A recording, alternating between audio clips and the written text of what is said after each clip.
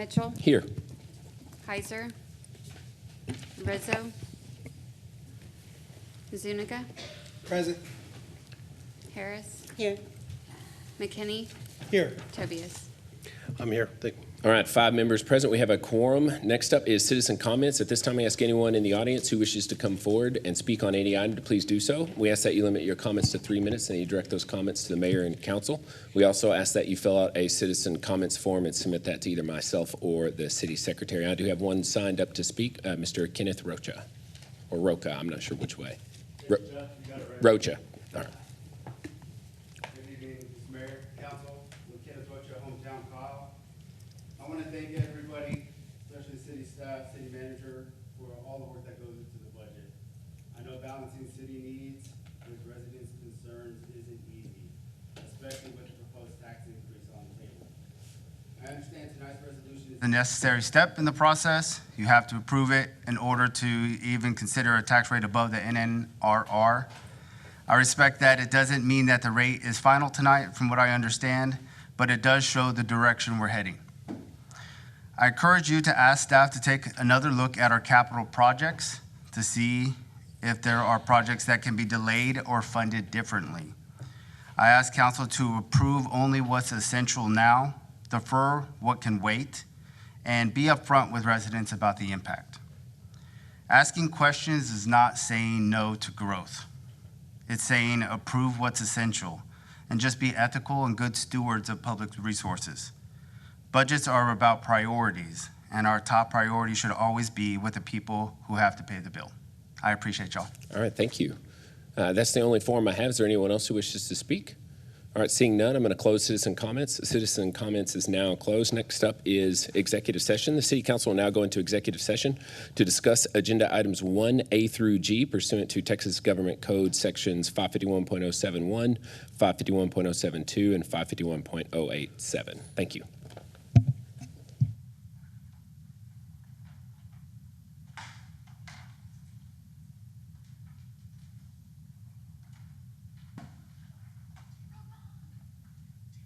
Call this meeting back to order. There was no action taken during executive session. There'll be no action taken now. Motion to adjourn.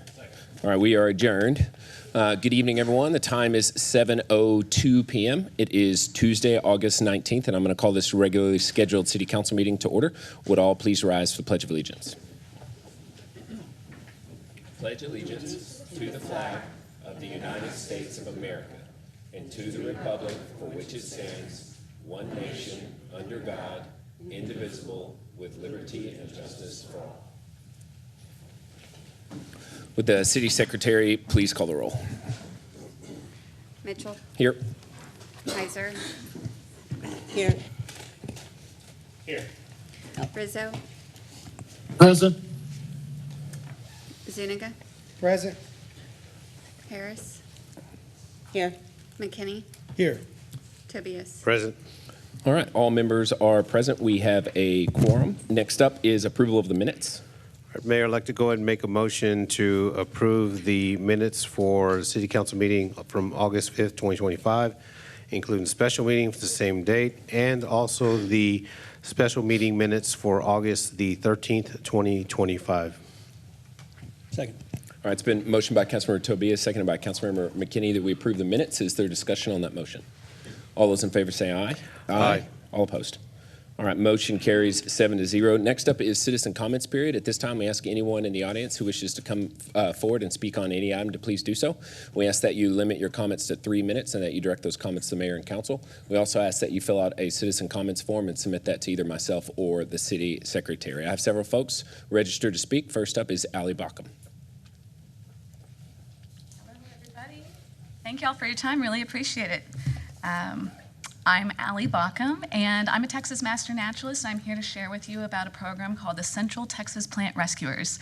We're a nonprofit collaboration between the Balcones Canyonlands and the Capital Area Master Naturalists, and we work with property owners to get consent so we can collect seed and dig and move important plants before clearing for construction. Hays County has 2 big ecoregions. We have Blackland Prairie and Edwards Plateau. And as much as development is really rapid, it's the west side of town that has more than 51 species of greatest conservation needs, so like a really big deal. And a lot of these things, we can move those plants and collect those seeds so we can preserve those critical, unique little species there. Texas actually has like a really high number of endemic species, and endemic means it's hyperlocal, so it only lives in that very special Texas habitat. And again, collecting those seeds, digging those plants, we can save these really cool endemic things. It's a really special way to save the natural history of Texas, locally, by just moving these things and collecting the seed. Our volunteers take half of the rescued plants that they dig, and they diversify their own yards. And then the other half of those things that we dig and rescue, they get donated to pollinator gardens and preserves throughout town. We've had the pleasure with collaborating with you guys, with Kyle Parks. To date, we have rescued thousands of plants and hundreds of thousands of seeds, and that means these free things get to go out and feed pollinators throughout our habitats. Most developments can really tie into this seamlessly, so we are free and there's no delay. We work seamlessly with developer timelines. We've had the privilege of working across a variety of developments, so we've worked with TxDOT road widenings, luxury developments like the Four Seasons Lake Austin, and also public parks. So again, love the parks. We are an insured team. We work really fast, and again, we coordinate with development timelines. And we just want you guys to spread the word. You guys interface with a lot of people, with land, property owners, developers, and if you can just let them know of this opportunity, we can liaise with them and maybe go out there and collect some of those seeds and dig those important plants and get them out to parks and make them more beautiful. Yep, that's our main points. Oh, sorry, we're really grateful to have connected with Kyle Parks. And again, you guys will wander around and see some of the plants we've rescued on pathways, parks, around Lake Austin and all that. And that's huge thanks to John, Calvin, and the Parks team. So again, thank you so much, and keep us in mind, Central Texas Plant Rescuers. We just want to work with property owners and save things before it's cleared. Awesome. Thanks, y'all. Thank you. And I will leave cards over there so you can connect property owners with us. Again, thank y'all. All right, thank you. All right, next up is Michael Garemko, or Jaremko.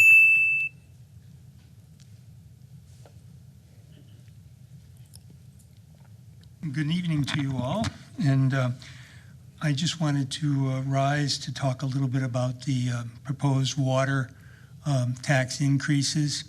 And I'll point out that I grew up 100 miles from Boston Harbor, where the original objections to the British King's tyranny was mounted at the Boston Tea Party.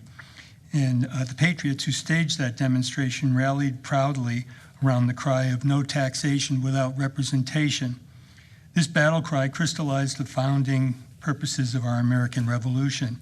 Today, I rise to vehemently object to the proposal to raise the water sewer taxes on the various extraterritorial entities that get their water from the Kyle Water Department without giving these taxpayers any vote in the matter. By the way, I most proudly received my mail, a Kyle address. What makes this even more egregious is that in-city residents are only being charged increases of 20% for water and 6% for sewer. In what world is this fair? In essence, the 70% increase that's being proposed for extraterritorial residents and the 35% increase in sewer taxes is unreasonable. We are being forced to subsidize the in-city users without having a vote in the matter. I can understand there may be a need to increase water taxes. That is not my issue here tonight. I could argue it at some future date, but tonight it's to remind you of the essential call of the Boston Patriots in 1773 against the tyranny of the king at the moment of the birth of the American experience. No taxation without representation. That's a cry that we really need to think about. Put the issue to a vote that all Kyle water users can participate in. Thank you. All right, thank you. All right, next up is Ellen Ermis.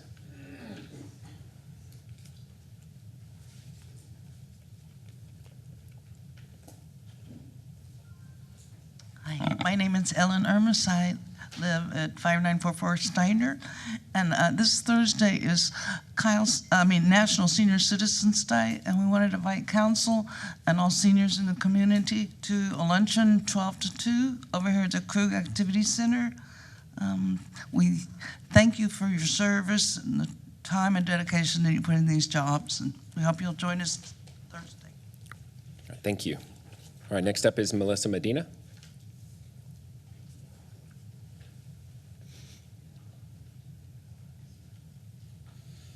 Evening, Mayor and Council. We meet again to talk about Project Sahara. I live right adjacent, literally right next door, to the proposed 99-acre Project Sahara. And I want to start by saying how much I do appreciate the Council's prior decision not to move forward with the original developer, particularly because they refused to commit to building a certain percentage of commercial space in each phase before moving forward with homes. That commitment is essential in the growth in East Kyle. Now, with this new developer, based on the backup materials, we see some improvements, but also some of the same concerns.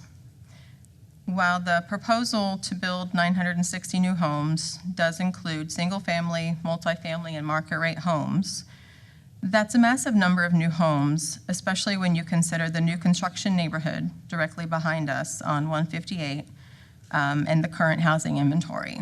Just today, looking on Realtor.com, there's nearly 1,000 existing homes. People have already lived in homes for sale in Kyle, and over 1,000 new construction homes already available, and that's not including the additional homes being built as we speak that aren't ready to move in. And many of these are just sitting on the market. A house just down the street from me has been listed on the market for over 6 months. So I have to ask, do we really need another 960 homes right now? One positive I will highlight is that the developer has agreed not to move to phase 2 until retail in phase 1 is complete. One question, though, we would have to ask is, does complete mean they only have to build the building for the retail, or does that mean that the tenant has to agree to move in and those talks are complete so that we know someone's actually moving into the building and it'll be used? In total, 70,000 square feet of retail is proposed. It's split across 3 phases. We have 15,000 square feet in phase 1, 35,000 square feet in phase 2, and 20,000 in phase 3. But let's put that into a little perspective. They list businesses like Planet Fitness, which typically averages 20,000 square foot. That alone takes up all of phase 3 space. I'm not sure another gym is necessarily that important to East Kyle, but I could be wrong. Shipley's Donuts, well, we already have a great local donut shop down on 150, right there on Lehman Road. So really, another donut shop? Not necessary. A coffee shop? Sure, we have Starbucks, but we don't have anything else on the east side. We do have many throughout the rest of Kyle, as y'all know. Restaurants? Definitely. This side of town could really benefit from more sit-down type food options, not necessarily just fast food. But let's talk about the grocery anchor. A Joe V's is a great option. They're owned by H-E-B, but they average 55,000 square foot. Aldi is smaller, and they average more than that. But a Poco Loco is the same size or less than an Aldi's. Thank you, So Ms. that doesn't Medina. really give us a great option. Was Thank that you. 3 minutes already? All right, next up is Sandy Gonzalez.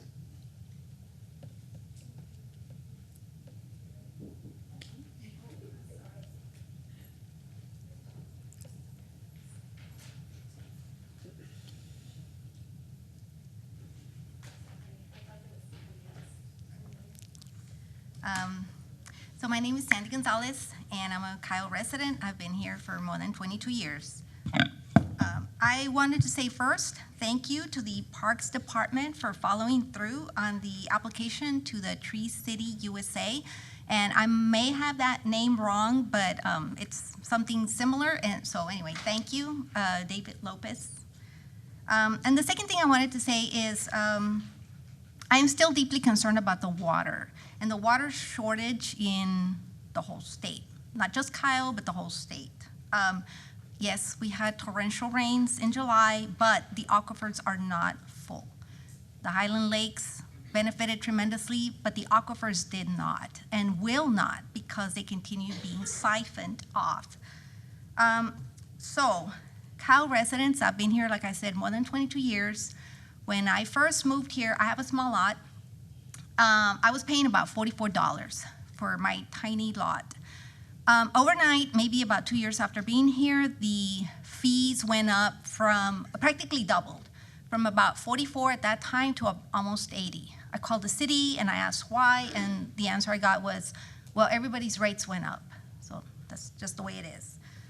So Cal residents, without agreeing to this, have been subsidizing the ETJ subdivisions for the expansion of our water and sewer lines for their benefit. I don't believe that we were ever asked to do so, but this has been happening and it's wrong. It is not fair. Hopefully I'm not one of the few residents, I hope there's many more, who don't agree that it's fair to continue to ask us as Kyle residents who pay taxes here to continue subsidizing services to those subdivisions. They do need to pay their fair share. They don't pay city taxes. I know they don't vote, but maybe hopefully that can be extended to them. But if they don't pay city taxes, then they need to pay somehow, because it's not fair that the rest of us carry that burden with our already high rates.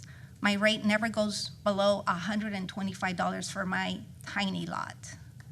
So thank you. I hope you consider that. All right, thank you. All right, next up is Stephanie McDonald.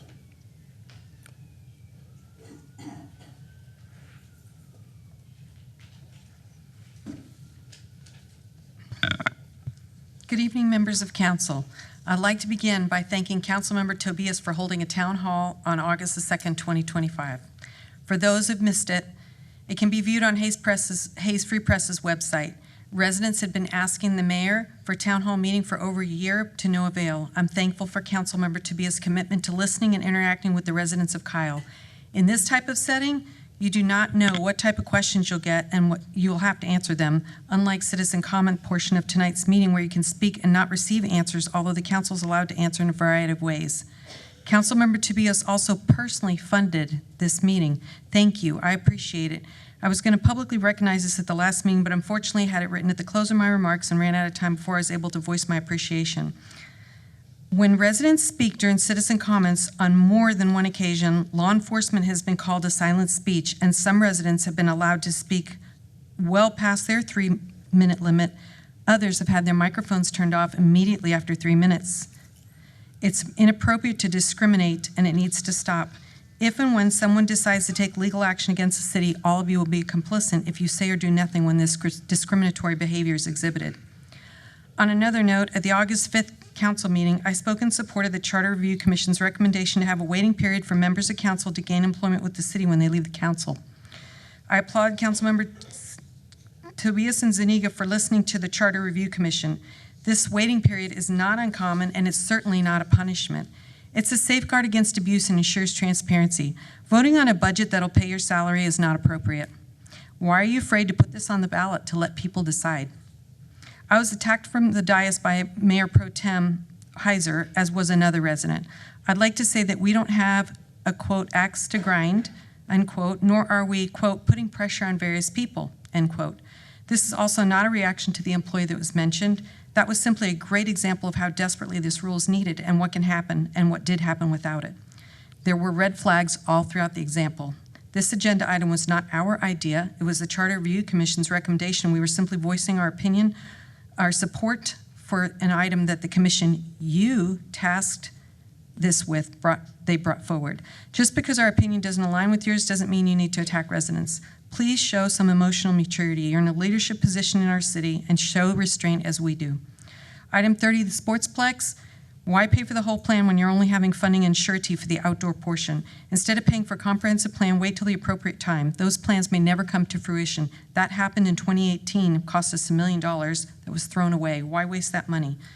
Also, Project Sahara, we shouldn't be paying for ETJ water. We're in a desperate situation, although we were told for a long time that we're not. We are. Please move agenda items. I'd ask that the agenda items 30 and 31 be moved to the top of the discussion. Thank you. All right, thank you. All right, next up is Yvonne Flores-Kale.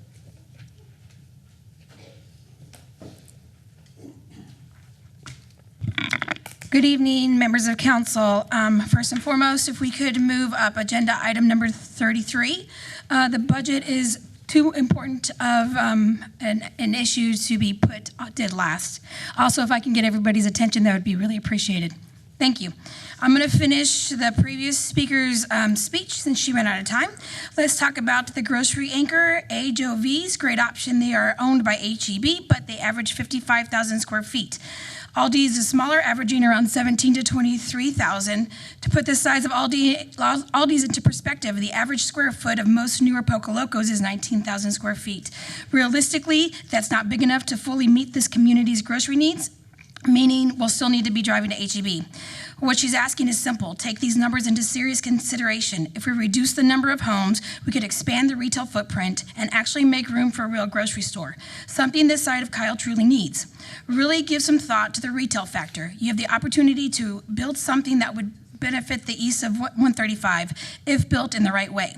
If this development reaches approval in the next quarter, you are already putting millions into the development. You might as well make it worth those millions. I am going to talk about agenda item 4 as well. I just want to do a breakdown of numbers. This Project Sahara looks to bring back 960 homes. Right next to it is going to be Woodmere, which is going to bring 500 homes. And then also on the east, we have Rastigar, which is going to bring 3,000 homes. What that breaks down to with the 960 homes alone, so Project Sahara, we're looking at 2,400 people. For the Woodmere project, you're looking at 500 homes, that's 1,250 people. Rastigar with a 3,000 projected is 7,500 people for a total of 11,150 new residents between Button Creek Road and 158. I'm not sure if any of you guys have driven that area, but it absolutely cannot sustain 11,150 new people, not to mention the amount of cars is going to be 6,690 cars on the road. That is absolutely unacceptable for roads that have not been updated within the last 5 to 10 years. And I'm not talking about a pave over, but a true expansion. So my ask for you guys is to put some thought into this development, as this is limited space. The east side has very, very little undeveloped land, and what we do have, I think we need to be thoughtful and considerate. Thank you. Thank you. All right, next up is Michael McDonald. We're definitely not saving the best for last. Good evening, council. I hope you all are doing well. I would like to start off with a quote from Mayor of Provo, Utah, Michelle Kafusi. She said, "The best-run city in the United States of America is a great example of what can happen when city leaders listen to their residents and focus on responsible budgeting." What she is really saying is, leaders, listen to those who you represent and don't overburden them with your wants and not their needs. A friendly reminder, the City of Kyle organization chart clearly shows that the citizens of Kyle are at the top, very top of the chart, followed by the city council. This means that you, the council, answers to us, the citizens of Kyle. So I have just a few questions I want you to consider. Who has your ear? Who are you listening to? Rather, who should you be listening to when making decisions that affect the citizens of Kyle? Please consider reviewing that pesky organization chart again. In the past few weeks, I have attended one town hall meeting and 2 meet and greet by members of this council. The main takeaway from all these meetings is this: the citizens of Kyle are not happy with the decisions you are making on our behalf. According to what I have seen and heard from these get-togethers, most of you would receive a failing grade according to the people you represent. Does that bother you? Who should get the blame for your failing grade? Not us. Consider this. What would your opinion be if your representative doesn't care or listen to what you have to say? Would you be pleased with their leadership? What grade would you give them? Would they pass or fail, according to you? We have put our trust in you by voting you onto the council. Sadly, we have had to tell you repeatedly to represent us, the citizens of Kyle, and not a political party, an organization, a club, or another council member. We should matter more than these examples. We've also said, be transparent with us. Tell us the truth and tell us if you want if it's a want or your need. We want to have honest communication between council and citizens. Have you?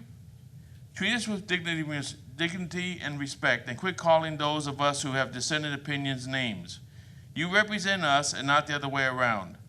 Watch your spending. Remember, the money you spend is our tax dollars and not your personal free-flowing spending account. Not raise taxes.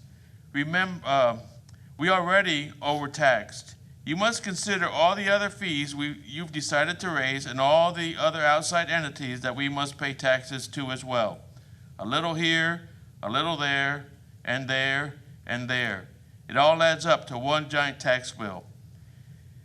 We've also talked to you about if you care about us, what we care about. Do you? Now, I'm almost done. All right, thank you. Life Mr. is McDonald. full of choices, some easy, some hard. You all have chosen to be representatives for the citizens of Kyle. How would you grade your performance? Mr. McDonald, your time is up. I'm Thank you very much. almost done. Just 2 more sentences. Are you receiving a passing grade or are you failing? The people you represent are watching, and they're not happy with your performance. It's time to make some changes. Thank you for the extra time. All right, thank you very much. Those are all the citizen comments forms that I have in front of me. Is there anyone else who wishes to come forward and speak? All right, seeing none, I'm going to close citizen comments. Citizen comments is now closed. Next up is agenda item number 2, agenda order. Does anybody have any desire to request to move any items around on the agenda? All right, next up is reports and presentations. Agenda item number 3, receive a report, hold a discussion, and provide staff direction on Aiken, Gump, Strauss, Hauer, and Fields LLP's quarterly update regarding federal advocacy efforts and related activities. Mr. Elizondo. Thank you, Mayor and Council. Tonight, we are excited to, I'll wait for the presentation to come up here. We're excited to bring you guys an update from Aiken Gump, our federal lobbyist and public policy firm. I think they're playing with me here. It's bouncing around the screen. Here we go.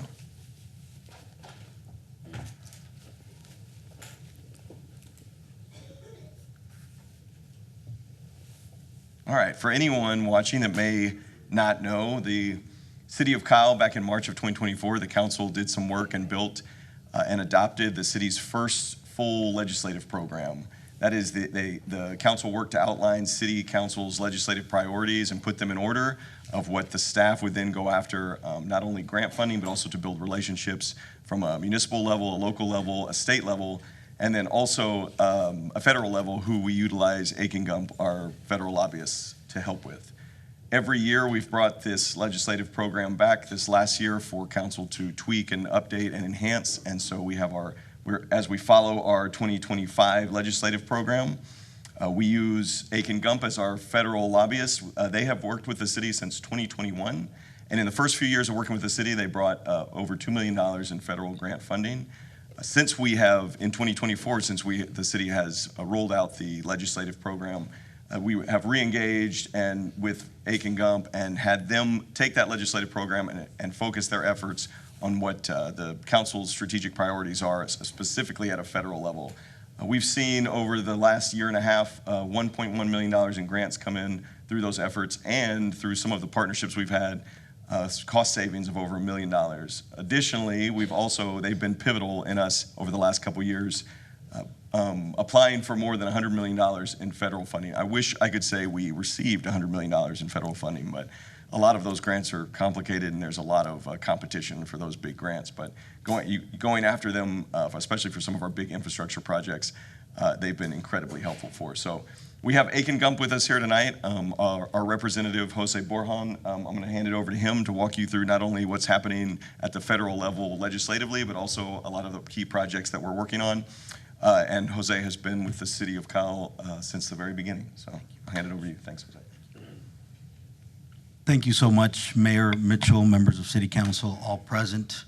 Thank you for the opportunity today to present before the City of Kyle Council meeting. As you may know, Aiken Gump has represented the city for close to 4 years now. During these years, we have gotten to know each other well. Our firm, having been born and bred in Texas, prides itself in representing entities like this wonderful city. For me, Texan through and through, representing the city of Kyle has been a personal issue, and it brings a profound sense of pride. Many of you have traveled to Washington, D.C., where we have met with the offices of Congressman Greg Casar, Chip Roy, Lloyd Doggett, Senator John Cornyn, and Ted Cruz on more than one occasion. And each time we have met with their staff, we have formed stronger bonds. With their staff or the members, we have formed stronger bonds. And on several occasions, we've invited both Congressman Casar and Congressman Roy to meetings right here at City Hall. In addition, through our work, the Office of Senator Cornyn has engaged with city staff on a regular basis, and the senator's staff have visited Kyle both to meet with city leadership and to host neighborhood office hours. During your visit to the nation's capital, we have engaged with many federal agencies, including the Department of Transportation, the Federal Highway Administration, the Federal Railroad Administration, as we work to bring more federal funds to the area, many in support of traffic congestion relief as the city grows and expands. Over the years, we have forged strong relationships with the White House and with many federal agencies because of the commitment of the mayor and the council members, as well as city staff. Thank you so much to Brian, Amber, and Jesse for their support. Several years ago, we were instrumental in forming a relationship with Union Pacific, a relationship that has been beneficial to the city. In the coming weeks, we will meet with Union Pacific representatives here in Texas and in Washington, D.C., as we continue to advocate for federal funds for projects that are integral to the city and supported by the Texas Department of Transportation. Most recently, we have engaged with the EPA as we work to draw down funds, federal funds, for the Purple Pipeline. We're happy to report that the project is underway and the EPA has been accommodating and supporting of the city. In collaboration with the Office of Rep. Casar, we are working on a water summit to bring together leaders and water experts from throughout the region as we look at innovative ways to deal with our ever-growing water issues. We plan to continue to foster connections and relationships with all who wish to help the city of Kyle as we work to better the lives of people who call this special place home. I look forward to our continued work and appreciate your time and attention. I will now go over a couple of slides that we have prepared. In the 2025 federal landscape, we have looked at several issues that have been of importance nationwide, some of those being the cuts or the agenda that was presented by the president regarding either cutting some of the federal workforce or trying to save on some of those efforts. We've tracked that closely for y'all, and we've been able to share that information in real time as it's happened. In addition to that, there's been spending cuts and freezes that have affected the entire nation and many cities and counties and municipalities. And so we've been able to engage with them and try to, figure out when there will be new opportunities or when those freezes will either be lifted or if there's a different avenue that we can take. We've shared a lot of this information with city staff. Just recently, the big, beautiful bill passed Congress, and it's a very large bill. However, there are several very important things that we think can be helpful to the city of Kyle. One of them, there's going to be perhaps a lot of federal funding in regards to border security or security measures, and we think that we can take advantage of some of those where the police department, the fire department, and the emergency personnel can have access. So we're tracking that as the bill is forming, and then we will share with city staff. On infrastructure, like I said, there's been some cuts in the federal workforce that have affected a number of federal agencies, but the context that we've formed both at the Department of Transportation as well as the Department of Railroad Administration and the Federal Highway Administration continue to be there. Next slide. In 2025, the city of Kyle has visited Washington, D.C. You were there earlier this year in March. And like I said, we had a number of meetings, the Department of Transportation, the EPA, as well as congressional staff, Y'all met with EPA Region 6 as we continue to draw those funds down, like I mentioned earlier regarding the Purple Pipeline, as well as the Bureau of Reclamation. There's a couple of programs within the Bureau of Reclamation that could be helpful to the city when it comes to seeking loans at a very low rate for X amount of years. These projects, these loans are available, and we continue to explore the possibility for the city of Kyle to be able to secure some of these. Like I said, we continue our engagement with Union Pacific. We think that in the next couple of weeks, we'll be able to have both a virtual meeting as well as an in-person meeting with some of those leaders. Something that's taken place here in the very recent last couple of weeks is the desire by the Texas legislature to redraw the congressional maps. As y'all are aware, the city of Kyle and Hays County fall within the jurisdiction of Congressman Greg Casar and Congressman Chip Roy. But should these maps change, which there's a high probability that that would be, there would be some scenarios at play, including possible representation by other members of Congress like Michael Cloud, who is from the Victoria, Texas area. In addition to that, there is a situation brewing between Congressman Casar and Congressman Doggett, both Democrats that represent Austin-based districts. So we've been monitoring that closely. We've been engaging with the representatives and sharing that information with city staff. We expect in the next few days that the Texas legislature will enact a new map that will take effect, and that in the very near future, the city of Kyle would have either a new congressman or a different congressman that or congressperson that you're used to. But Aiken Gump will be ready regardless to engage with that office and educate them and bring them up to speed regarding the city of Kyle and the projects that we've worked here.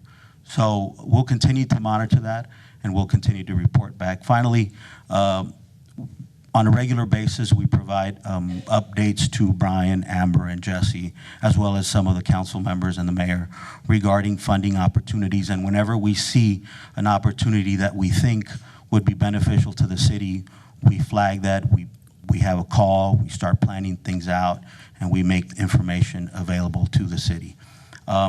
Personally, I've gotten to spend time with many of you on the dais. I appreciate the work you do on behalf of the city. I feel that I'm part of the team. I regularly come to the city of Kyle. It's grown on me in a very unique way, and so thank you for that. I don't know if y'all have any questions or wish to discuss any further, but I'm happy to engage. All right. Thank you, Jose. Does anybody have any questions or comments? Councilmember Tobias. All right. So you're up there in Washington right now, correct? Yes, sir. I come and go, but yes. Yeah, you come and go.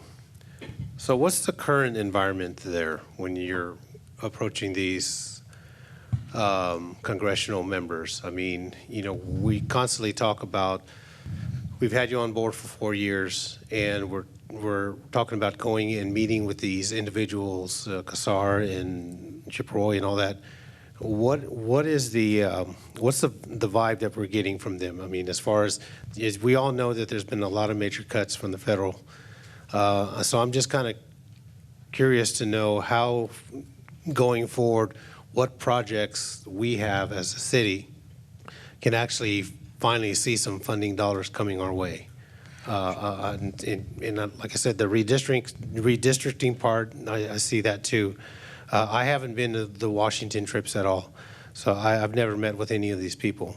But I just kind of wanted to feel of what you feel in the environment up there and how these conversations are going, or if they even paying attention or really listening to us or even really care. Well, I think that the conversations have gone very well, and I think that many of the members and city staff can attest to that. I think that y'all are a known entity in the offices of Greg Casar and Chip Roy, as well as the office of Senator Cruz and Senator Cornyn. And we go on a regular basis once a year. And the part of the reason for that is because these staffers, these people that run the day-to-day operations of those congressional offices remember us, and they say, oh, the city of Kyle's back. Oh, they brought me a shirt. We try to endear them with little things, coffee cups, mugs, pens, things that will remind them of the city of Kyle. And in doing so, we form a relationship with them. And we've been last year, there was an issue with the appropriations process, and part of that issue was that the projects fell through, not because of anything the city of Kyle did, just because of the way the federal government is operating. And so we're having to replan what submissions we would do here in the next cycle. And so every year we work to submit projects. Obviously, those projects have to be vetted by the congressperson, and then the congressperson has a discretion as to which ones he or she will move forward with. We've been lucky to be included in 2 projects, one project under Representative Doggett when we were represented by him, a second project by Congressman Cassar when he first took office. And so, you know, we understand that Congressman Cassar has other needs or other priorities as well within his congressional district. And I feel that y'all have made good strides. I think that it's been work in progress. I think, you know, the first time when we went there, y'all were new to it. Some of the folks, while born in Texas and working in congressional offices, had not heard about Kyle, so we were able to educate them, and we continue to do that. The situation is tough. The situation is tough because of the way the country's feeling right now regarding spending and everything that's happened in the last 6 months since the president's taken office. And I think that we continue to have a good plan in place thanks to city staff and our efforts in being able to connect with these offices, and we plan to resubmit for projects. In addition to that, we have submitted for 2 railroad grants, and we have yet to be successful. However, we understand that there will be the ability to submit later this year, and we plan to submit for those projects. Okay, on those railroad projects, what were the end result? What was the reason why we were denied? There were a number of projects that we were competing with throughout the country, and we went through a scoring phase. After we were not picked, we asked for a meeting with the Department of Transportation. We went to the meeting, we got a debrief, and we made our application stronger. And so we've submitted twice. This will be the 3rd time we submit, and we're hopeful that we will have a better opportunity. We've tweaked our application each time to make it more competitive, but we're competing with cities and municipalities throughout the country. And so the plan is, once it opens up sometime later this year, I believe in October or November, we'll submit for those. Okay. Yeah, I guess that's the deal, because I'm all about results, and you know, and there's money that I know that we could use here for funding for a lot of different projects here. You know, how aggressive is the company or your company going after the money? I know we got to compete against, you know, thousands of cities across the country. And so, you know, I guess we can just continue to put in for these applications. But I'm just wondering if it has to do with if it's political, or if it has to do with party, if it has to do with region, does it have to do with the incomes of our area? Maybe they feel that, okay, well, you're already getting a lot of funding because you're off of 35. It's just those kind of points I've always wanted to know, the reason why when we apply for these grants, what are the main reasons why we're being denied? I think that all those reasons are correct. You know, I think that the competition is tough, but like I said earlier, we have never submitted the same application twice. We've learned from whatever the previous application was through their own scoring system, and we've made the application better, and we will continue to. I personally am very aggressive about everything I do for the city of Kyle. Yes.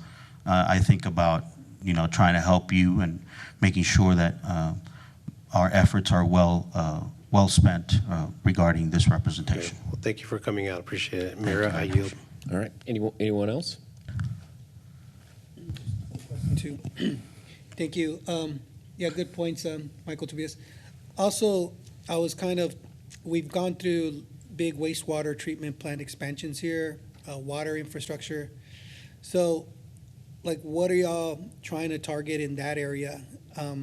Since we're still investing a lot of dollars here through our own bonds. So just to get us some relief as residents, do y'all ever cooperate with the maybe state level if there's a better project there to get some of these easier dollars for our city? A lot of these, this federal funding is in conjunction with the Texas agencies that oversee water issues. One of the things that, and we thought was extremely important, and many of you all shared this with us, was the water issue. And when Congressman Kassar became our representative, you know, an energetic young person, very eager to serve, we discussed with him the issue of water and wanting him to be the uniter, the person that brings people together to talk about water issues as a region. And he's agreed that he wants to do that. There's been some scheduling issues, and now with this redistricting issue, so we're trying to give him that space and ability. But hopefully down the road, we want to be able to bring him and bring those various stakeholders from local municipalities, various county leaders, state folks, water experts, all the way to folks from the federal government, the EPA, et cetera. And so that's one. The second point to that is we helped in securing the $1 million for the Purple Line, and those monies are now being drawn down, or very soon will be drawn down as the project continues. There is the ability to earmark additional money for that particular bucket in the EPA regarding wastewater efforts, and we would like to do that. And myself and others at Aiken Gump have been discussing, you know, if we can have one of these appropriators in the House and the Senate be able to up the amount of money in the wastewater projects through EPA. That would allow us the opportunity to compete for more dollars within that bucket. Mayor Pro Tem, go ahead. With a lot of the freezes on the priorities, the investment priorities of the previous administration, where do you see, like if you were to read the tea leaves, where do you see in the next year or two funding shifting? Like where will those funding priorities exist? We think that a lot of projects or a lot of the federal funding will trickle down through state agencies, so we need to continue to work on those relationships and the ability to be able to tap into that. But we do think that, you know, when they first started to make these freezes in January, February, March, they were very aggressive about the freezes, and they went in there with a big scalpel. And then in the most recent weeks, we've noticed that a lot of the leadership from within the administration has slowed that pace a bit back, or tried to be more cautious about what they've done because they were too extreme. So we do think that there will be federal funding opportunities, and we think that Texas is a prime state for federal funds given the priorities of the administration. So it's to answer your question, it kind of goes both ways. There'll be some funds that'll probably flow through the state, but there will also be some opportunities through the federal government, and Texas is primed given that, you know, we are a very important state to the nation and this administration. So just for clarification, when you say the money is going to funnel down through state agencies, is that the money itself or the priorities themselves that will then be funded through the states? I would say the money. Okay. Yeah. So, because I know that Aiken Gump is our federal Correct. lobbyist. Are there recommendations that you could make to staff of people within some of these state agencies? Absolutely. To whom we should be contacting? Absolutely, sir. Maybe even looking at a state lobbyist that would work for us, if that's where if more money is going to be funneled through states, of trying to work some of those angles. I know we've talked about it in the past, but maybe that's something we should look at in the future, to work alongside. Aiken Gump is our federal lobbyist. I would just add that in addition to the federal discussions that we've met with the State Water Development Board. We've had several productive discussions with them and with the EPA as well about the WIFIA loan program for some of our water infrastructure. So there's a lot of different programs that are out there, both the state level and the federal level, and we're looking at all of those to try to find the ones that make the most sense for us. But it is a rapidly changing landscape, and working with Jose and his team to make sure we take advantage of every opportunity. We work very closely with Carl. Carl is a grant writer. Carl knows a lot about a number of I call them buckets of money, both at the federal level, and those are some of that we've been working through right now. Thank you. All right, anyone else? All right, thank you very much. Thank you. All right, next up is agenda item number 4, receive a report, hold a discussion, provide staff direction regarding Project Sahara. Ms. McCollum.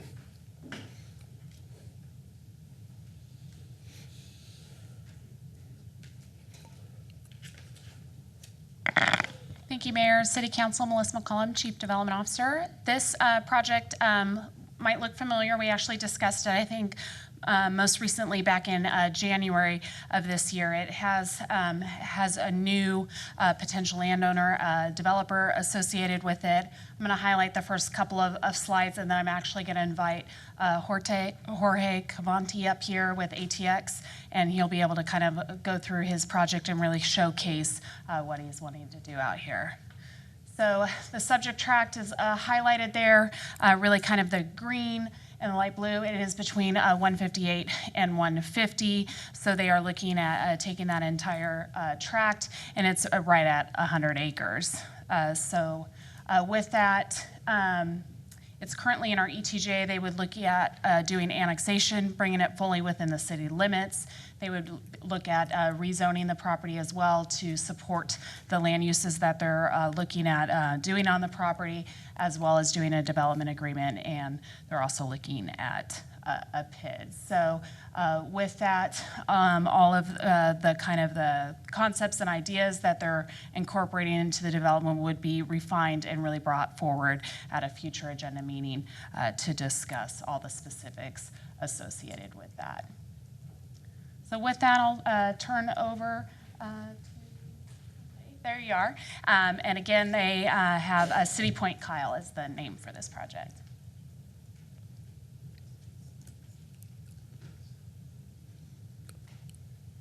Hello, my name is Jorge Canavati. I'm with ATX Capital. Good evening, Mayor, council members. It's a pleasure to be here tonight to present our vision for City Point Kyle. We understand that Kyle has had projects in the past where retail was promised but never delivered. We understand how important it is to not only generate trust that this won't be another one of those situations, but also incorporate the necessary safeguards to ensure the city that this won't be the case. Our goal is the same as yours, to make this development a true retail hub for East Kyle, with shops, restaurants, services, and amenities that residents can actually enjoy, not just housing. The proposal we present tonight includes plans for 70,000 square feet of retail in this location, with enforceable safeguards to guarantee the city that this retail will actually come. 70,000 square feet of retail will transform the lifestyle of residents in the area, and importantly, it will serve as proof of concept that will ultimately bring other retailers to this general area. We've been working very hard with staff on this project to bring it to where it is today. It's been presented at executive session a few times, and we thank you for your feedback and want to know that we've taken it to heart and have made every possible effort to accommodate the requests that have been made. After about 6 months of active negotiations, we've, I think, remarkably have been able to arrive at a vision that is actually even stronger than a proposal that was brought to you back in January by a previous developer that had the property under contract. That was ultimately, that original proposal ultimately deemed financially unviable by the previous developer. We hope that there's enough alignment between our vision and for the site and the city's vision for the area, and that we can collaborate to bring this vision to life.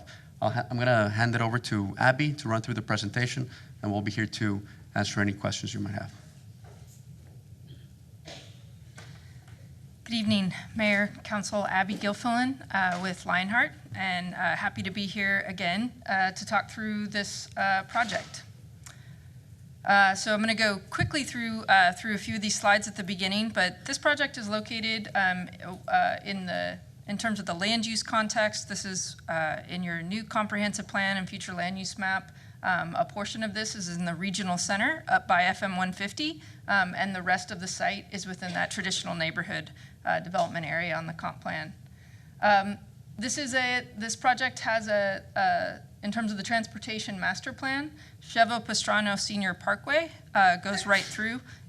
This development and will eventually connect FM 150 to Yarrington Road and through County Road 158. This will help provide an outlet for traffic, folks who are traveling down FM 150 and want to head south.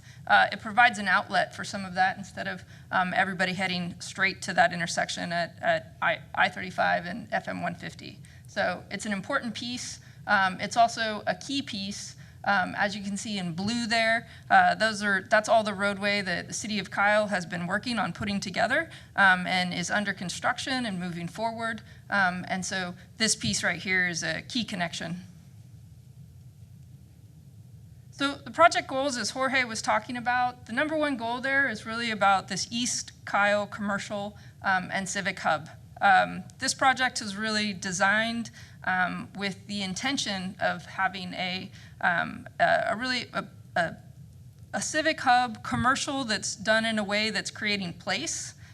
So as opposed to having commercial buildings just fronting on FM 150, really worked in the design of this development to create a place there.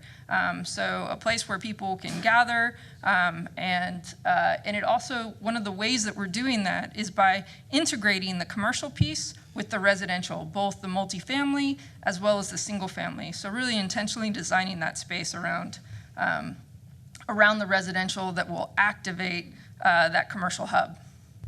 In terms of infrastructure and amenities, I talked about Chevo Pastrano Senior Parkway, but this project also has an LCRA transmission line as well as vibe trails that are running through it. And so we've really been careful about the design to minimize the impacts of that transmission line and to really design in the vibe trail as well as the roadway. We want to create an active environment where people walk, bike, by connecting the land uses together, as opposed to having individual single family over here as their own development, multifamily is its own, and then commercial is its own. By integrating those, it makes people that may choose not to take one trip by car or go and walk and enjoy the parks and the public spaces. And so that's really promoting a healthy community. And then in terms of housing, we wanted to provide a wide array and mix of housing that meets people of various ages, household types, and income levels. So this is the overall kind of illustrative plan. A couple things I wanted to point out. I talked a little bit about that goal of trying to integrate the commercial into the multifamily. You can see there that there's a street, kind of an internal street, not Chevo Pastrano, but one over that kind of becomes this street that runs through the site on the east side of the major corridor there. That starts to really help tie the multifamily into the commercial. So while it's not a vertically mixed use development, it is horizontally mixed, and really that care is taken. The project, in terms of the program and yield, we've got some of the major differences between when you saw this in January is that there are fewer residential units, both for the multifamily and single family side, and there's more commercial, both in square foot as well as sort of just in where the commercial is located on the site. You have the same amount of parks and open space and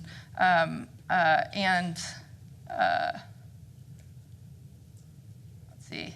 Here's another slide here with kind of the difference in the proposal from January to now.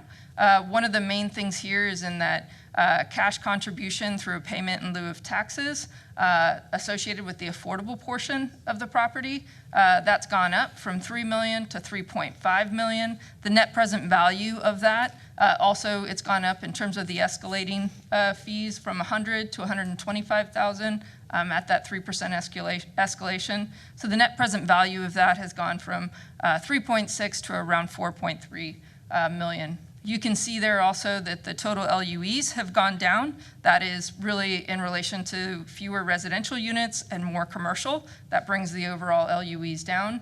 And then you can see there that the commercial square footage has gone up. And that square footage is made up of 70,000 of retail, as well as up to 24,000 of civic space. And that will be achieved through the dedication of 3 acres to the City of Kyle to build that building. The community amenities there, playground and public spaces are the same. You've heard a little bit about this today, and I know that it's been a big piece of the conversation as we've talked about this project. So that's the total retail square footage there of 70,000 square feet. That will come in phases, and part of that is really about, when we're trying to build that kind of place-based retail and commercial, seeing those residential units come on at the same time as the retail, is important. So that's one of the reasons that this is phased out, is that we really want this to be a development that is activated by the residential uses that are close by, which means we need to get those developing and coming online as the commercial comes online. This is a list that you've heard from the developer and Jorge. They've been working really closely with Retail Coach as well as RCLCO, already reaching out. The desire is really to have a really activated and great commercial retail environment. And so really working with the city to find some great users for this space. The character of the affordable is really, these are in multifamily, both the market rate and affordable unit projects are really to bring those buildings up to the front. This is more of an urban style multifamily in both cases. You're gonna see a very similar quality of buildings, of developments in both of those different product types. And you can see there, that's where the pilot payment comes in. About 80% of the units on the affordable, on the affordable multifamily will be affordable to those earning up to 60% of the median family income, and 20% will be affordable to those earning up to 50% of the median family income. There's a mix of different product types on the single family side, from front-loaded to rear-loaded. We've talked a little bit already about the infrastructure. I wanted to talk a little bit about the parks and open space. So that community park there is about 1.5 acres. It will have an indoor meeting space of 1,500 square feet, have restrooms and drinking fountains, covered sport court, playscape, native landscaping. This project is really committing to a lot of improvements within the parkland in addition to parkland. So one of the places that we're really kind of exceeding code and exceeding requirements is that there's a commitment to $2 million that would be spent on the development of these spaces. So as opposed to just giving land, this land will be developed and improved. The requirement is around $1 million, so that's doubling the requirement for improvements. And then the last thing I wanted to point out is that one of the things about this site is that the existing features are oriented really well to be able to utilize those natural drainage patterns. And so one of the things we've done is really design particularly the side of the site, the west portion of the site, west of Chevo Pastrano, there as being able to utilize that natural drainage going through the site. And so you'll see those are some low impact development type of features.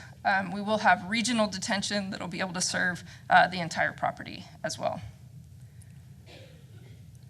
There is a wastewater, a significant wastewater extension, as well as we will be asking for City of Kyle water through a CCN swap with County Line. Talking a little bit about the financing district, the project is asking for a public improvement district. This allows for the project to really enhance some of those public spaces, including, streetscapes, the streets themselves, as well as the parkland, and some of those major infrastructure improvements are all able to be funded through this public improvement district. It's a similar financing structure as you saw. Some of the things that I'd point out that are updated from them is the minimum value to lien ratio has gone from 2.0 to 1 to 2.5 to 1, so that's gone up, but a very similar financing structure. And in terms of where we're landing on tax rates, we're just above the market average based on recent City of Kyle developments. And in terms of next steps, we're really here tonight just to hear from you all. We're hoping to be able to, after we get feedback from you, we're hoping to go back and work with staff for the next 3 to 4 months, put all of these documents together, and be back here for consideration. All right, thank you. Thanks. Any further comments from staff? Does anybody have any questions? Councilmember Harris. Just one quick question. We had talked about water recapture and as part of the conservation measures. Is that part of the plans for instance, air conditioning, condensate recapture, anything of that nature? That is not currently in the plans. Would it be possible to talk about including that? We can certainly look at that.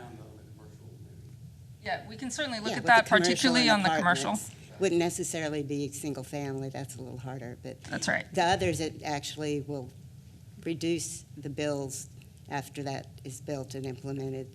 The water bills will be dramatically reduced, so if you could kind of work that in, I'd be happy to discuss that. Sure. Thanks. Anyone else? Mayor Pro Tem. Abby, Yes. thank you for the presentation. Question about the affordable units.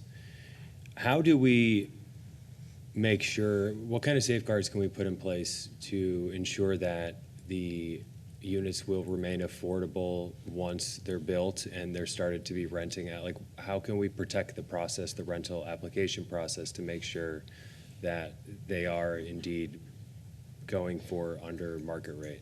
Sure. So this affordability is through what's called the Low-Income Housing Tax Credit Program. It's monitored and regulated. It's actually a federal program. It's been expanded this year, but it is totally regulated by the state. So that's something that the state comes in, they do audits, and they ensure that affordability period you saw up there is 30 years. So the development is required to stay affordable at those levels for a minimum of 30 years. Okay, thank you. I actually have some questions on the road for staff, so I don't know if Mike or Rivali want to come. Can we put it back on the slide that shows the connector? I think it was slide number 9.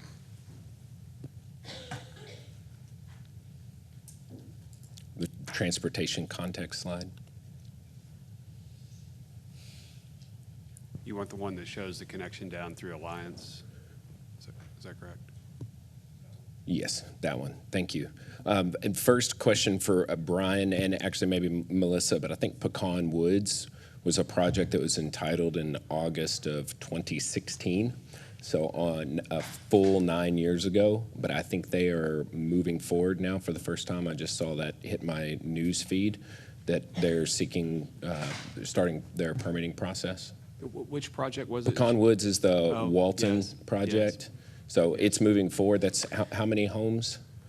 Melissa, you probably know better than I do. It's several thousand.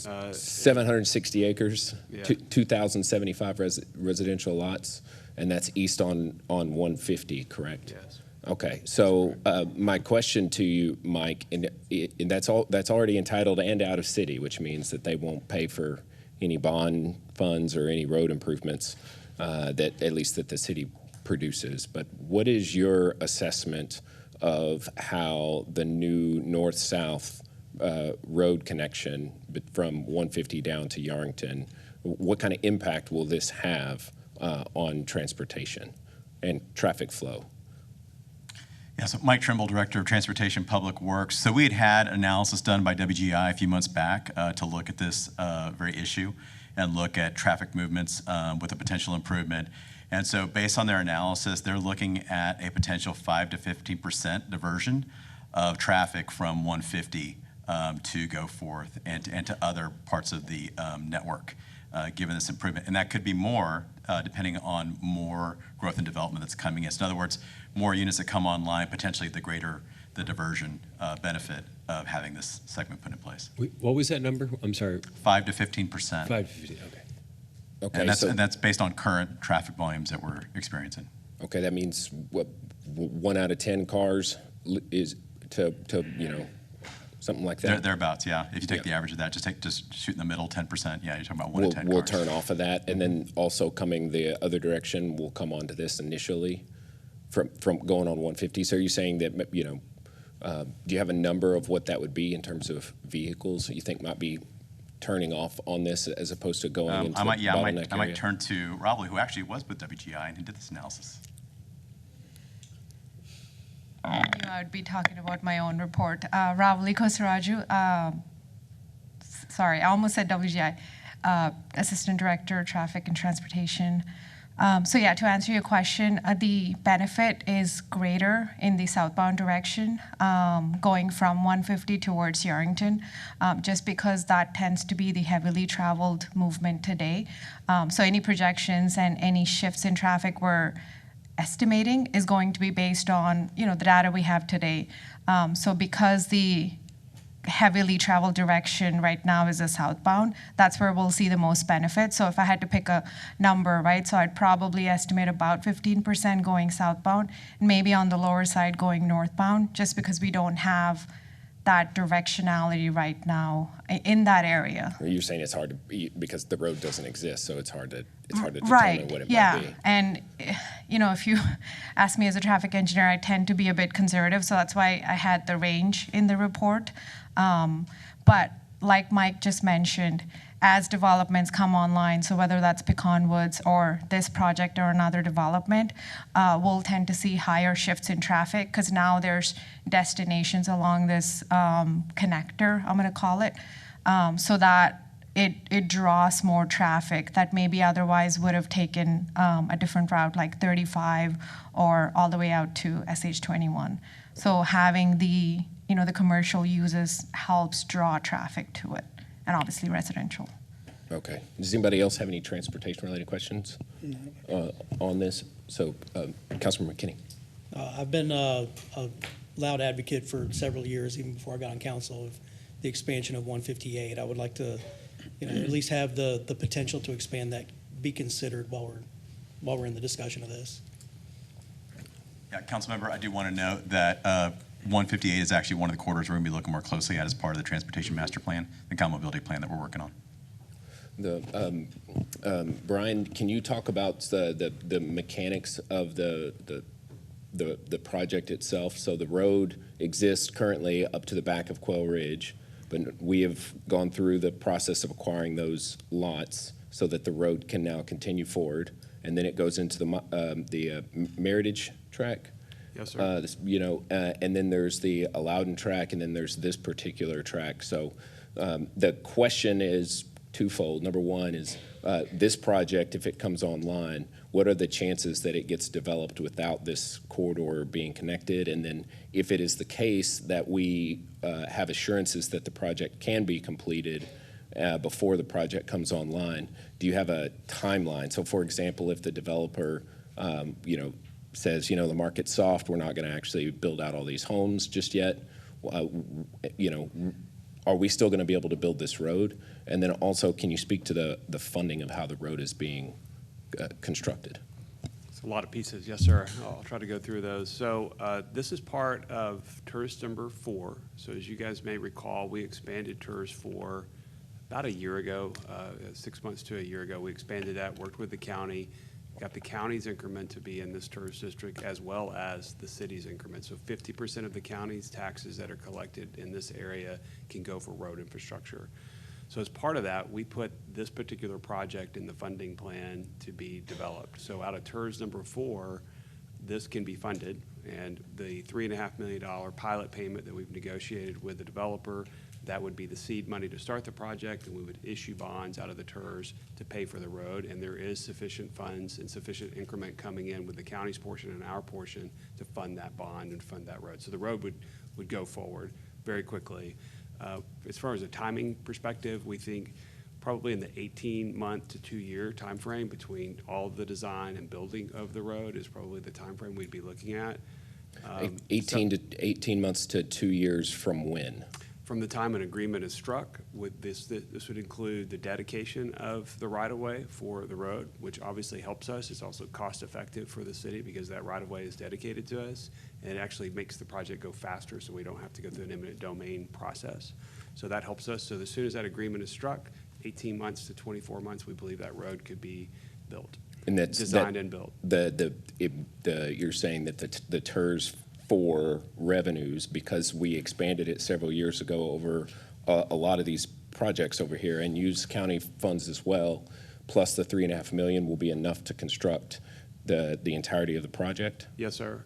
And I did also want to mention in the Aladdin track, one of the elements that we negotiated as part of, I believe there was an amendment to that development agreement several months ago that we did maybe a year ago.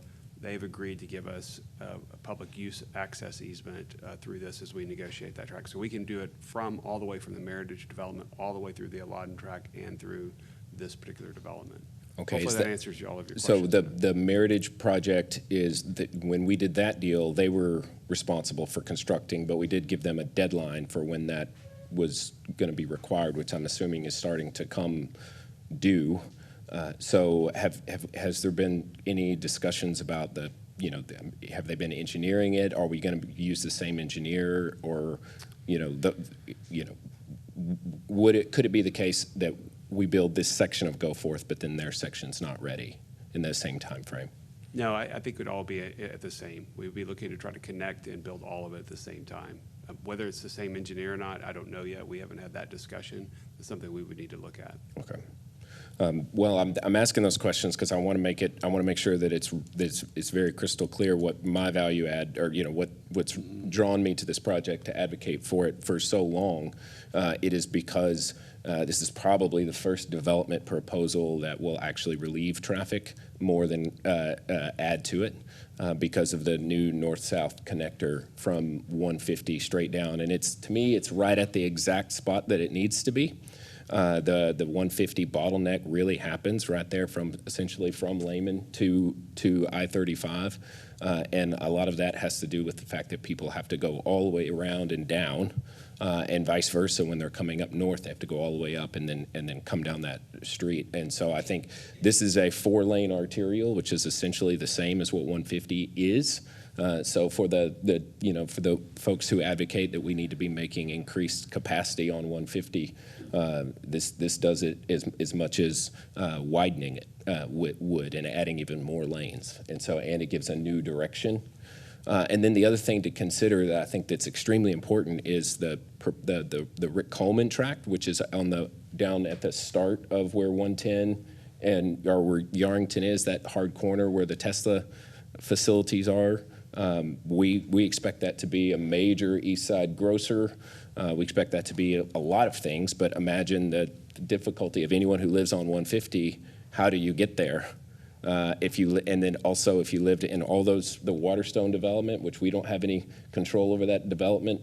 I mean, some, but not much, because they're not in the city limits. They're not even in our ETJ. They don't have any development agreements with. They did their deal with San Marcos and the county. All of that is traffic that is going to have, if they want to go southbound, they would have to come to I-35 and then go north up to where that bottleneck is, and then loop back around, come all the way back down to Yarrington, then loop back around again to get into where that new, probably our next major HEB or whoever else would, compete for that site. I think that's probably what that would be. This brings them all, they do not have to go up to the 150 intersection. They do not have to go north at all. All of those thousands of homes will be able to take this street and go straight down to that new project, which also means that the project will come faster, what we really want, because you get to add all those vehicles and all those homes as being directly connected essentially to that site. So there are just a variety of reasons that this particular road project is extremely important and beneficial, not only to the folks who live down 150, but also to the folks who have, where we have prime development sites on the east side of I-35 in Kyle, some of our best sites, and it's going to make access for everyone who lives down 150 to be able to get to those sites in the future faster.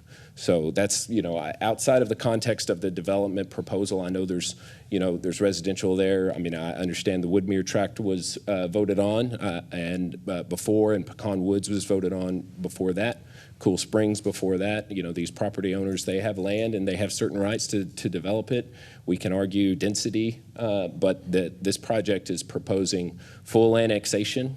They're proposing, major new revenue sources to the city that will then be reinvested immediately back into relieving traffic on 150. So when we say development should solve the problems that it creates, I cannot think of a better example that I've ever voted on than this one, because of all the work we've done leading up to it and how important it is as sort of a linchpin project that will take us from having the vision of making traffic improvements on 150 to having the actual funded plan and as you say, 18 to 24 month time frame that will benefit everyone. So I'm excited to see this project here. I'm very supportive of it, and I do apologize for taking so long to discuss it, but I think it's really important that folks understand exactly what this project represents, not only to the Wiegans and to the developers, but to the community as a whole from the standpoint of traffic. Mayor, if I could just offer one more comment. As you see on the left-hand side of the screen, the Transportation Master Plan, you can see how Goforth, or Chevo Pastrana Senior Parkway, now that we're calling it, goes all the way front through this track, but all the way up to BB Road. That's also a very important component, that this is a linkage that will provide connectivity eventually all the way up on the eastern side of the city. So we believe it's strategic for not only this track and the areas that you've mentioned quite well, but over time, you'll provide a connection to the other part of the city, which is an incredibly important part of the Transportation Master Plan. So I just wanted to mention that. Anybody have any further comments? That's true. Let me jump in. Yeah, just real quick, Mayor, I just wanted to say, I want to make sure that we have adequate parking around the what do you call it, the enclosed, the community center and the, basketball courts, the covered basketball courts, making sure the trail goes up to them and that they stay open for everybody in the public. That's going to be important for me as well. This is going to be something that everybody in that community or lives in that area can take advantage of. I want to make sure that stays open to everybody in the community, which is the park project, the basketball goes. Thank you, Councilmember Rizzo. Just point out that is a public park, so it will definitely remain public, but it will be maintained by the HOA. So, If I could just add real quick. and there will be parking available as well. To your point, Mayor, just real quick, it is very important that we have that road there because we've had numerous accidents on 35 to where it blocks the traffic through. So if people are actually able to get off Yarrington and be able to use that cross through, they could be able to go up to the Gulfforth and 150 area. That'd be another thoroughfare from that end and may relieve some of the congestion going northbound, getting off of Parkway. So, we're in the process of getting a lot of these roads done. The master transportation plan that's going to go to BB. So for a lot of the people out there that are saying that, we're not making these improvements, this takes time. This takes time, but we are on it. We are trying to get these roads built. We are trying to get these roads acquired. This is why a lot of times we are going through this process of getting the property so we can get the right-of-ways. So please, I just want the residents to understand that I understand it's frustrating when you're sitting out here and it takes like 20 minutes just to get through the street light over here at Parkway and actually up on the top. But we are making those improvements, and I think this has really helped on this end right here, especially for those that are going northbound.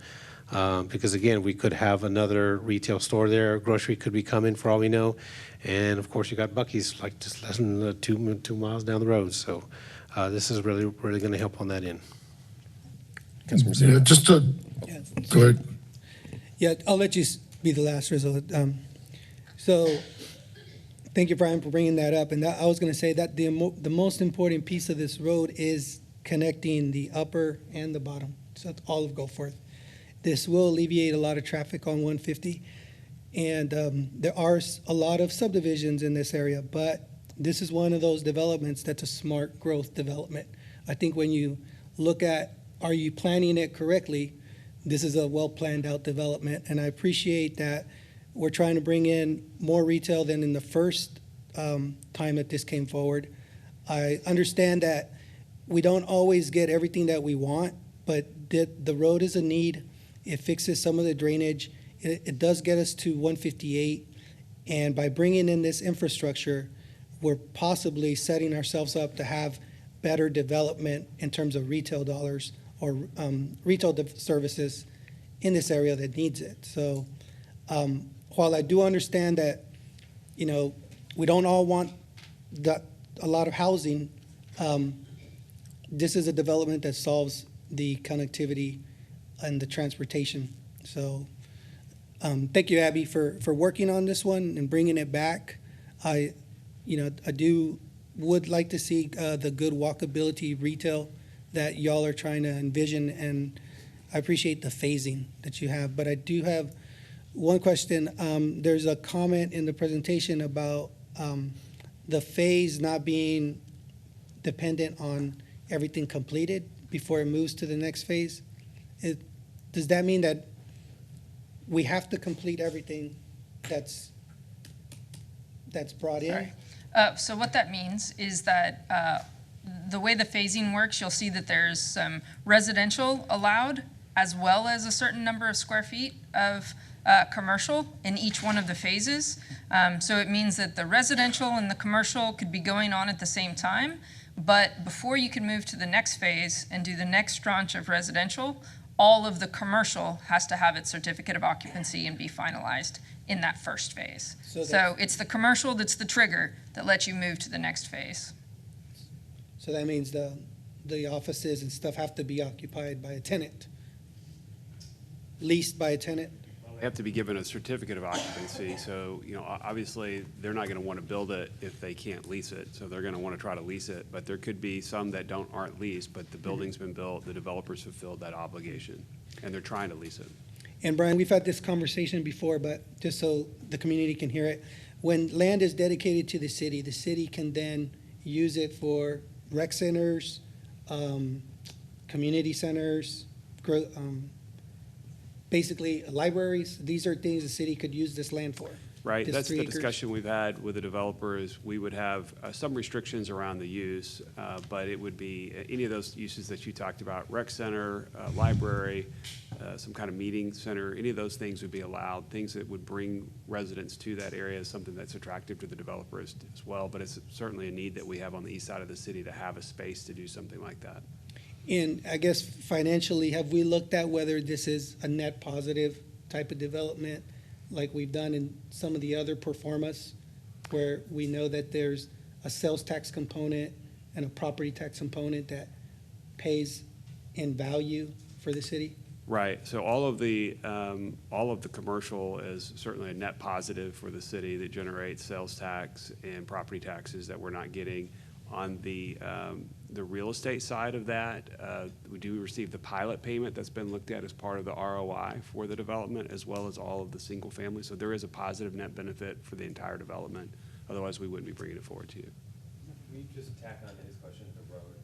What would happen, the mechanics of what would happen if we were to want to build the road? And without this development? Just So the if, costs associated and everything? Right, so this piece of property is not in the city limits, so we would have to go through a condemnation process and to buy that property from the landowner to move forward with building the roadway. So it's a cost, obviously, that we're avoiding by being able to get that land dedicated to us and also getting the property dedicated and annexed into the city. This is not in the city limits, so we don't receive any revenue on it currently. Hopefully that helps. How much would it cost, though? I need to go to Rizzo. Mike, do you know the number? All right. I think based on the study that WGI did, I think we're estimating 16 to 18 million to build the roadway. Are you talking about the land itself is the correct question? I don't know the value of the land itself but we could certainly get that for you. But that's a total project. Councilman Rizzo, go ahead. Certainly not cheap. Yeah, I just wanted to finish up on something Councilor Tobias highlighted on was the roadway. Taking that road eventually all the way to Beebe is what's going to be key for the north-south connectivity. The other thing that we're looking at is we're getting ready to put in a lot of investment in our roadways, hundreds of millions of dollars into our roadways. And this is something that you're going to see in Kyle being under constructed. When the residents were talking about us not having the infrastructure, we're putting a major impact on that infrastructure now. We're going to ask for is patience, because all of Kyle's going to be under construction. You're going to have roads being built all over Kyle, which once it's done, it's going to be very beneficial. But it's something that needs to be done. And at the end, it's bringing in a good product.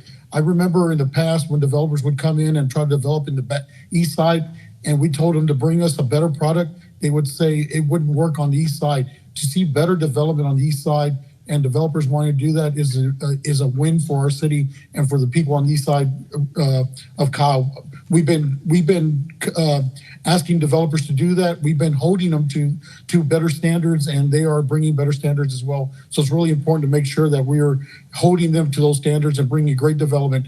I was still here when people would say we can't build it on the east side, and this project and the projects that we've approved recently have shown that you can. So I'm glad that we're building a better product on the east side of Kyle. All right, any further comments? Councilmember McKinney. Just got a couple questions about the residential portion. How much of the residential is going to be built specifically for rent? So the multifamily will be built specifically for rent. So that's two 315, there it is right in front of me, two 315 unit multifamily projects. Okay, so all the single family is going to be for sale then? Yes. Okay. Mm-hmm. The repayment of the PID, how is that distributed throughout the residents that end up there? So I'm gonna go ahead and let. Can you come say it in the mic for the record, please? So all of the users will be paying for the PID proportionately to the value that they bring to the district. The only one who won't be paying any of the PID payments is the affordable multifamily group, and that's why they're paying the pilot payment plus the escalating payments from year 16 to 30. Thank you. That was a question I had. Thank you. All right. Anyone else? You're looking for direction from us to finalize these agreements, call for public hearings. There's a lot of documents that this is one of those where there's a lot of staff time that's already taken place, but even more that goes between now and when it gets brought back. A lot of legal review and things like that. So you're looking for us to give that direction? Yes, sir. If the consensus of the council is to proceed with all of these agreements, then we'll work with Jorge's group and our team, and we'll bring all these back to you hopefully in the next 60 days or so. All right. I'd like to make a motion to direct staff to proceed forward with these agreements and all the various hearings and work that's associated with that to bring that back to us. Second. All right, motion by the mayor, seconded by Councilmember Harris. Is there further discussion on that motion? I do have one question. Sorry, I should have asked this before.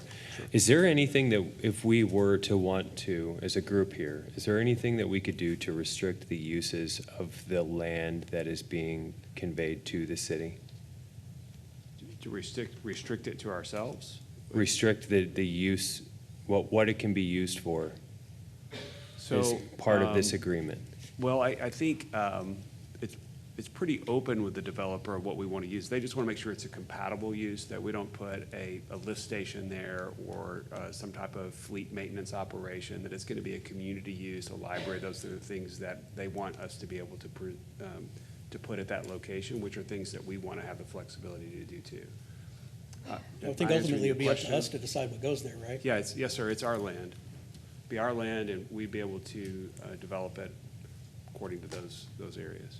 But technically speaking, by agreement, we could restrict to say that we want to use this needs to be used for a library, a park, or, a city facility.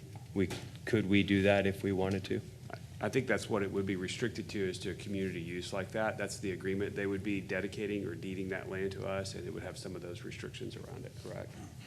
Yeah, if council has a specific use that they want this to be used for, that they want to include in the agreement, council can do that. The only caution I would give you is if plans change in the future, we would have to get an amendment through in order to change that. Okay, thank you. All right, any further discussion? All those in favor say aye. Aye. All opposed? All right, motion carries 7-0. All right, next up is the consent agenda. I do want to note that maybe for the first time ever, there's a slight mistake in the agenda. We're missing item number 20. So just wanted to make that clear. Is there anyone who wishes to pull any of these items to discuss further? 23. 23. 2-3. Okay, anyone else? All right, I'll make a motion to approve consent agenda items 5 through 19, and 21, 22, and 24. Second. All right, motion by Mayor, seconded by Councilmember Harris that we approve agenda items 5 through 19, 21, 22, and 24. Is there discussion on that motion? All those in favor say aye. Aye. All opposed? All right, motion carries 7-0. Next up is agenda item 23. First reading, consider approval of an ordinance to implement reduced speed limit zone on Gristmill Road in front of Ramage Elementary School. This item is presented by Mr. Trimble. Mr. Tobias, you have the floor. Thank you very much. Right off the bat, this is my yearly public announcement that I always make. School is in session, ladies and gentlemen. City of Kyle residents, please slow down when you're going through those school zones, okay? Please slow down. All right, so the only question that I have is we're looking at trying to lower the speed limit. Are there any flashing lights that are already currently up there right now, like we have over there off of Daisy and some of the other ones that kind of deter traffic from slowing down? For the record, Raul Licos-Rajo, Assistant Director of Traffic Transportation. Yes, we do have, due to the timing of when this came to us and us having to get out there quickly, we managed to kind of co-wrangle flashers for the time being. Mm-hmm. The intent is for us to go back and swap them with the other model that we have. Yeah, the solar monitor ones. Yeah, yes. Okay. Yeah. But we do have flashers out there right now, and they're just set up based on the times that are posted on the sign there, which is mentioned in this presentation. Okay. So the school district came to us, correct, for that, for asking for us to help with the speed limit? That's correct, yep. Hayes Consolidated ISD reached out to us 2 weeks ago now, 3 weeks ago, asking for these signs to be installed. Okay. I guess they've been seeing a lot of heavy traffic there, and obviously with the new school, people may not realize it's up and running and so forth. So I just kind of wanted to make sure that we're following up, making it universal or uniform, that when we have these new crosswalks or we have the flashing solar lights that are very bright and visible, that has people knowing that, you're coming up on a school zone, and then right when you hit it, maybe the streets are already lined stating that it's the school zone. I haven't been out there yet, so that's kind of why I'm asking these questions. Yeah, no, we definitely have the temporary flashers out there right now, and like I mentioned, they'll be swapped out with the solar version once we get them in stock. Okay. But that is our standard practice for school zones, to have the flashers. Okay. Sometimes if we're working with a roadway that's not ours to maintain, so if it's a county or TxDOT roadway, that process may take a bit longer because of the interagency coordination. But if it's our road, then yeah. I think it took like at least about a month or two for the ones from Daisy to come in. So, I mean, that's just, I guess when schools are getting built, we're going to start looking at some of these road like street improvements. Because we hear from the residents, because, bus services have been canceled in certain areas of the city. So now these kids are having to walk home, unfortunately. So now with that and then the speed zones, that's kind of a big concern. And so I just wanted to make sure we're good on that. Yeah, Councilmember Mike Trimble, Director of Transportation Public Works. Right, so, we were able to get some things in place leading up to school starting this year, but now that next year we want to start already looking forward. So we're talking about starting that coordination early with the school district, looking at what those walking routes are, and then seeing what improvements we might need to do. Also to coordinate with our partners at TxDOT. We have, items that we're looking at, crosswalks we're looking at on 2770, other area gets Veterans Drive. Mm-hmm. So again, start that coordination early so we can get ahead of this for next year and make sure that we're getting some things in place. Obviously, we can get it in place sooner, but just so you know that we're going to work on that planning process in a more comprehensive way going forward. Thank you very much. So with that, Mayor, I'd like to go ahead and make a motion to approve agenda item number 23. Second. All right, it's been motioned by Councilmember Tobias, seconded by Councilmember McKinney that we approve agenda item 23. Is there further discussion? All those in favor say aye. Aye. All opposed? Our motion carries 6-0. Can I get a vote from you, Mr. Rizzo?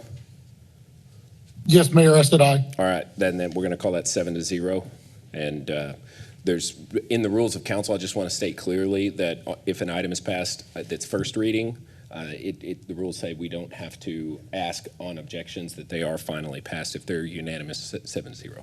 Thank you, Mayor. All right, next up is agenda item number 25. First reading, consider approval of an ordinance adopting the land use assumptions capital improvement plan and establishing an updated water impact fee totaling $10,908 per living unit equivalent and an updated wastewater impact fee totaling $8,762 per LUE, amending ordinance number 298-2 and establishing an effective date. This item does have a public hearing. Ms. McCollum. Yes, thank you, Mayor and Council. This item is a look at updating our water and wastewater impact fees. Again, these are situated or decided at the time of platting. So when the subdivision or the plat that divides up the land gets recorded, that's what sets up these impact fees. They're based on living unit equivalents, and they are collected at the time of building permits for both of that. We have recently updated our water and wastewater and working on our wastewater master plan. So these impact fees really help to pay for the infrastructure wants and needs that we need here at the City of Kyle. And Grady is here that helped us out with that. This has been before our Impact Fee Advisory Committee, which our Planning and Zoning Commission plus an additional member served on that. They did vote and recommend this. It's gone through the notification process in accordance with state law to advertise this public hearing that is today. And Grady's ready to kind of walk us through this presentation so you can really see where these impact fees are coming from.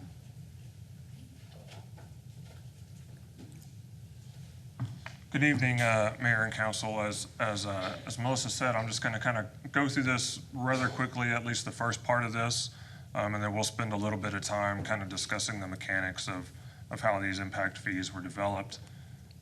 First, we have to outline where these impact fees would be applicable, and we are keeping the same idea that we used last time these impact fees were updated. And so these updated impact fees would apply to any new development within the city's ETJ. So that does not in any way obligate the city to serve water and wastewater within its ETJ. It just means that if there is a development that occurs within the city's ETJ and the city utility provides water or wastewater service, then these impact fees would be applicable to that development. One of the things that we do have to do when we're going through this process is come up with at least a rudimentary land use plan. This is certainly not as detailed as it is within your comprehensive planning or anything like that, but we do try to base this as best we can off comprehensive planning and then try to go kind of where we think development is going to occur. And so this just kind of shows that within the city's ETJ, there's about 33,300 acres. And this just kind of gives you the breakdown of approximately that current development and where we think that is going to be in the next 10 years or so. So this is where I kind of really want to spend a little bit more time, and this is kind of the mechanics of developing the impact fees. And I know that is very small. There's just a big table and trying to fit it all on there. But basically what we are doing whenever we're developing impact fees is we really start with looking at not only the city's existing infrastructure, because if there is excess capacity in that infrastructure, we can roll those costs that the city has already incurred into the impact fee. And so that's the very top part of this table, those items that are labeled water supply, water treatment, pumping, ground storage, elevated storage, and water transmission. So in a few of those, in water supply, treatment, and pumping, we did determine that there was excess capacity available. And so we are rolling a portion of those costs into the impact fee. Those project costs for existing infrastructure were determined as best as we can determine them from the city's fixed assets model. So we did go through there and we tried to identify assets and categorize them again as best we could based upon how they were labeled and called out in the fixed assets model. Down below that, the proposed projects, those are the water projects that we see being utilized over the next 10-year period or being constructed or put into place. And so again, we're categorizing those into these different groupings. And really the important columns there is obviously the project cost that was provided to us from the city's updated water master plan, as well as input from city staff on what those costs would be. And then we look at that percent utilization column. Currently in 2025, all new projects are at 0 because they're not constructed. And then we're looking out 10 years whenever we do these impact fees. So we have a column for 2035. And that percent utilization was determined again, that was given to us provided by city staff in discussions with them. And then what we're doing in that column that is labeled under the cost allocation portion of the table, that 10-year column, we're basically just taking that percent utilization for these new projects, and we multiply that by the project cost to get all of the values in that middle column there under the cost allocation heading. Those are the projects. That is the actual cost that we are rolling into the impact fee. So by law, we cannot necessarily take the full project cost and roll that in the impact fee if we do not expect that project to be fully utilized over the next 10-year period. We can only take a portion of that cost based upon the projected utilization of that project. The inset box down below just kind of sums everything up for each one of those projects types. That 10-year cost is the sum of the proposed project cost and the existing projects. So you can see the total water project cost that we are rolling into the water impact fee is a little over $245 million. Again, that's not the full project cost of projects that we would anticipate being constructed over the next 10 years. That's just the portion of that cost that we can allocate to the impact fee. We did look at, as well, we looked at growth and LUEs, and we're using about 6%, between 6 and 7% growth. That was consistent with the water master plan. And so we expect water LUEs or living unit equivalents to grow by about 16,500 over that same 10-year period. So then if we do the math, the cost per LUE is just the $245.7 million divided by the 16,446, and we get 14,938. That's our starting point for the water impact fee, and I'll kind of get to where we go from there in just a second. This is the same type of deal, same math for wastewater. Again, existing projects at the top, and we got those costs from the fixed assets model. New projects down at the bottom that were provided by city staff and based on planning and wastewater master planning cost, and again looking at growth and how we expect those projects to be utilized in the future. I will note that we do have one project on here that's line number 2, the wastewater treatment plant expansion phase 3. We did include that within this project or within this list, but none of those costs are included in the impact fee, as we would expect that expansion to happen outside of this 10-year planning window. So looking at this, total wastewater costs that we have included in the impact fee calculation is just under $310 million, slightly more than water cost. The growth in LUEs on the wastewater side is greater than it is on the water side, just simply because your wastewater service area is greater than your water service area. You have other water suppliers that are providing water within, in some cases, within the city limits, as well as just your ETJ. And the other thing that I will point out, just so everyone is aware, is that The wastewater pumping growth in LUEs is half. That's because only about half of your wastewater system is actually pumped. The other half is gravity fed into the wastewater treatment plants, just so everyone's aware. So whenever we do all that and we add all up the math, we come up with kind of a starting point for the wastewater impact fee of a little over $13,000. Now, once we get to that point, the state statute says that we have to do one of two options. We can either take that what we call the capital cost of new service per OUE, we can either take that cost and we can just cut it in half, or we can do what's called a rate credit.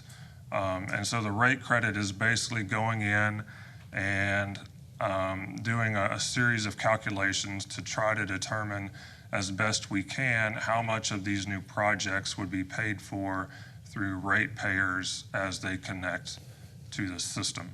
And the idea here is that we don't want to double charge anyone for these projects, so we don't want them to have to pay an impact fee and then also pay for these projects in full through utility rates. So that's the intent of the state statute, and so we went through this rate credit option, which is option A, and then option B is just taking those numbers and cutting them in half. Doing the rate credit option produces the higher of the two impact fees, and so that is the impact fees that we are recommending. So the total rate credit on the water impact fee would be $4,031. So then if we take the $14,939 minus the $4,031, that's how we arrive at our new water impact fee, proposed water impact fee of $10,908 per LUE. And again, we do the same thing on water and wastewater. And again, just to make sure that everyone is aware of what an LUE is, these impact fees, they scale based on meter size, so on water meter size. So we're determining the number of LUEs based on meter size. So most, all single family residential is typically going to be the standard meter size, so they would be 1 LUE, and it kind of scales up from there. So for example, if you put in a 2-inch meter, that could be 8 LUEs, so you would pay 8 times whatever these impact fees are for that 2-inch meter. And again, as Melissa pointed out, but I just want to make it abundantly clear, is that these revised impact fees, they would only apply to new projects that are platted after this goes into effect. So it does not affect anything that's already platted. It does not affect any existing customers on the water and wastewater utility. So if we look at kind of how you would compare within other cities, the high is Pflugerville. Their current impact fees are $29,849 combined water and wastewater. Georgetown is in the process of adopting new impact fees similar to you, and they're very close to that happening. And so we don't necessarily know what those new fees are going to be, but as of they're proposing new fees of $27,412 combined. The city of Kyle currently charges $12,514, so this is about a $7,000 per LUE increase.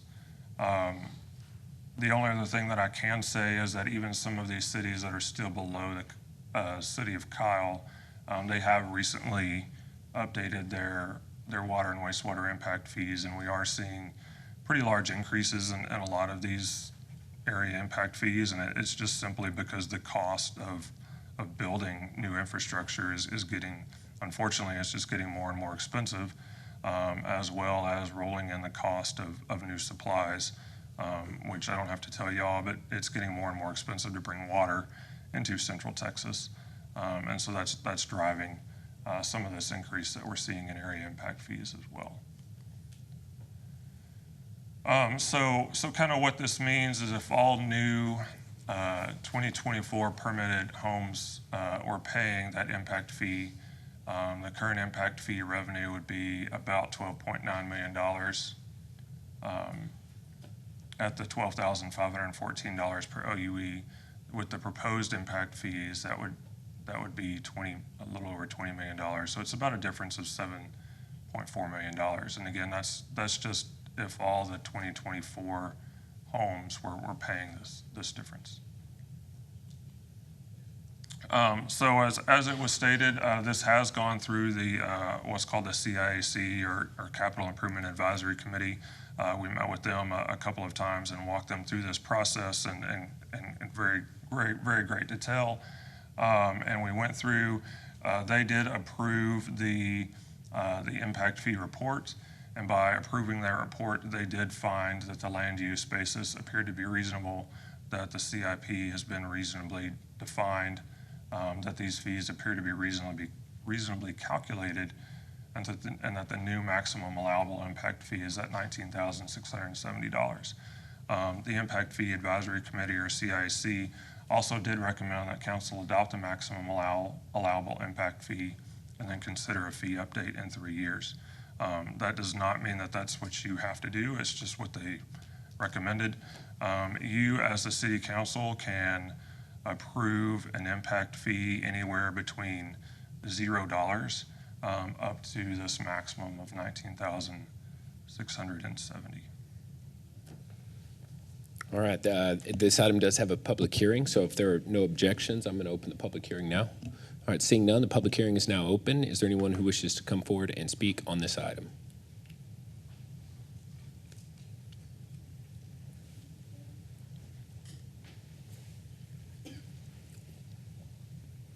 And please state your name for the record. Hi, my name is Sandy Gonzalez, and I am a Kyle resident here. And as I said earlier, when I first moved here, I started to pay $44 for a very small lot. And basically from 1 month to the next, maybe, I don't know, the second or third year that I was here, the water rates doubled for me. And the answer I got from the city was everybody's rates went up. It's just the way it is, blah, blah, blah. And they've never come down. So right now, for our small lot, I pay about $125. Well, we pay about $125. Whether I use a drop or not, it's not going to go below that. And I think part of the reason, our water problems and stuff, but we've been subsidizing Kyle residents' expansion into other areas. I didn't know that that was part of what I was paying. I don't think it's right. It's not fair. Especially when my home is probably half or less the value of some of the homes, or I would say probably all of the homes that are being subsidized in the ETJ subdivisions, like Six Creeks and Anthem. It's wrong to ask Kyle residents to continue supporting expansion for homes that have much greater value so that somebody can benefit from it, and folks that do not pay into the city's tax base. Yes, I know they don't vote, but honestly, the paying is really what counts, right? How much money you put forth to get the service that you need. I expect to pay something because I'm getting that service, but I expect that everyone else also be on an equivalent basis, and that includes all the ETJ folks. The Kyle residents should not be asked to continue bearing this burden, because $125 for a tiny lot, and I don't even run sprinklers, is not right. And I can serve. Thanks. Thank you. Is there anyone else who wishes to come forward and speak?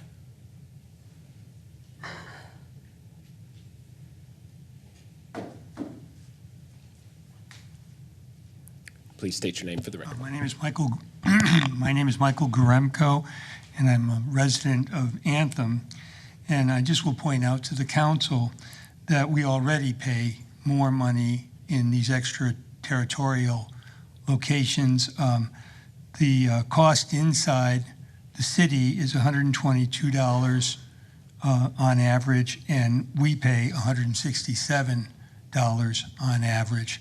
So it's a misconception that those communities like Anthem and Six Creeks are not paying their fair share here. The city has agreed to sell us that water, and we are paying extra for that water already. And the increases that have been suggested are, I think, really significantly out of proportion in comparison to what in-city residents are paying. And again, we don't have a voice or a vote in any of this because we are not part of the city of Kyle technically, and yet in our hearts and our souls, we are very much Kyle residents. Thank you. All right, thank you. Is there anyone else who wishes to come forward? All right, seeing none, I'm going to close the public hearing. Public hearing is now closed. Tim, is there anything you could, or anybody can say about the difference between the impact fees as it relates to in-city versus out-of-city? Is there any distinction there? There is no difference between impact.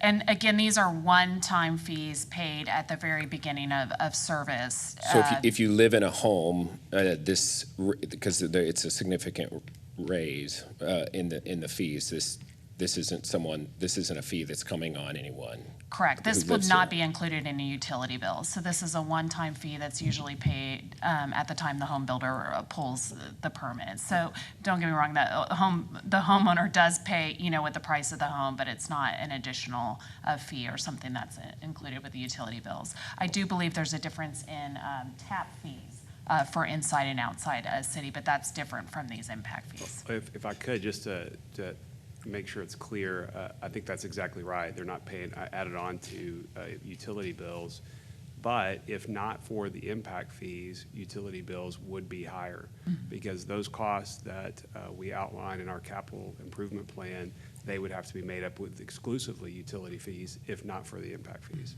So the impact fees are designed to have development pay a larger portion of the cost related to development instead of the existing ratepayers having to pay those costs. That's what the intent is. Hopefully that helps. As you said, the developers typically are the ones who have to pay this, and they pay it up front. Right, and they may pass it along in the price. They frequently do pass it along in the price of the home to the resident that buys that home. I would think they would have no choice but to do that. That's right. Yeah. All right. Does anybody have any questions or comments? Mayor Pro Tem. I just want to make it abundantly clear on the heels of what the last two folks said, that this vote has nothing to do with water rates. It is impact fees, so just tell your friends, tell your neighbors, please. Thank you. Councilmember McKinney. So you got the finger on the button. Well, I just want to point out that this is assessing the cost of the development that we have to incur on the developers as it's coming in. And it's my understanding that we get to do this every 3 years now. Is that according to current legislation? Yes. That's right.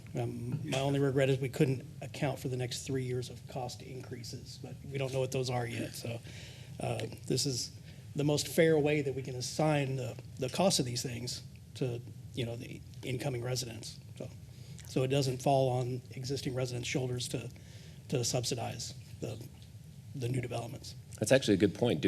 Is there a escalation, like a inflation number that's when you're coming up with your value for these projects that's included in the fee? We did not specifically include an escalation factor in these project costs. However, most of them do include a contingency that could be escalation, but we did not specifically look at necessarily at an inflation factor for each one of these projects. All right, any additional discussion? Is it too late to add one? Yeah, that's it's done at times, but it's also not done at times, just because you don't want to overcharge impact fees either. Certainly under the new regulations, because that can trigger some repercussions. I just want it to be fair. Yes, I feel that this is the most fair way that we have calculated these. Councilor Harris. And I'd like to emphasize that the committee recommended we revisit this every 3 years. So Yes, if we that is have an correct. impact that is greater than what the contingency fee allows for, then in 3 years we'll be able to adjust for that, or sooner if we need to, if inflation just goes through the ceiling. But so there's a factor that we can come back to that just to note, under the new legislation, we cannot come back sooner than every 3 years. 3 years, okay. In fact, we're working with HDR to bring this forward as quickly as we could to make sure we captured all the fees that were possible. Effective on September 1st, then that will be another 3 years before we could do that. We had only done this about a year and a half ago. We wanted to make sure we had the water master plan, we updated that and brought you this as quickly as we could. Thank you. Councilmember Zuniga. Yeah, Brian, I want to say thank you to the team for going through this very thoroughly. I remember sitting up here a year ago when we discussed the impact fee, and the builders had concerns, so we met at sort of in the middle, and we knew this was going to come back, and so we're looking at it, and so many projects that are going out into the next 10 years.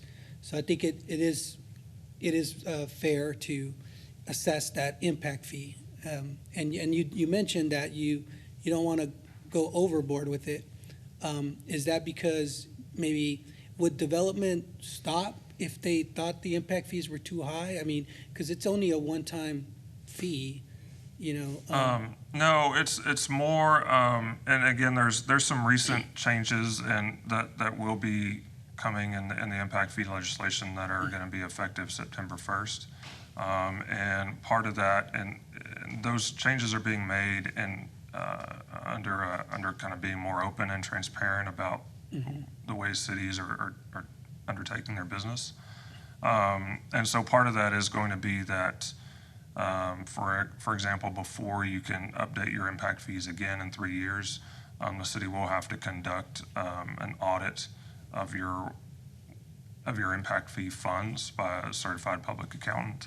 And so in the past, you've always wanted to make sure that we're not levying more in impact fees than what the city is spending, because that can trigger some refund requirements on impact fees. So you're trying to kind of find that happy medium where you're trying to maximize the use of impact fees, but at the same time, we do want to make sure that we're basing it off what we think is realistic and can be realistically accomplished in 10 years. Because if we're basing those impact fees on projects that don't get built, for example, then that can trigger refund laws for those impact fees. I noticed in the table you were showing us, you really had two columns, and either was 50, 50, 100, 0, 0, 100. Like, why is it just in those two in that period? Why don't you have, like, more than two columns, like 75? Why isn't it more gradual? Is it because the project just needs to be completed? I think the columns that you're talking about are our percent utilization columns. Yes. And so again, all of the future or proposed projects, we have that they are not currently utilized. But then in that 2035 column, that's where we had the values of like 75% or 100% or whatever those values are for that particular project. And again, what that represents is that some of these projects, they're going to be built with capacity that's going to be more capacity than what's needed just for the next 10-year growth. So those projects are being built for, the next 15 years worth of growth or 20 years worth of growth or whatever that number is going to be. Or they're being built, so late in this 10-year period that there's just not a lot of growth on those projects remaining once they're built. So again, we worked with city staff to determine those percent utilization numbers, basically how much of that project capacity do we think is going to be utilized at the end of the 10-year period. And that is something that I did not point out during my presentation, but it is important to note is that we can only include projects that add capacity in the impact fee calculation. So there's no like rehab and replacement projects in here. There's nothing like that. It's just projects that are adding capacity to the systems. It's not operation and maintenance cost. But that percent utilization that we're using, that's because according to state statute, we can only apply the percent of that project, the percent of that project cost that we expect to be utilized in this 10-year window. So for example, if you have a project that costs $10 million, but we think that at the end of this 10-year window, we're only going to use 25% of that project capacity, then by law, we cannot include the full $10 million into the impact fee calculation. We can only include $2.5 million. So we can only include that percent of that project that we're actually utilizing in this window. Now, again, when we update this in 3 years, we'll be shifting, 3 years down the road. Some of these projects will be built, and they will have excess capacity in them at that time still. And so at that point, we would still be able to capture that cost of those projects as they're built, and they kind of go from the bottom of that table, if you will, up to the top of that table for projects that are already there, as well as updating these percent utilizations for those projects that are still unbuilt as we move forward into that window with new growth numbers. Thank you. That's good explanation, and thanks again for all the hard work and going through this and trying to explain it to us. I caught the bulk of it, so it's sounds pretty fair to look at this equation. All right, anyone else? I have one more piece of conversation I want to have, because it's been noted that our water rates are going up, which is the rate that our customers are paying, and at the same time our impact fees are going up, why are both going up? For example, we have the Alliance Regional Water Authority project, which is really what's driving the increases. Why is it that we weren't able to pay for that project through impact fees? So I'm not the city's rate consultant, so I will not speak to any water or wastewater rate increases. But I will say, as was stated before, impact fees are a way to help growth pay for itself. They're not a perfect panacea, and at times they're, depending upon certain projects and the way those projects are financed, sometimes there is money going out the door, say, because you have to build some of these projects ahead of time, ahead of growth. But you're collecting those impact fees, as was said, normally at time the building permit is issued. So some of it is just a timing point where some of that money's going up front now, and it will typically be 2 to 3 years perhaps before you see this increased revenue coming in from these increased impact fees. Again, because they're assessed at time of plat, and so everything that's already platted is platted under the existing impact fees. So there's a little bit of timing difference there. Additionally, I would say that water rates pay for operations, and so treatment, transmission, all of those things beyond the capital improvements that impact fees pay for. Okay, so treatment of the water and the transmission of the water and the cultivation of the regional water is required to be paid for by ratepayers, Yes. Right. That's what I assumed. So that's kind of the point that I was trying to make here, is that there's two different forms of increase. And so if we don't increase the impact fees, because a lot of these projects, it's the Waterstone water tank, it's the 1626 pump station, it's all of the infrastructure within the city that we're having to build in order to add the overall capacity of but the increase in supply is being paid by ratepayers, and also water's getting more expensive. But in order to bring that new water supply online, that's where the increase in the water rates has come from. I just want to make that kind of clear. Yes, sir. I think the other thing I would say is we didn't have a water master plan before, and so completing that plan gave us the ability to put a 10-year capital cost together that we thought was more accurate and reflective of all the things that we're going to be doing on the capital side. We didn't have that the last time, so that's part of the reason for this increase, is now those projects are known and we have a good idea what those costs are, which we didn't 3 years ago.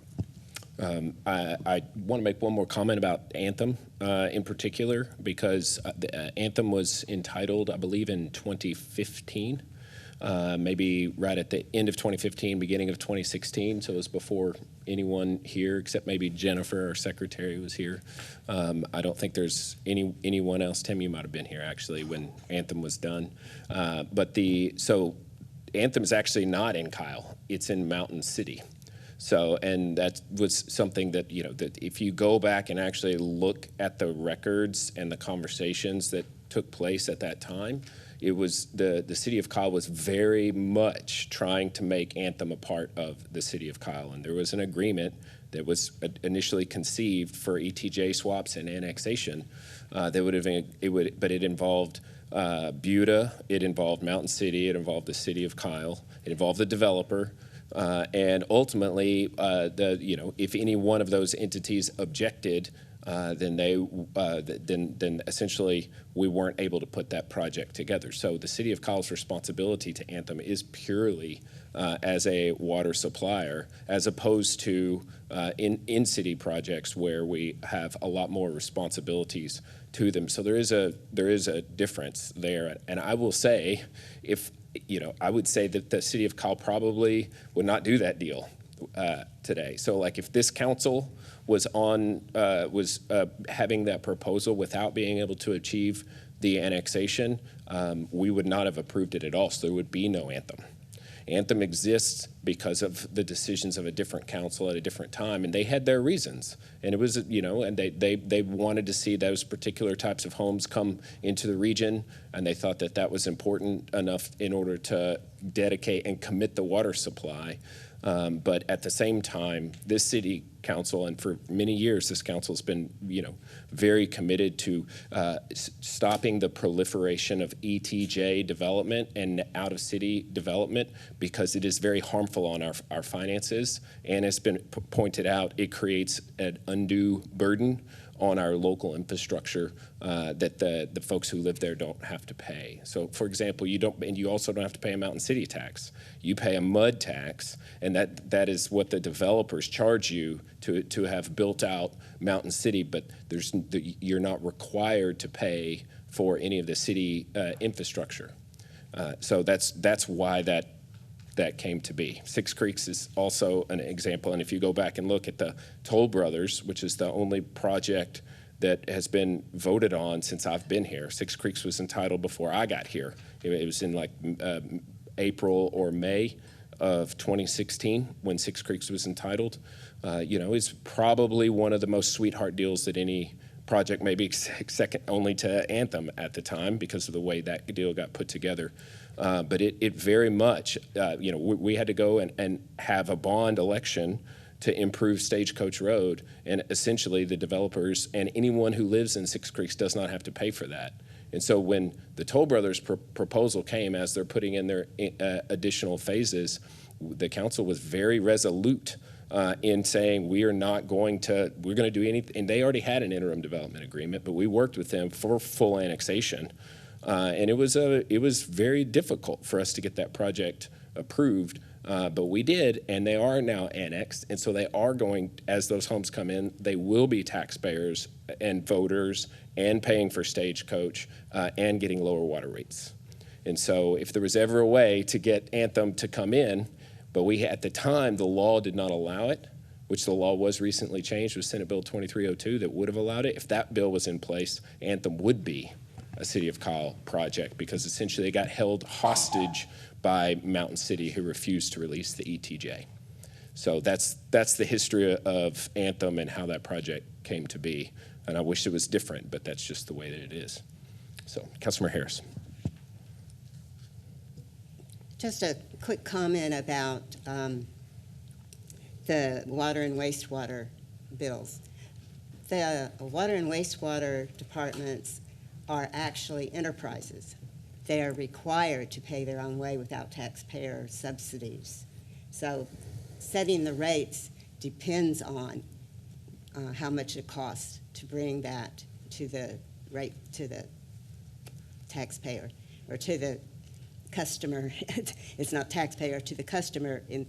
And then also on those bills, it varies because those bills, my bill runs $100 a month usually. I have a small house in the city limits, very small yard, almost all planted in natives. But on that bill is wastewater and water, but a bunch of other things. And it is the wastewater and water that we are looking at the increases on. It does not mean your total bill is going up to that amount. All right, anyone else? Motions? Mayor, I'd like to make a motion to approve agenda item 25. Second. All right, motion by Mayor Pro Tem, second by Councilmember Zuniga that we approve agenda item 25. Any further discussion on the motion? All those in favor say aye. Aye. All opposed? All right, motion carries 7-0. Thank you very much. All right, next up is agenda item 26, consider approval of a resolution authorizing the city manager to execute a contract with TMT Solutions for SCADA remote site monitoring project in the amount of $4,373,792.94, plus a contingency of $874,758.59 for a total amount not to exceed $5,248,551.53 based on RFP 2025, et cetera. Ms. Truelove. Good evening, Rosie Truelove, Director of Administrative Services. The Water Utility Director, Mike Murphy, is going to cover item 26 and 27 related to our SCADA system. Good evening, Mike, Mayor would you Council. prefer me to bring up agenda item 27 at the same time? Yeah, that'd be great.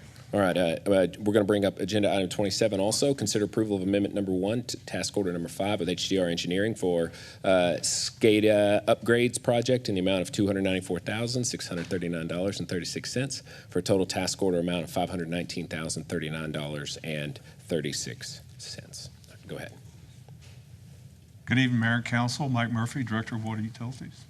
So tonight we're going to be talking about our SCADA system, and so I thought we'd just take this opportunity to quickly describe to you what the SCADA system is and the benefits it provides to our water system. So SCADA is an acronym for Supervisory Control and Data Acquisition, very simply.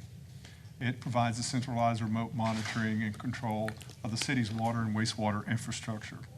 The SCADA system is displayed in signs.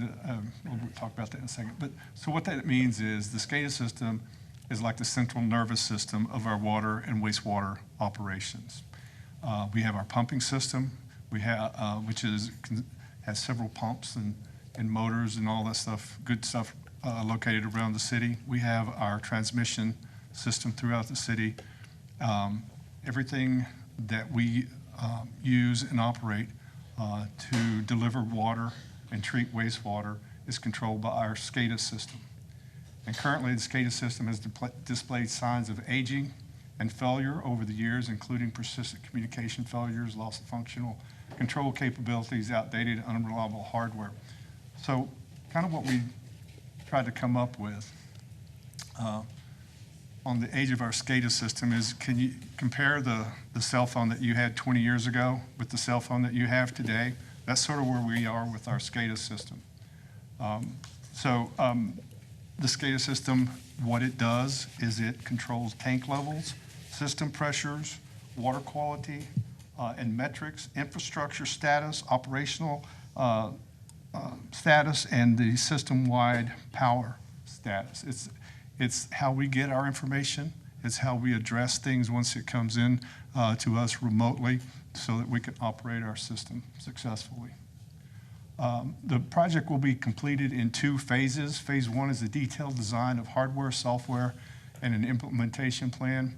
The target completion date is 9 months, which is an expedited schedule. It was originally scheduled for 12 months. And so we addressed this project as a gotta-go project, and so we had the contractor take off portions of it. So what we're asking council to do tonight is consider approval of amendment number 1 to task order number 5 with HDR Engineering to provide basically the SCADA system with upgrades. And that's basically it. All right, does anybody have any questions for Mr. Murphy on items 26 and 27? Councilmember Harris. Yeah, just. Councilmember Rizzo, go ahead. Yeah, Mike, I just want to go, does this tie into our AMI system for why it reads when it's going from tower to tower back to the central hub? I'm sorry, could you repeat that? Does it tie into AMI is what he's saying, the automated metering technology that we're implementing? That's a good question. AMI is also the signal, the towers that come back as well. So it's the entire process through it. not just the meters. So it sends a signal through towers. Are we getting those signals through those towers, or how are we getting the signal back from the SCADA system? Yes, it's going to be, it is a remote control system that the data is delivered through cable. So we've got tower control, and it's going to be repeating on the towers, and it's also going to have the underground cable systems that directly line into the SCADA system. Okay, sounds good. And then what's the timeline on this? I'm sorry, okay. I didn't hear it. Yeah, so the anticipated date is somewhere between June and July. It's a 9-month schedule once we approve the contract. Okay, sounds good. Does this tie in with the platform for the AMI at all, the dashboard? Well, what we're hoping to create is an integration system for the SCADA system that may have the possibility of tying into the AMI system. I don't know at this point whether we're going to be able to do it, but that's definitely going to be something that we're going to look at. Sounds good. All right, that's all the questions I had. Thank you. Thank you, Mike. I just want to comment that these upgrades, the AMI system and the SCADA system, are really crucial for our management of water and wastewater, especially of water delivery, fresh water. It reduces the loss of water. It helps us manage and realize when there are breaks in any part of the system. And the AMI especially helps the resident know where their water use is going. So these are really great for water conservation measures and important. Yeah, that's right. And the SCADA system will also help us with that, because we can see what the water pressure is in our system. We can see what the tank levels are. And so using those two technologies together, and maybe we'll be able to integrate them, I'm not sure.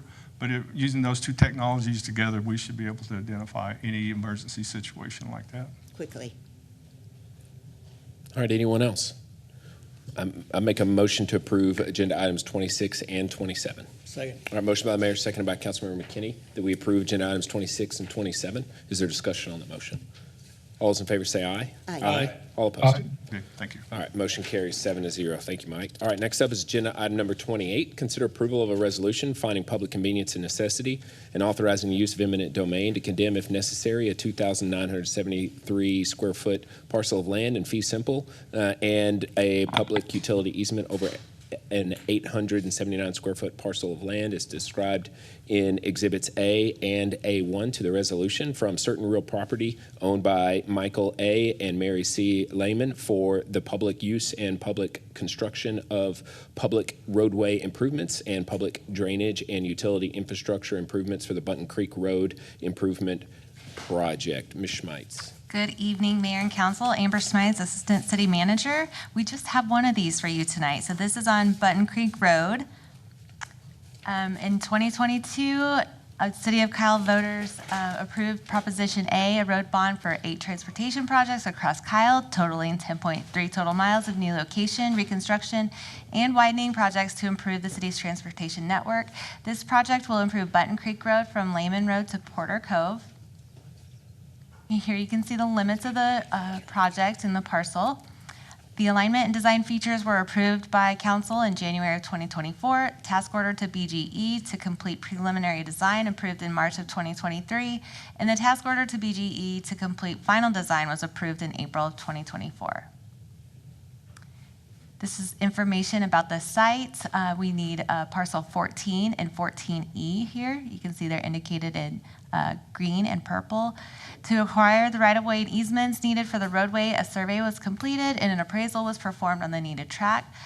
Property interests here include fee simple right-of-way of 2,973 square feet and a public utility easement of 879 square feet. Improvements within the right-of-way and the easement include roadway reconstruction, drainage, and utility infrastructure.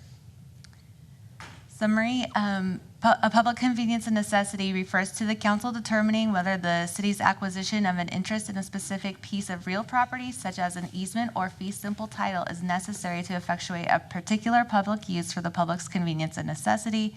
In this situation, the PCN finds that the Button Creek Road project is necessary and required to promote the public health, safety, and welfare of the community, and that the acquisition of the identified property is required to complete the project. When the property owner and the city are unable to reach a negotiated agreement, the PCN authorizes the city to initiate eminent domain proceedings if necessary to acquire the needed property. And we would ask that you approve the resolution, please. All right, thank you, Ms. Schmeiss. Does anybody have any questions or comments on this parcel? Councilmember Tobias. Real quick, have we been in touch with the property owners? Yes, sir. They've been working with us and they understand the process of why we need the acquisition?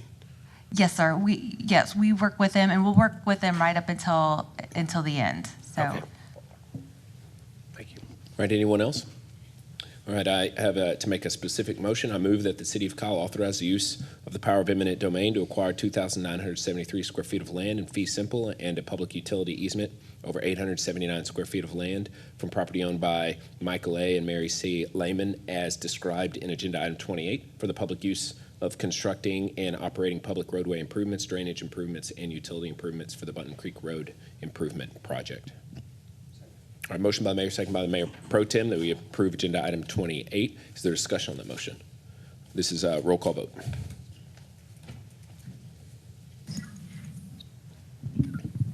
Mitchell, Yes. Harris. Yes. Tobias, Yes. Zuniga, Yes. McKinney, Yes. Heiser, Yes. Rizzo. Yes. All right, motion carries 7-0. Next up, we have we still have several more items, but I think maybe we need about a 10-minute break. Does that sound good? We've been going at it now for a while. All right, we're going to do 10 minutes. We'll reconvene at 9:40.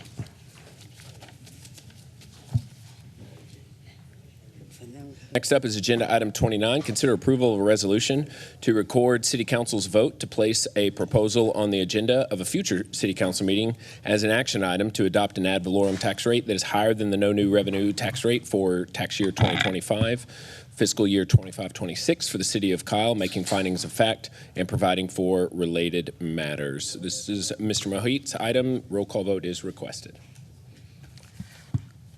Mayor Pro Tem, council members, for the record, I'm Pervez Mohit, City's Director of Finance. And we're going to talk about tax codes. So we're going to make it very interesting, and it's going to be brief. Why and when this resolution is required. We're going to go over the property tax rate structure very briefly. We're going to go over the primary factors. I can't hear Perez. How about now? I can hear you, but not Perez. Is your microphone on? It's on. Can you hear us now? Oh, I can hear him now. He Yep. just popped up. The Okay. mute is on. You're good now. Okay.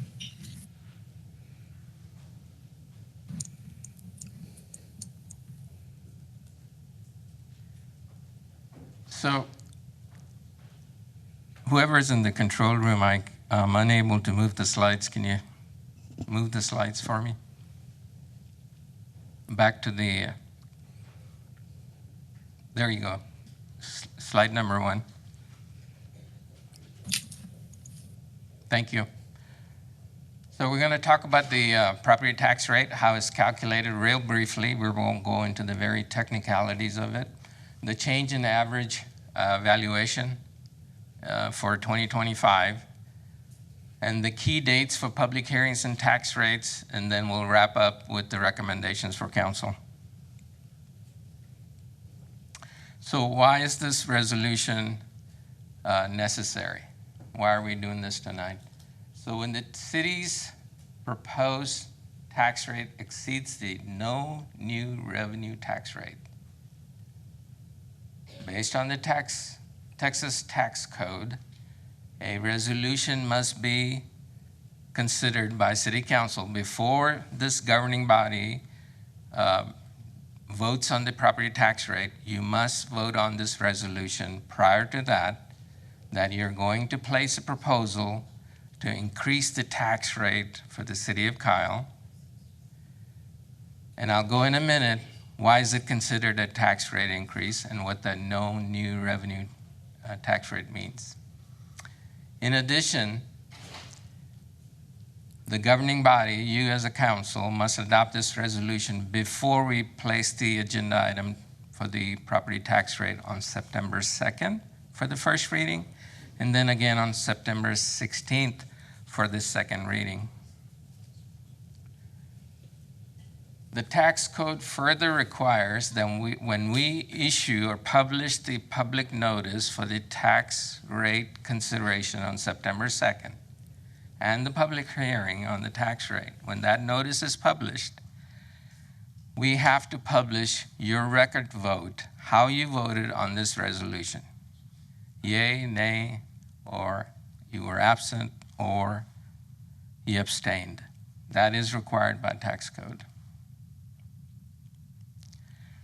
So let's talk about that tax rate. At a very basic concept, the very core understanding how the tax rate system works is I am using this seesaw to illustrate how the two sides move and is balanced. On one side is the taxable assessed valuation, and on the other side is the property tax rate. The core concept is if the valuations go up, the property tax rates typically will come down, and vice versa. If all things are remaining equal. But as reality has it in every city, including us, there are a number of variables that affect both sides of this equation. There are some cities around the Austin MSA that have used this concept to keep their tax rates below 18 cents. Westlake Hills, Bee Caves, Lakeway, Sunset Valley. Actually, Sunset Valley has 0 property tax. So this is the underlying core concept of how tax rate methodology works. But like I said, there are a number of variables that affect the tax rate calculations. As a matter of fact, there are 81 several steps you must go through to calculate the tax rates. So, which means there are at least 81 variables. But tonight we're only going to capture and talk about 5 top variables that affect property tax rates, especially in Kyle. Number 1, certified taxable assessed valuation for the entire city. Number 2, certified taxable assessed valuations for the 6 TERSs that we have in Kyle. Number 3, capital spending plan, the city's 5-year capital spending plan. We'll go over that very briefly. Number 4 is the debt levy for next fiscal year that impacts the tax rate. And debt levy is only for the tax-supported portion of our outstanding debt, not the enterprise funds such as the utilities. And lastly, there are other sources of revenue that affect the tax rate calculations. In our case, we have sales tax. Part of our sales tax is dedicated for property tax rate reduction. So we'll go over those. And the way we're going to do this is I'm going to build upon these 5 factors, and at the end, we'll wrap up with the resolution.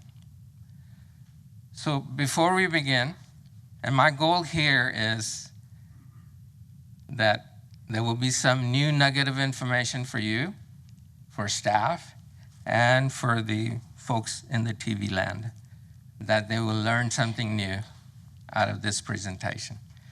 So let's begin with the tax rate. The tax rate has, and we've talked about this in prior years, has 2 components that makes up the tax rate. The first component is the maintenance and operations rate, which is also referred to as the M&O rate. And this basically covers the general operations of the government, local government. So for example, police, library, city manager's office, city attorney's office, parks and recreation. These are examples of general government paid with property tax revenue. In our case, approximately 28% of our general government requirements is funded with property tax revenue, only 28%. The rest of it is covered with other sources of revenue, such as franchise tax, sales tax, development fees, things like that. The second component of the property tax rate is the interest in sinking, or INS rate. This only covers the debt levy or the repayment of debt that is due the next year for which the property tax is being set. Not for what we owe, but only for what is due next year, principal and interest on tax-supported portion of our debt.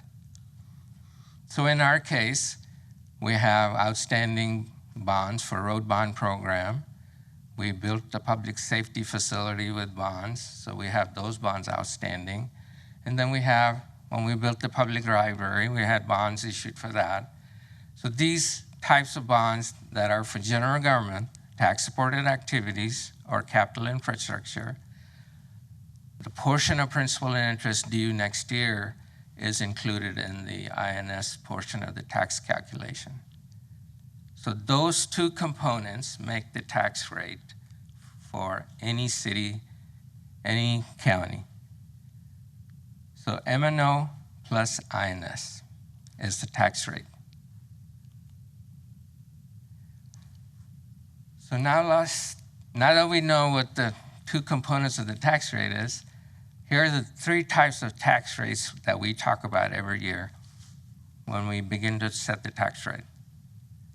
Number one, the no new revenue tax rate, also referred to as what used to be the effective tax rate prior to SB 1 or SB 2. No new revenue tax rate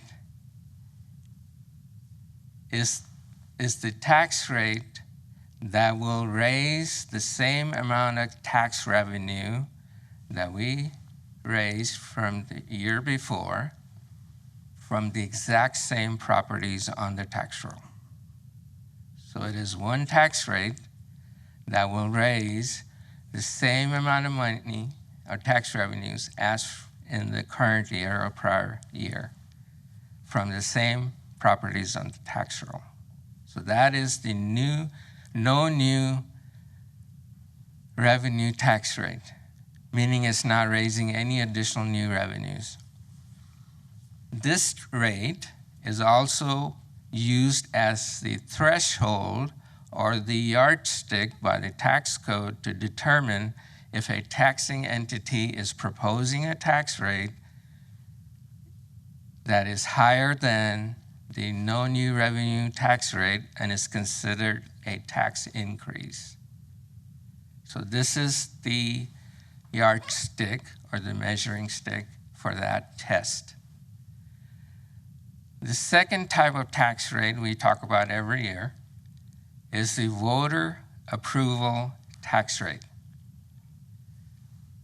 So without going into the technical 81 steps of calculation, basically it takes the INS, what INS rate needs to be in place so the city can pay its debt obligations next year, plus a portion for M&O that is allowed by law. You can go up to 3.5% from the year before. This includes existing properties and new properties added to the tax roll. The key thing to remember about this tax rate is if the city or county or any taxing entity proposes a tax rate that is higher than the voter approval tax rate, then you must seek the voters' approval to exceed that tax rate. So if the council decided to set a tax rate that is higher than the voter approval tax rate, then it would trigger an election in November for the voters to decide if the city can have that tax rate. If the voters do not approve, then we'll have to come back and adjust the tax rate and the spending to match what the new proposed tax rate that the council might consider. And then finally, the proposed tax rate, what the city of Kyle is proposing for next year. And we'll go over those very quickly.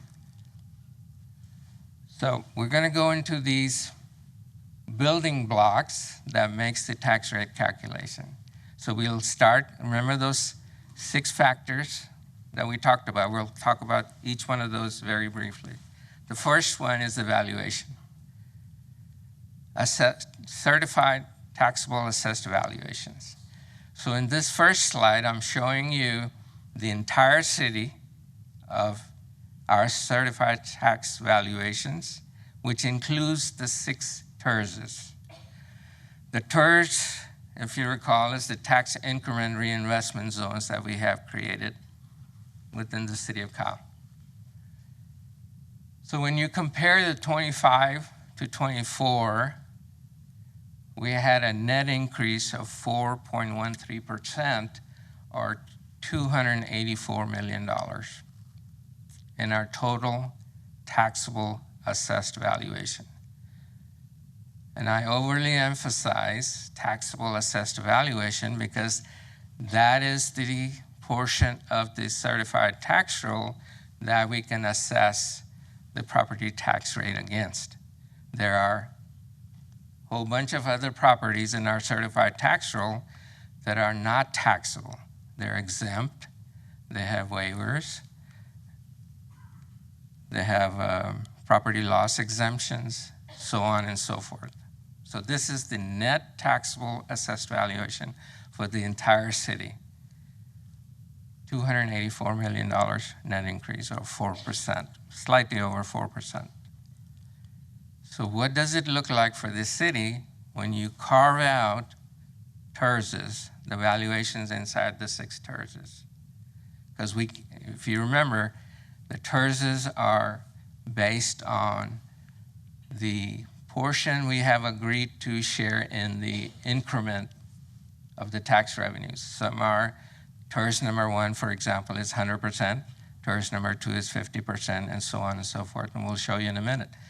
But once you take the TERSs out, because we cannot assess 100% of city's tax rate onto the TERSs, the net gain between 25 and 24 is 126 million, or 2%.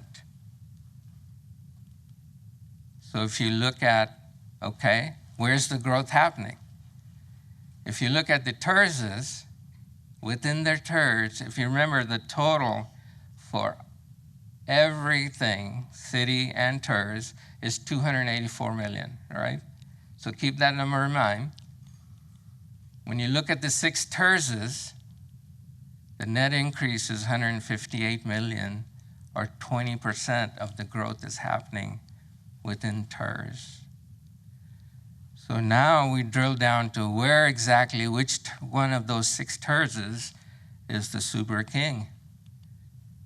So here are the 6 TERSs. The way I have it shown here is for each TERS, the size of that TERS, the acreage, the percent of increment that we have agreed to share, that we, the city, retains, and the other that is retained by the TERS. And the expiration date for that TERS, and finally the column with the red numbers, is the actual growth within those TERS. So if you look at TERS number 3 and 4, that's where the bulk of the growth is. TERS 3 is the Toll Brothers Savannah Ranch area. TERS 4 is the Meritage Homes Limestone. TERS number 1 is the very first TERS in Kyle that opened up Kyle's growth. Home Depot, HEB, Target area. That's not bad, 11% almost. And the most recent TERS created was the last one that you see on this slide, is the downtown TERS, is 8%. So that kind of explains why the tax rate is impacted. Remember that seesaw? The valuations go up, tax rates come down, valuations come down, tax rates go up. So the valuations, when you subtract the TERSs just for the core city, is only 2%. That has an impact on that seesaw. That is an external pressure on that balancing.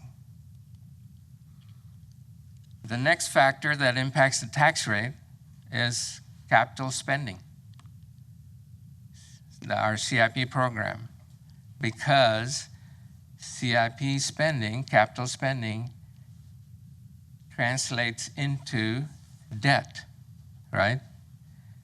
Whatever we cannot pay with cash or fees or interest income or impact fee, the net is borrowed, and that borrowed amount is the debt that translates into debt levy.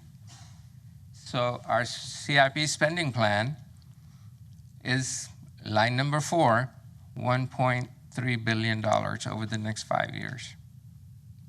And of that,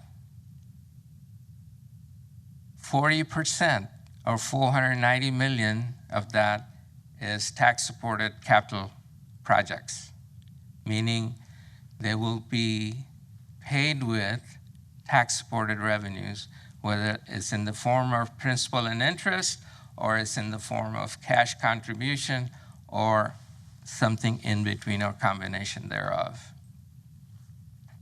So this is factor number 3. So if you look at that same 5-year spending plan, because that was one big number, right? $490 million for tax-supported, $781 for non-tax supported, which is your utilities, TERS, those are in that non-tax supported bucket. But now when you spread it over 5 years, so across is year number 1 through 5, and then you have a 5-year total. The top blue is the tax-supported capital spending over the 5-year window. That same $490 million, now it shows you by year what the plan is that our project managers and our departments have come up with for those tax-supported projects. I'm only going to focus on tax-supported items because we're talking about tax rates. Now, what are those types of tax-supported projects that make up that $490 million? Bulk of it is the first section, the 2020 general obligation bonds for parks, and the 2022 voter authorized bonds for the road bond program. And then if you look at other tax support CIP funding, lines 6 through 8,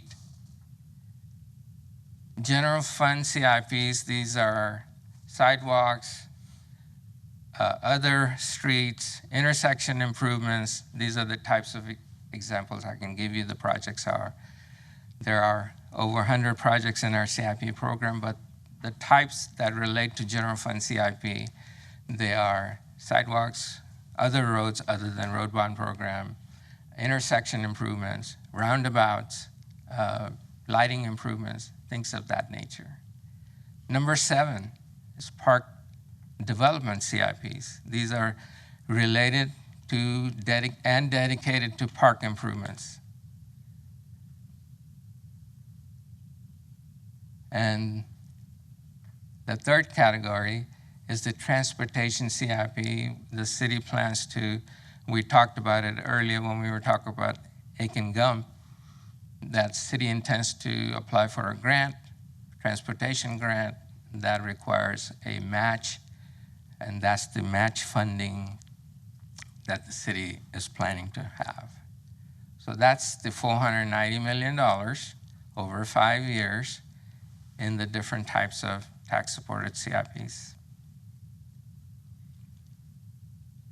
So as of today, the city owes $262,890,000 in different bonds for everything.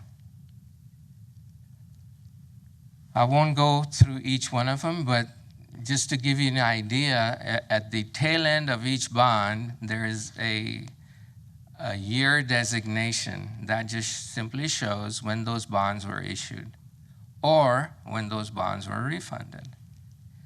So $262,890,000 is what we owe as of today for everything, tax-supported and non-tax-supported.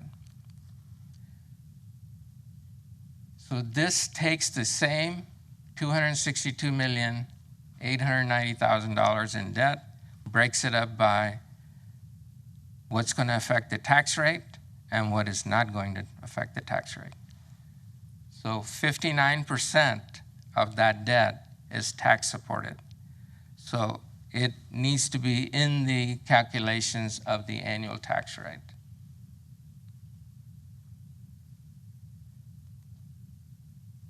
Same debt with the interest. If we hold these bonds up to maturity, we will pay another $168 million in interest. So for tax rate, we have to narrow it down to what is the tax levy for next year. That has to be recouped through the INS tax rate, right? So this table shows you our total debt service for next year is $26,771,168. That's the last line in red. Of that, we must recover through tax rates the first line, $18,970,692, or 71% roughly, must be recovered through the INS tax rate.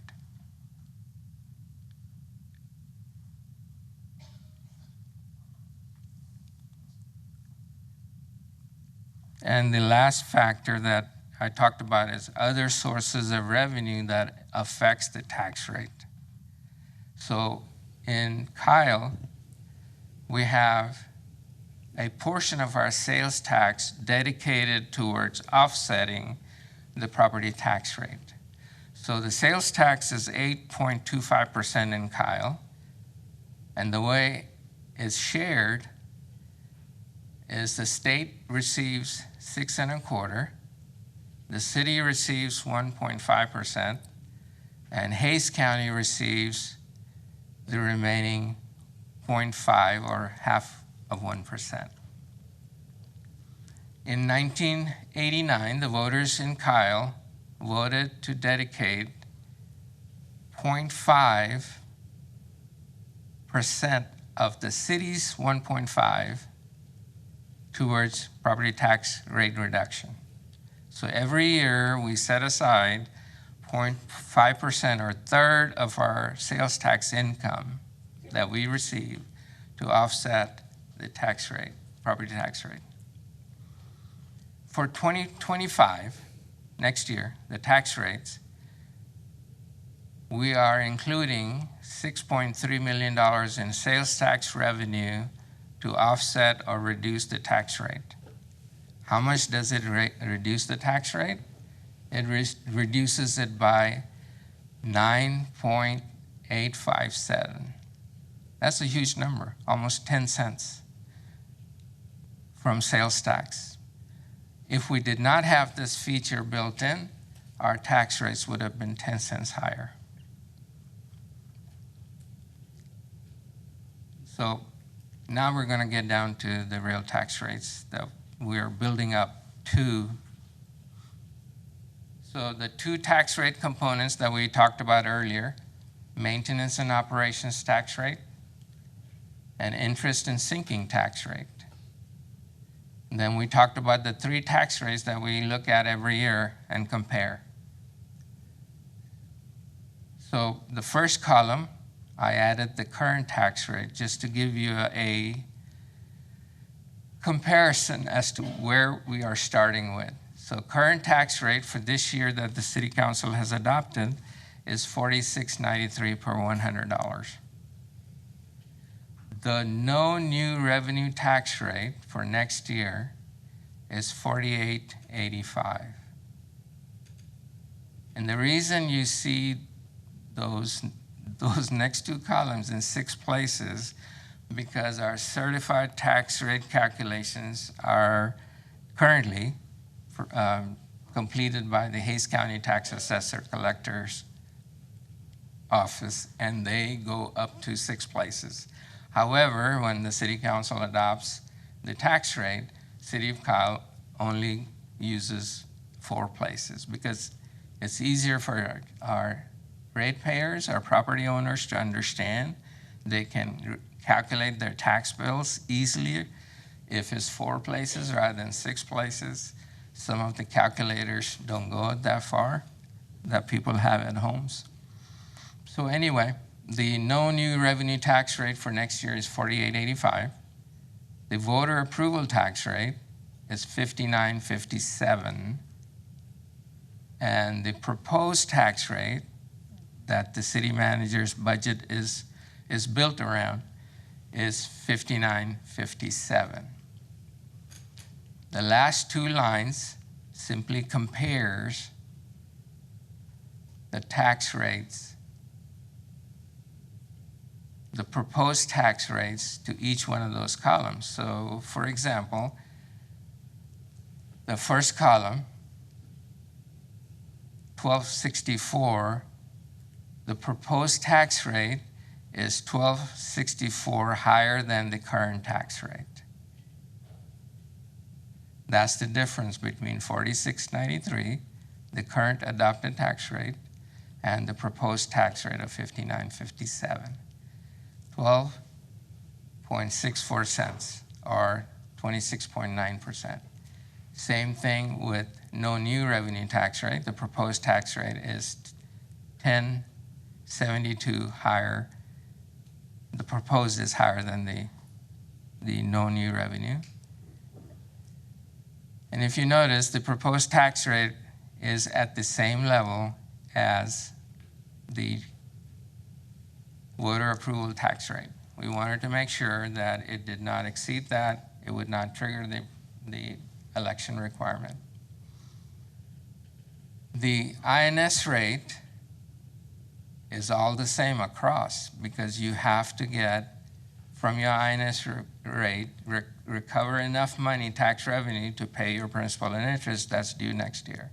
So we don't have a choice. The only flexibility we have is the M&O rate. So if you notice, the M&O rate is the one that's changing between those.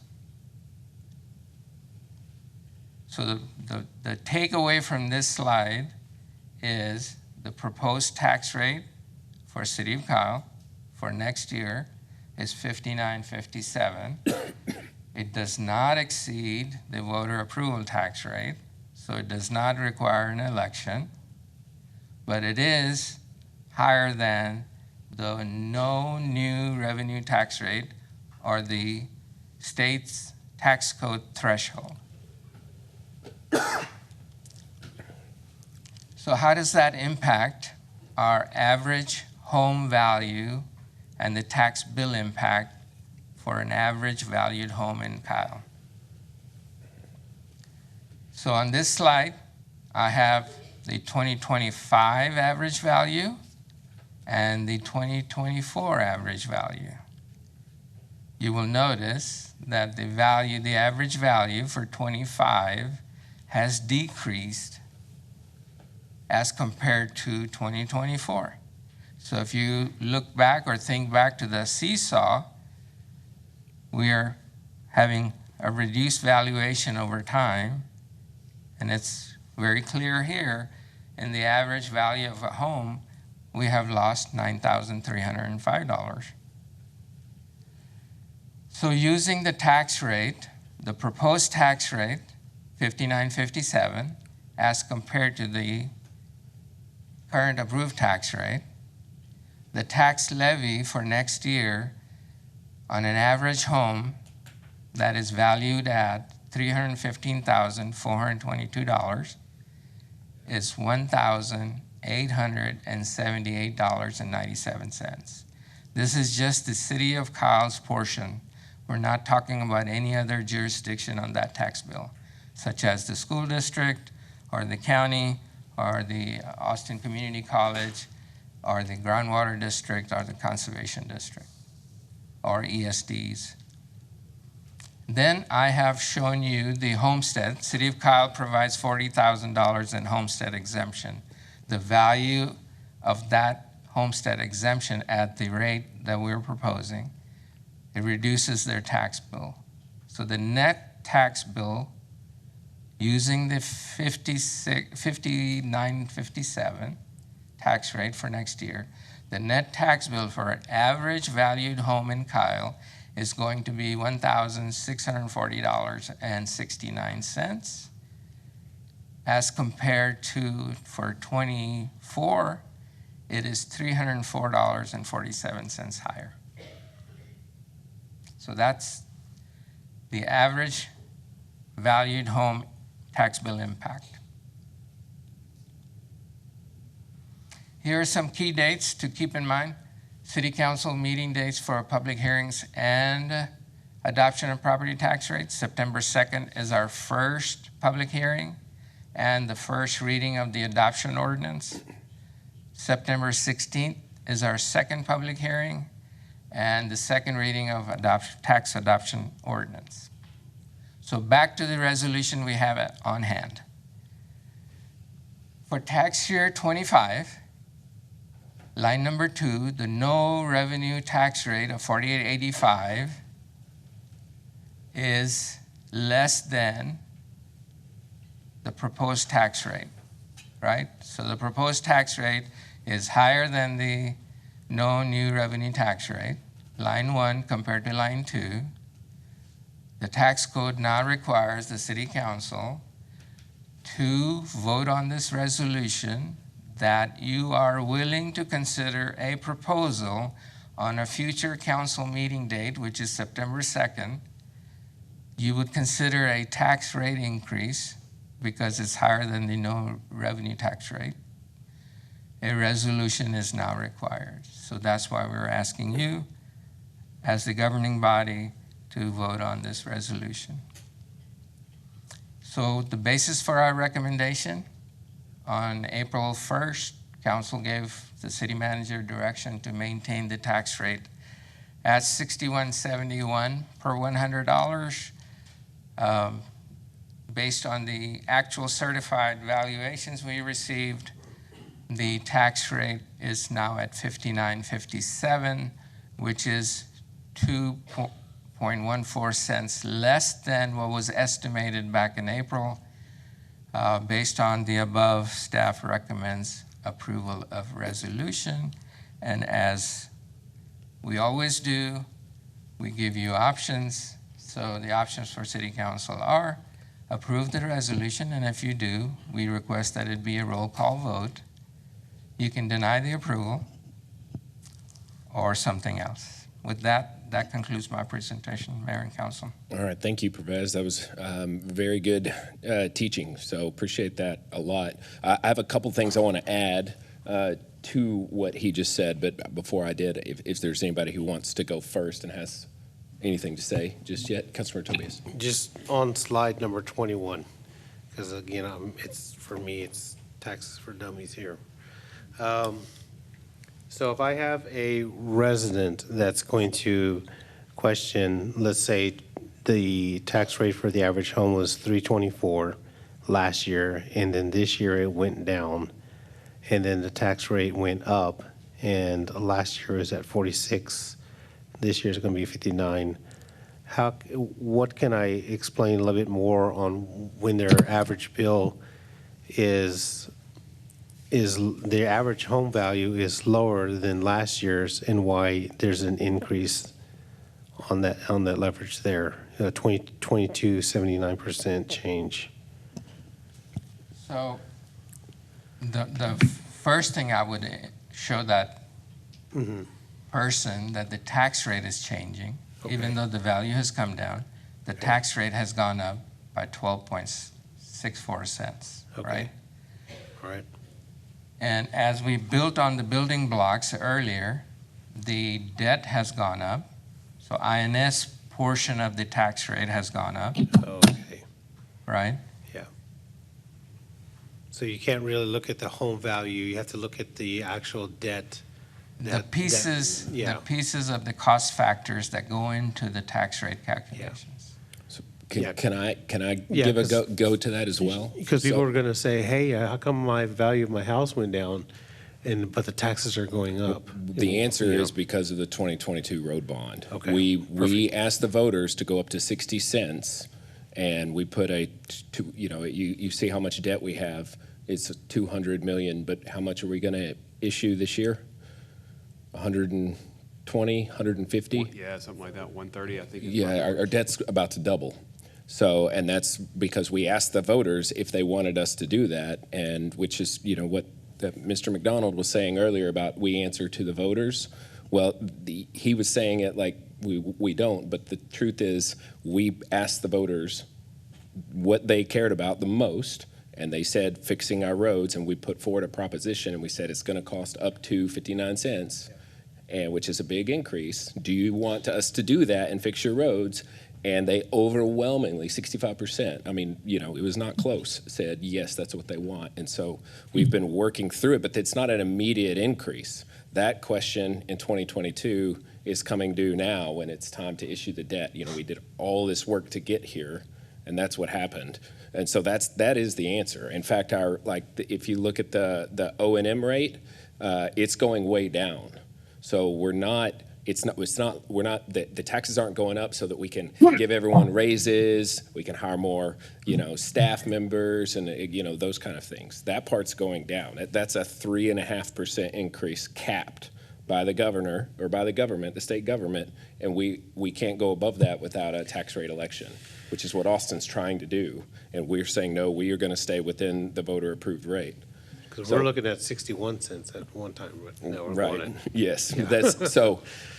But a couple other things that were said that you have to pay attention to with these numbers, because yes, it's being broken down in a certain way here.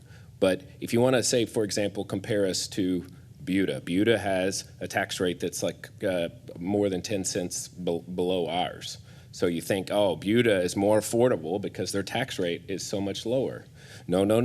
Not to the average homeowner, it's not. Number one, that $315,000 average home value for this year, the average homeowner in Kyle gets a $40,000 homestead exemption, regardless of your age. So if you own a home in Kyle and live here, you drop $40,000 off of that, which means we're only taxing on $285,000 or whatever that number is. I don't think I did that quite right, but it's $275,000.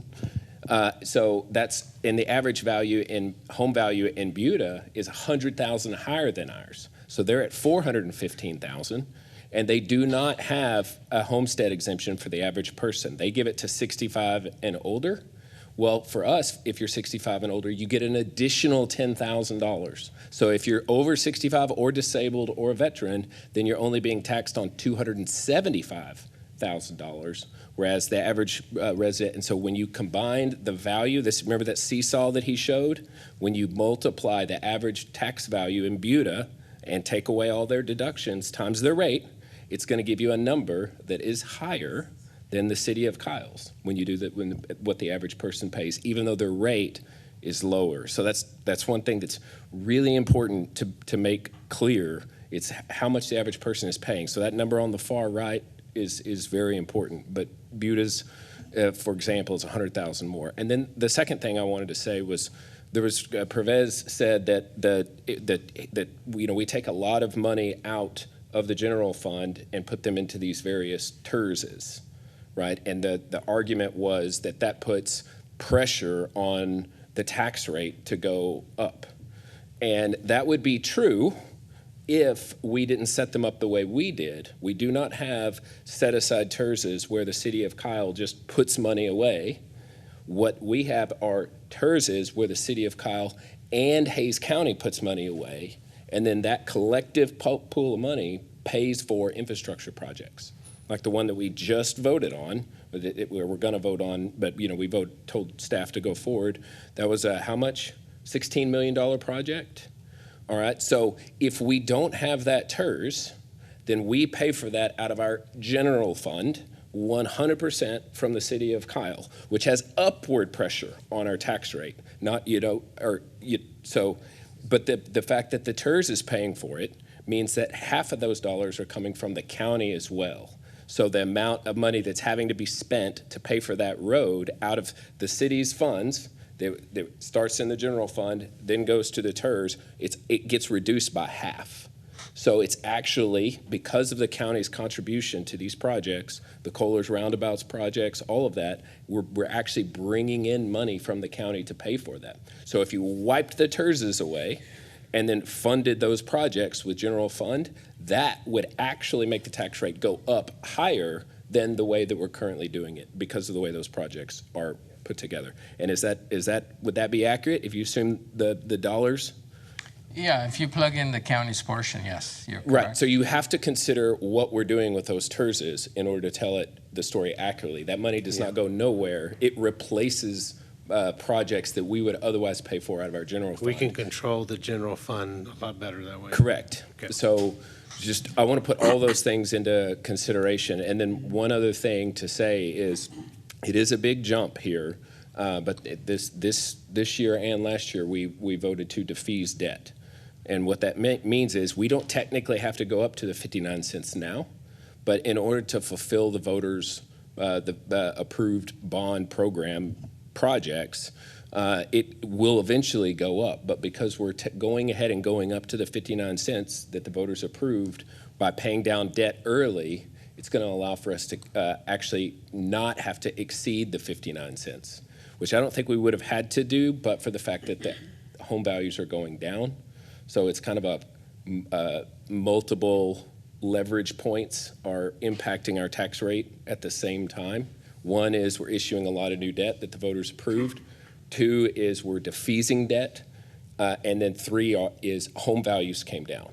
So you put all those three things together, and that's why the rate has come up. But frankly, I'm actually pretty impressed with the budget that was proposed and the way that you were able to keep it below, even with all the different projects and debt that we're issuing. So I just wanted to say that, but I did want to put all of that out there so that we got the full picture. Yeah, because it is the voter-approved amount that we told them in 2022, and we're keeping it to that right now, especially with all the projects and all the debt we have. We're still keeping it right at maybe a little bit under. That's right.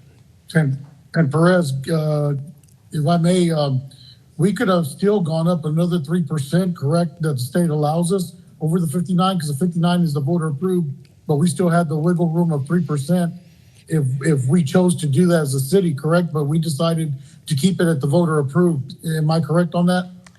No, sir. The 59.57 includes the 3.5 that the state allows us.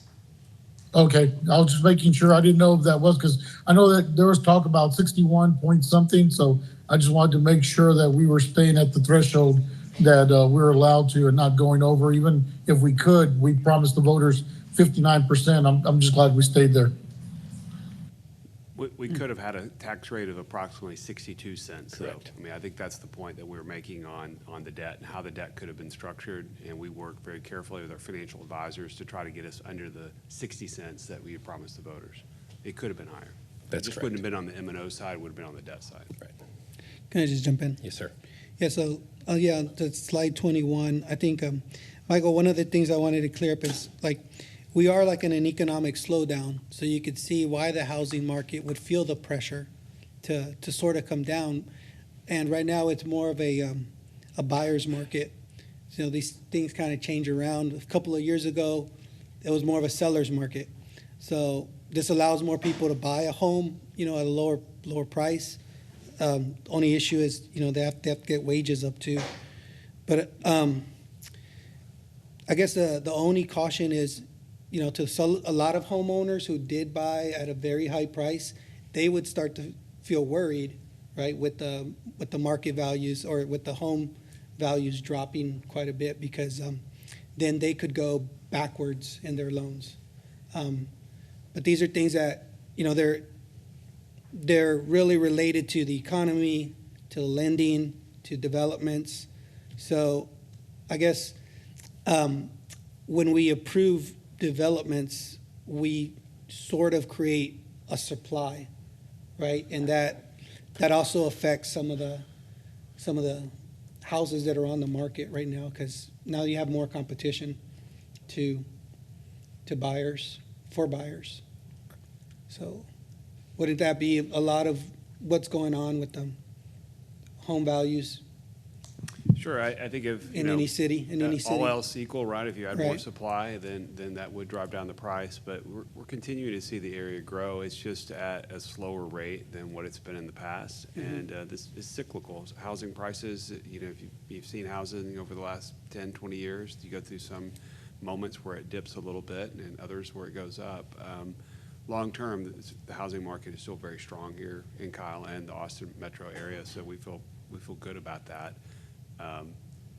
But this year it is down. Last year, it was a different story. Right. 2 years before that, it was different. So it's one isolated look, and these are somewhat fictitious numbers. Right. It's an average number to make it an average rate and a cost, but no one's going to be exactly on these particular points. Right. It's just an average calculation. Yeah, I remember a few years ago, their homes were just bidding price so high, and it was hard to protest it. But now it's kind of correcting itself, where you're getting more like a leveled kind of shift in some of the housing market. So those are just my thoughts on that part. All right, any other discussion? This does not require special motion. That comes later. That will be on September 2nd. What we need now is, if council wants to approve this, that we need a roll call vote, Mayor. All right. Motion to approve agenda item 29. Second. All right, motion by the mayor, seconded by Councilmember Harris, that we approve agenda item 29. Is there discussion on the motion? Roll call vote.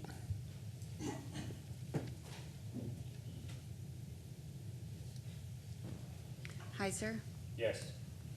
Tobias, Yes.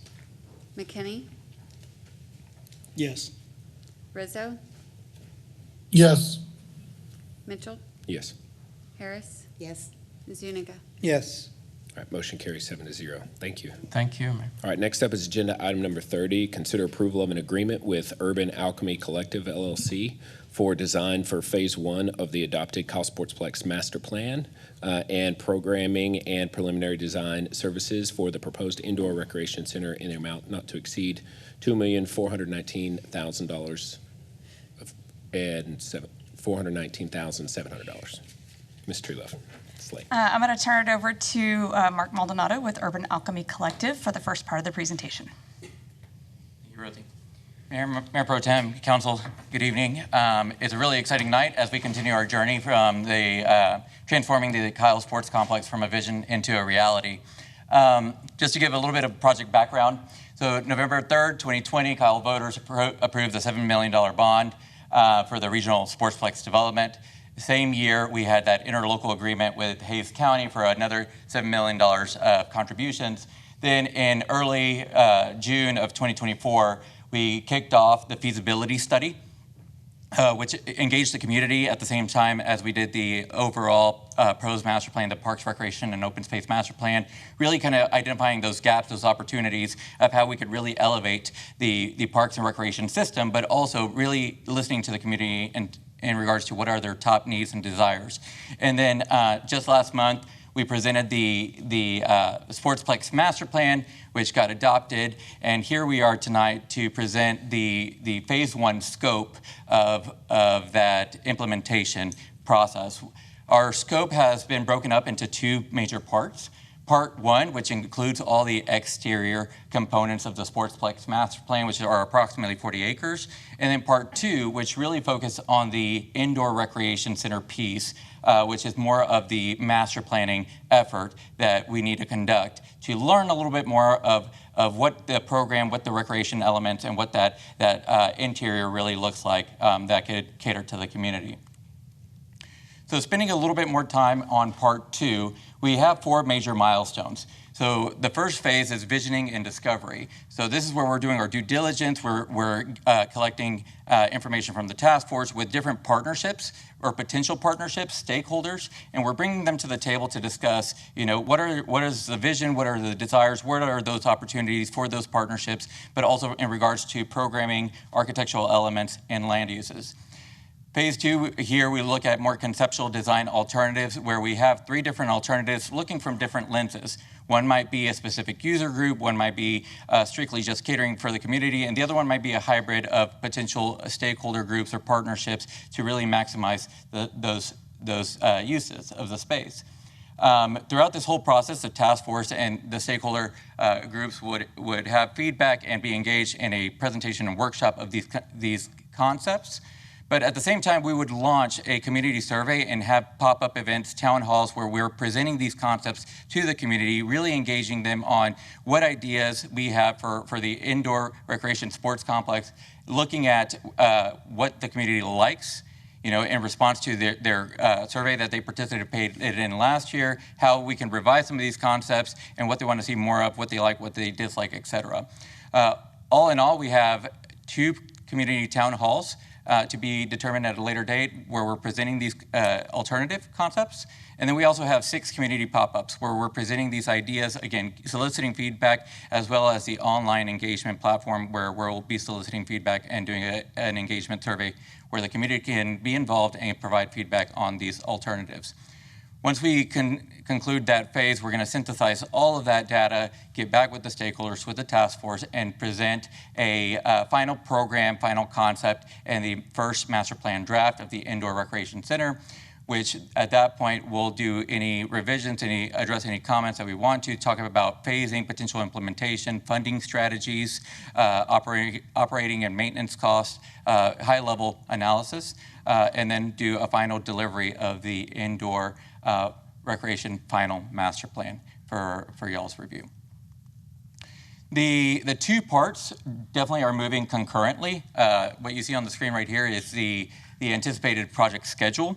So we have some parts moving a little bit faster than others just because of ease and convenience and logistics. But Area 1A, we have slated to be kicked off at the same time as all of the other parts, but it's wrapping up design in about April of 2026, going out for bid in approximately July of 2026, and then completed construction by about December of 2026. And then areas 1B, 1C, you have design being completed in about July of 2026, going out for bid in November of 26, with the approximate construction completion of November of 27. So those are the exterior components of it, all of which include design, permitting, bidding, and then construction administration, construction phase services. But through that process, you also see that part 2, which is a magenta pink purple color, which is that master plan delivery for the indoor recreation master plan that I previously mentioned. So with that, here's just a reminder of some of those renderings and the look and feel that we have. This was extremely high level that was presented in the master plan. So now we're going to be digging deeper, going into that 30% design set, 60% design set, 90%, and then final design set for construction documents. But also doing a deeper dive for the indoor recreation center as to what that space really looks like, what are potential partnerships, what are operation and maintenance costs, and how we can offset some of those funding strategies as well. So with that, I'll turn it back over to Rosie to cover the next couple slides. Thank you, Mark.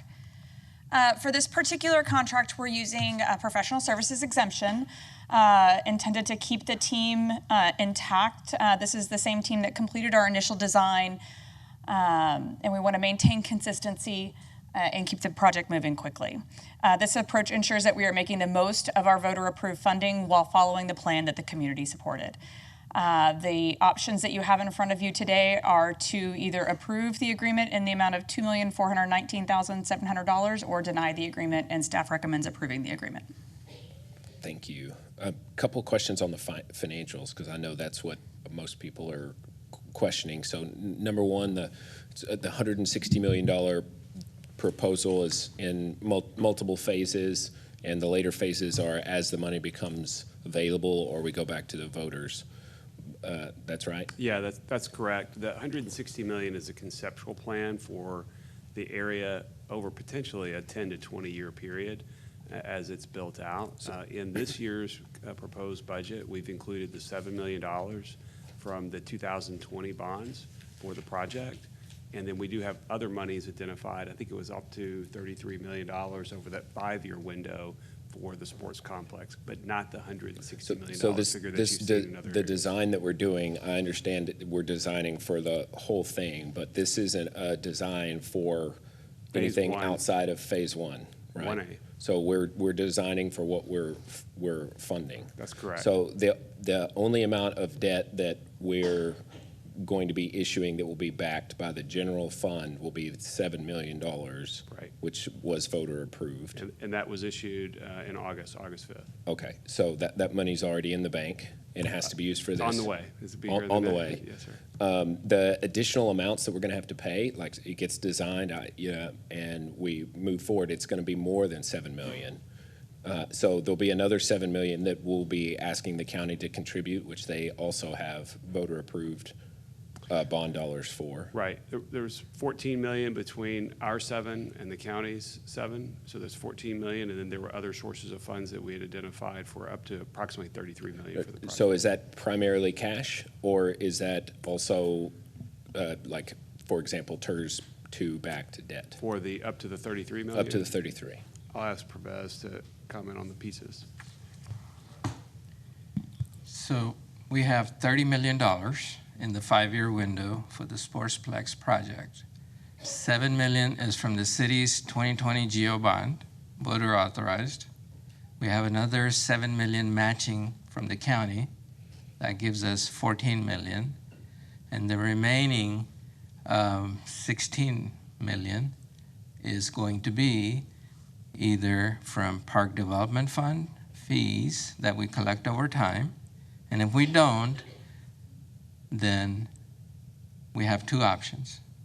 Either general fund makes transfers to cover that with cash from the fund balance, or we issue certificates of obligation, which is going to be a tax-supported debt, non-voter authorized tax-supported debt.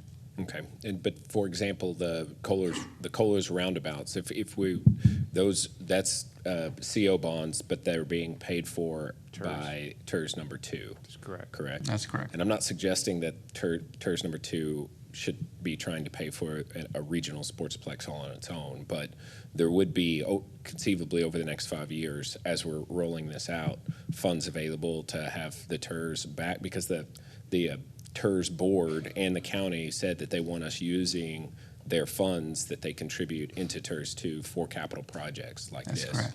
So there's conceivably that would be the funding mechanism for how we complete phase 2. So it's going to be a question for council. I won't be here when that happens, but I just want to put this in your mind that I do think that even with the monies that we're spending on the 3 roundabouts on Kohler's, that over the next 5 years, as we're rolling this out, that there would be capacity there within the cash flows from TERS number 2 to pay for the remaining amount, so that we don't necessarily even have to take park money. We could use that for other projects. And the reason that I say that I would prefer to do that is because if we use parkland development funds dollars, that is 100% our money. And that means that it could be used anywhere in the city. But if the TERS number 2, if we can afford to issue CO-backed or TERS-backed CO bonds, then those dollars are paid for by us and the county together. So the 14 million that we start with is a 50-50 match. So the county is literally, we're getting a Sportsplex for half off in terms of what our taxpayers have to pay. And then if we issued TERS-backed CO bonds for the remainder of the phase one, then that debt service would also be paid by the county as well as the city. So the entire $33 million project, essentially, which the city controls, would be paid back almost half, not quite half because the county's tax rate is lower, but it would be almost half of it would be paid for by the county. So it is a very good investment from that standpoint. And the only amount that the actual general fund would be on the hook for from the city of Kyle would be $7 million out of a $33 million project. So I think that's really important to really make sure you understand when you're talking about, because the narrative that's being put out there is that this is a $160 million project and all on the taxpayers of Kyle. And the actual math is that it's a $33 million project, and only $7 million of that is being funded and paid for by the taxpayers. So there's a big difference between what is being said, $161 million, versus what is actually happening, $7 million, which the voters approved. So I want to make that part real clear. Mayor, if I could just make one other clarification as well, is Cromwell Drive is a project that we'll be undertaking as part of the Sportsplex. It will go from basically the Sprouts area all the way up to Rickardson Drive. That could be considered a typical CIP project. We're funding that as part of that $33 million. So it's a road project embedded into the entire Sportsplex. So it's a park improvement, but also a mobility improvement as well. All right. Does anybody have any? Yeah, I was going to bring that up. Yes, that sir. actually, out of the 33, about 6 or 7 million is a CIP project for the road. So we're actually doing a lot less on the park. So we're not spending 33 million on the park aspect because you have that CIP road project in the middle of that as well. So if I may go ahead and add, so what you were proposing, or what some of the suggestions you were making, was utilizing some of the TERS money as like a certificate obligation to fund that. But I guess my question would be then, we still have Heroes Memorial that we have to pay down on, including a lot of that area. So by doing that, are we taking away funding to get that paid down to pay on for another project? You see what I'm saying? Because we're trying to pay off Heroes Memorial, and it's like $10 million there. So if we're going out and saying, well, what we'll do is we'll take a loan out on the TERS, but then that puts us more in debt to try to pay off the Heroes area, because we don't have a lot of development out there yet, and we just got finished seeing that it's one of the lowest of the incoming as far as the tax revenue. So that would be a question there to say if we chose that route, we would get behind on those payments there as well. Well, we do have a payment from TERS number 2 back into the general fund as a repayment for Heroes Memorial Park. That was something that's in our budget. It's a part of the 5-year plan as well. So those payments and repayment that has been discussed previously with the council, that's in our cash flow model. Okay. What if the situation would be to where we took from other park funds? Because I'd hate for all of our park money to go towards something like this, and then some of the other parks don't get funded for later on, or improvements and so forth. So let's say Lake Kensington, because I know we have it budgeted for 17 million, but we don't know for sure if it's going to, what concept design we have would come out to that much. It might come in a lot lower. So would some of that funding could be rerouted in the sense to, because I'm just trying to be devil's advocate here, but at the same time, I'm trying to figure out how this would get paid for in a sense. Because everybody, a lot of people that we hear that come here are totally against the Sportsplex from the beginning.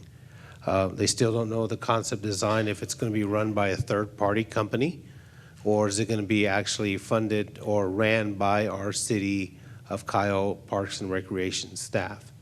But at the same time, I'm talking mainly about the finances of how Phase 1 would get funded, because again, one of the biggest needs that we've had was to have an indoor recreation center. So as much as I've had a lot of people harp on me about moving forward with this, I remember a time 22 years ago when we moved here, we didn't have anything. So I'm really interested in the indoor recreation part. As long as I know it's ran by our city, and it's for our residents and so forth. But I'm just trying to get a grasp of the funding of how this would go. And if it approves with the $2,400,000, where would that money come from? The $2 million for the concept design, is it going to come out of the $7 million or the $14 million, or is that going to come straight from the general fund right off the bat? No, it comes out of the bond proceeds, and so let me try to address some of those questions if I could. First of all, Lake Kensington, the all-wheel skate park, the improvements that we're making all over I'm getting choked up just talking about it. Well, one way to say it is all of those projects are being paid for 100% by the taxpayers. This is the only park project that we are moving forward with that also has a county match. Like if the actual math of it is the opposite of the way that folks are trying to make you think. The truth is, if we were being financially smart with the way we use the taxpayers' money, we would get rid of Lake Kensington, we'd get rid of all the skate park projects and all that, and we'd put everything into TERS number 2. Yes. Because TERS number 2 is, obviously that's not what we're doing. That I understand, we got the matching funds. Right. Yes, I do. I guess what Tobias is saying is TERS number 2 is not the entire city. So Correct, that's why we don't want to suffocate other projects that we all believe, our residents deserve too. This is a very high quality project that we do want to bring, and it does make mathematically good sense to partner with the county on it. And that was going to be one of the questions I was going to ask is, if we went to a bond where we needed more money and let the voters decide, is it a joint county city bond? So because both will be the users. Yeah, let me try to address that. Yeah. I'm sorry I got choked up. My a questions second should ago, be followed up after. Yeah. So I think the first thing is all of the parks that we've talked to you about, whether it's the all-wheels skate park, Right. Lake Kensington, the playground improvements that we're doing, all of the things across the system, and we've got a lot of those in play right now. They're all funded in the proposed budget. So this is not a mutually exclusive exercise that we do the Sportsplex and something else doesn't get done. That's not what we're suggesting. We're suggesting that all of those projects go forward simultaneously. That's the proposal. The bonds that were approved in 2020, 5 years ago, by the voters, was for an outdoor Sportsplex. We're trying to fulfill the direction of the voters that they gave us for those bonds. That's what this is about, is delivering that promise that was made to them. Those are bonds that are issued by the city and the county. So individually, this county issues their own bonds. You, on August 5th, the council authorized $7 million of bonds for this project. Those are funds that will be used to pay for this design cost and ultimately the construction. So that's how that works. But I guess I just want to make sure it's clear. This project does not take away from another project that's been discussed. To Councilmember Tobias's point, we don't know yet what the final cost of Lake Kensington is going to be. It could be $15 million, which that would potentially give us $2 million more that could be used for any other project that you thought was appropriate, or just to lower the total cost. Those are things we'll know more about as we get into design. Just like for this particular project, we have an estimate of what the cost is, but when we get into the actual design, thank you. When we get into the actual design for all these elements, we'll have better ideas about what the cost will be and what are those offsets and options that we have of managing those costs. But until we get into the actual design, you don't know that. Okay. So this is the beginning of the process. It's many different discussions that we'll have on it. But again, From our standpoint, voters gave direction in 2020, $14 million. We want to put that money to action to actually build the project that we were directed to build by the voters. Yeah, and I guess the other things I would add would just be that as we look at the indoor design, which is based on that's what we're sort of moving on to understand this, and it's been helpful to get more communication. The more that we talk about this, the more it's becoming pretty clear to everyone out there. I heard about the Cromwell, the Richardson extension, so I knew that there was going to be part of that in the funding that we're looking at in here. So it's no surprise anymore. It's no surprise that we're putting these amount of dollars in here. The next clearer level that we have to get to is what kind of partnerships can we work on? Because I do believe TERS makes sense, but is that the only thing that we can use? Financial tool? What are the financial tools? And I am on board with moving on in phases so that it's easier to take it in, right? People got upset with me the other time because I voted for the master plan design. And I said, look, I just want to put it on the table. I think that families with children deserve, a stake in this as well. We need to have some sort of rec center. So we got to keep that focus to community, local, or, for our residents first, right? Obviously, we can't have it all free if it's only paid for we got to have some way to operate it, right? And what I'm saying is find the answer, find the solution, right? Because I think we're starting to get to that place where people are starting to see what vision we could have. We just have to have a way to financially sustain it so that it doesn't suffocate all the other great projects in our city, The due diligence and feasibility. Look at Sorry. the bond, the amount that we owe. I mean, I'll just reflect off of that, and then everybody else can chime in. I'm just looking at also what we owe on our city debt as far as our bonds. We're still paying off stuff from 2013, and then also with the police station and with Heroes. So I'm just keeping a lot of the finances in mind when I'm making my decision. Councilman Rizzo. Yeah, one of the things about those projects is we built them at the right time. We did them pre-COVID, so we got really good bargains on them. We're probably going to be paying them all pretty quickly. I think the PD's almost a third or something like that paid off. Might be a little bit wrong, but we did those at the right timing, and longer we put projects off, it's going to cost us more. But we're not building a $150-something million project. We don't have that kind of money.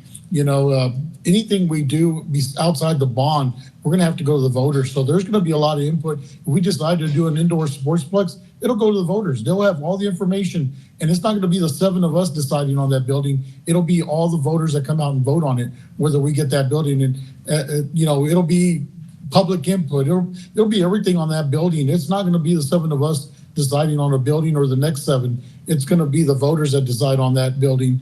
But right now, moving forward with what we've already been allocated is important because the county expects us to use that $7 million. If we don't use it, they're not going to. We lose that $7 million.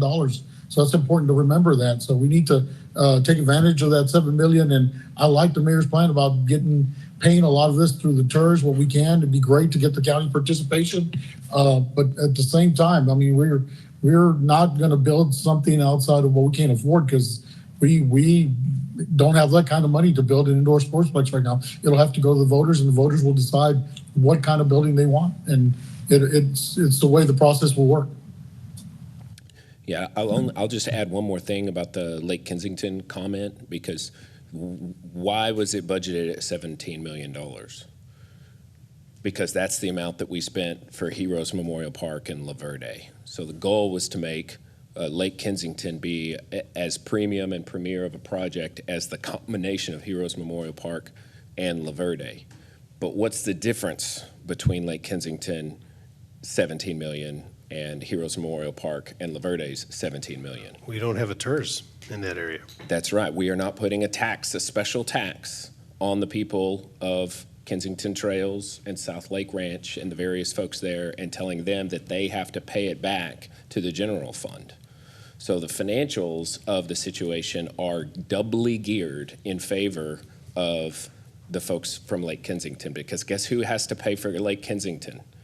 People who live in the TERS number 2, they still have to pay for Lake Kensington. But guess who doesn't have to pay for Heroes Memorial Park and La Verde? People who live in Kensington Trails, because it's being paid back from the TERS debt service, as a form of debt service. So the financials, the actual math of the situation is doubly weighted in favor of Lake Kensington. So the truth is, in terms of that payback, if we were going to treat it fairly, this is what financially fairly would be. We have a $17 million park on the west side paid for by the general fund, and a $17 million park on the east side paid for by the general fund, and everybody pays their fair share.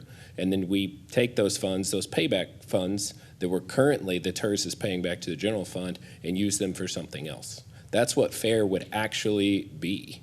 So it's just I know it's tempting to want to buy into the rhetoric and say, you know what, they're getting so much on the west side, and they have those nice parks. But the truth is, we are taking the excess resources from our most profitable district in our city, and we're using them to self-fund projects, whereas the ones on the east side are not being self-funded. They're being paid for by the entire city. So I would really like to see this council stand behind these projects as they're being proposed and understand that it is more than fair from the standpoint of equity and inclusion and distribution of resources. It's if anything, it is unfair to the people who live within the TERS number 2 to say they have to pay for their intersection improvements. They have to pay for Cromwell. They have to pay for a Sportsplex, all on their own, while everyone in the city uses it. But on the east side, it's not the same argument. Everybody contributes to the projects on the east side. So I hope we can keep those financial realities in our minds and stop. And I'm not suggesting anyone is doing that here. I'm saying that is what has been, by a small group of people, that has been the argument they are trying to get us to believe. And it is not true. It's not true. So anyway, I would very much like to vote on a design plan for a Sportsplex. I've been trying since 2017, and I think our community as a whole could really benefit from it. Mayor, motion to approve agenda item 30. Second. Motion by Mayor Pro Tem, seconded by Mayor, that we approve agenda item 30. Is there any further discussion? All those in favor say aye. Aye. All opposed? All right, motion carries 7-0. All right, next up is agenda item 31, staff reports. Receive a report, hold discussion, provide staff direction regarding the results of the risk assessment and analysis completed by Weaver and Tidwell, LLP, for the city's critical organizational processes. Mayor and Council, just a quick background before I turn it over to our consultants. In February 2025, the City Council approved a resolution authorizing the city manager to execute an agreement with Weaver and Tidwell, LLP, to conduct a risk assessment analysis of the critical functions and processes within the city organization. The city's consultant, the Weaver team, has completed the risk assessment analysis and has issued a report. Under this agenda item, the Weaver team will present the results of the risk assessment analysis and review the recommendations with the City Council. So let me introduce to you the Weaver team. We have Brandon Tennis, he's a partner, and we also have Holly Hart, she's a director with Weaver also. So with that, I'm gonna turn it over to Brandon. And as Brandon's making his way to the podium, I did want to say they were traveling today and they asked to be at the end of the agenda. Now this feels like punishment to make you stay here for hours. So they got here ultimately pretty close to on time. So we're sorry for the wait, but glad to have you here. No. It's a pleasure to be here, and we've learned a lot about the city today. It's a great time to be here at the city of Kyle. And so it is a pleasure. Again, what Perez introduced us, we are here to talk about the briefing of the risk assessment that was performed here for the city. And so my name again is Brandon Tanis. I'm a partner with Weaver's Governance, Risk, and Compliance Group. and I'm joined with Holly Hart, my colleague that was boots on the ground, worked really closely with city management and other staff as well throughout this process. So a little bit about Weaver. We are a full-service public accounting firm.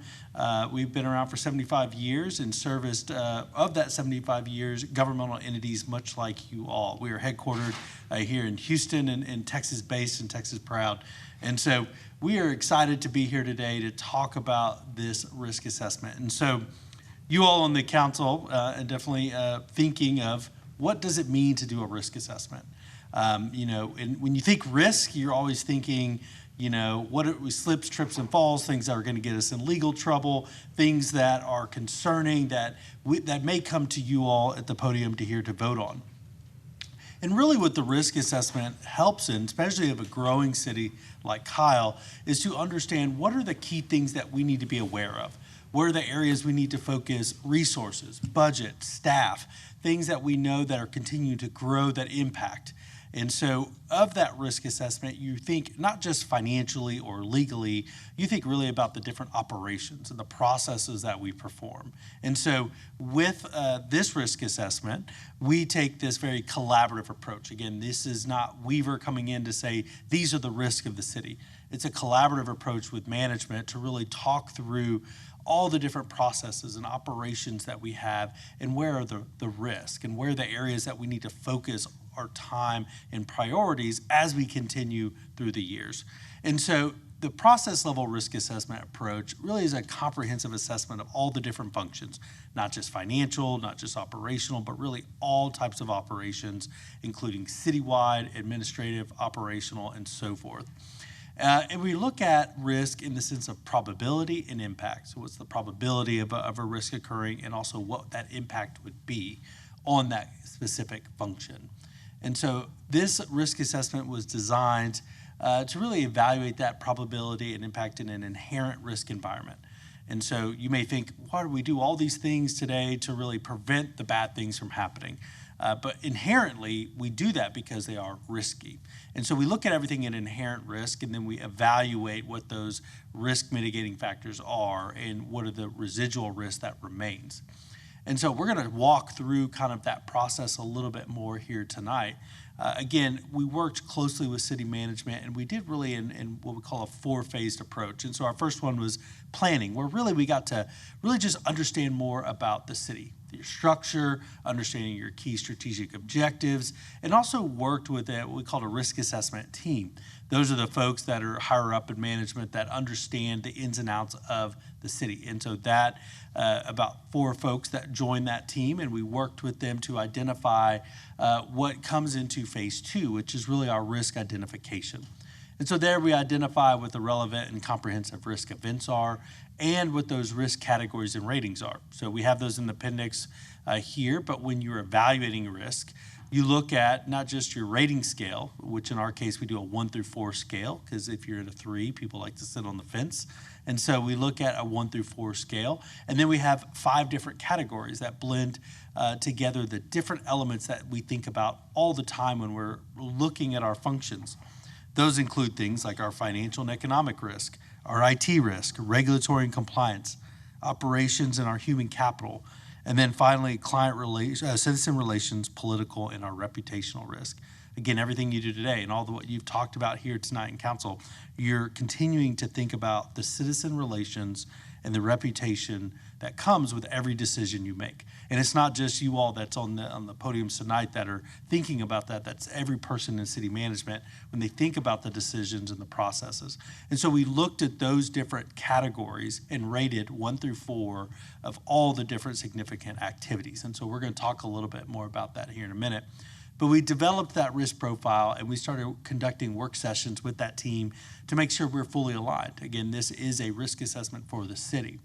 And in phase 3, that's really where all the legwork happened, where we had facilitated sessions with management throughout the city to really evaluate each one of those significant processes and really to confirm what is the inherent risk, also looking at risk mitigation factors and those efforts that are done to really derive to a residual risk rating for every single process. And we validated those risk results as we went through. And then in our final phase of evaluation and reporting, that's where we meet back up with our risk assessment team, confirm those ratings, determine is there any rating adjustments that need to happen due to other assurance activities. Do we have other consultants that come into play? Do we have some new policies or procedures or other opportunities to help reduce that risk?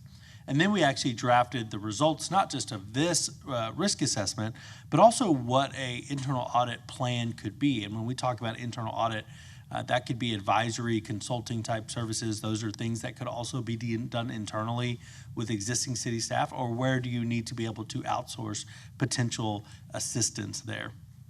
And so with that approach, we came up with our summary of our results. And what I will say is this is a snapshot. And so every time you do a risk assessment, it's a point in time reflection. So it's like taking a photograph of what are the risks that are there for the current processes.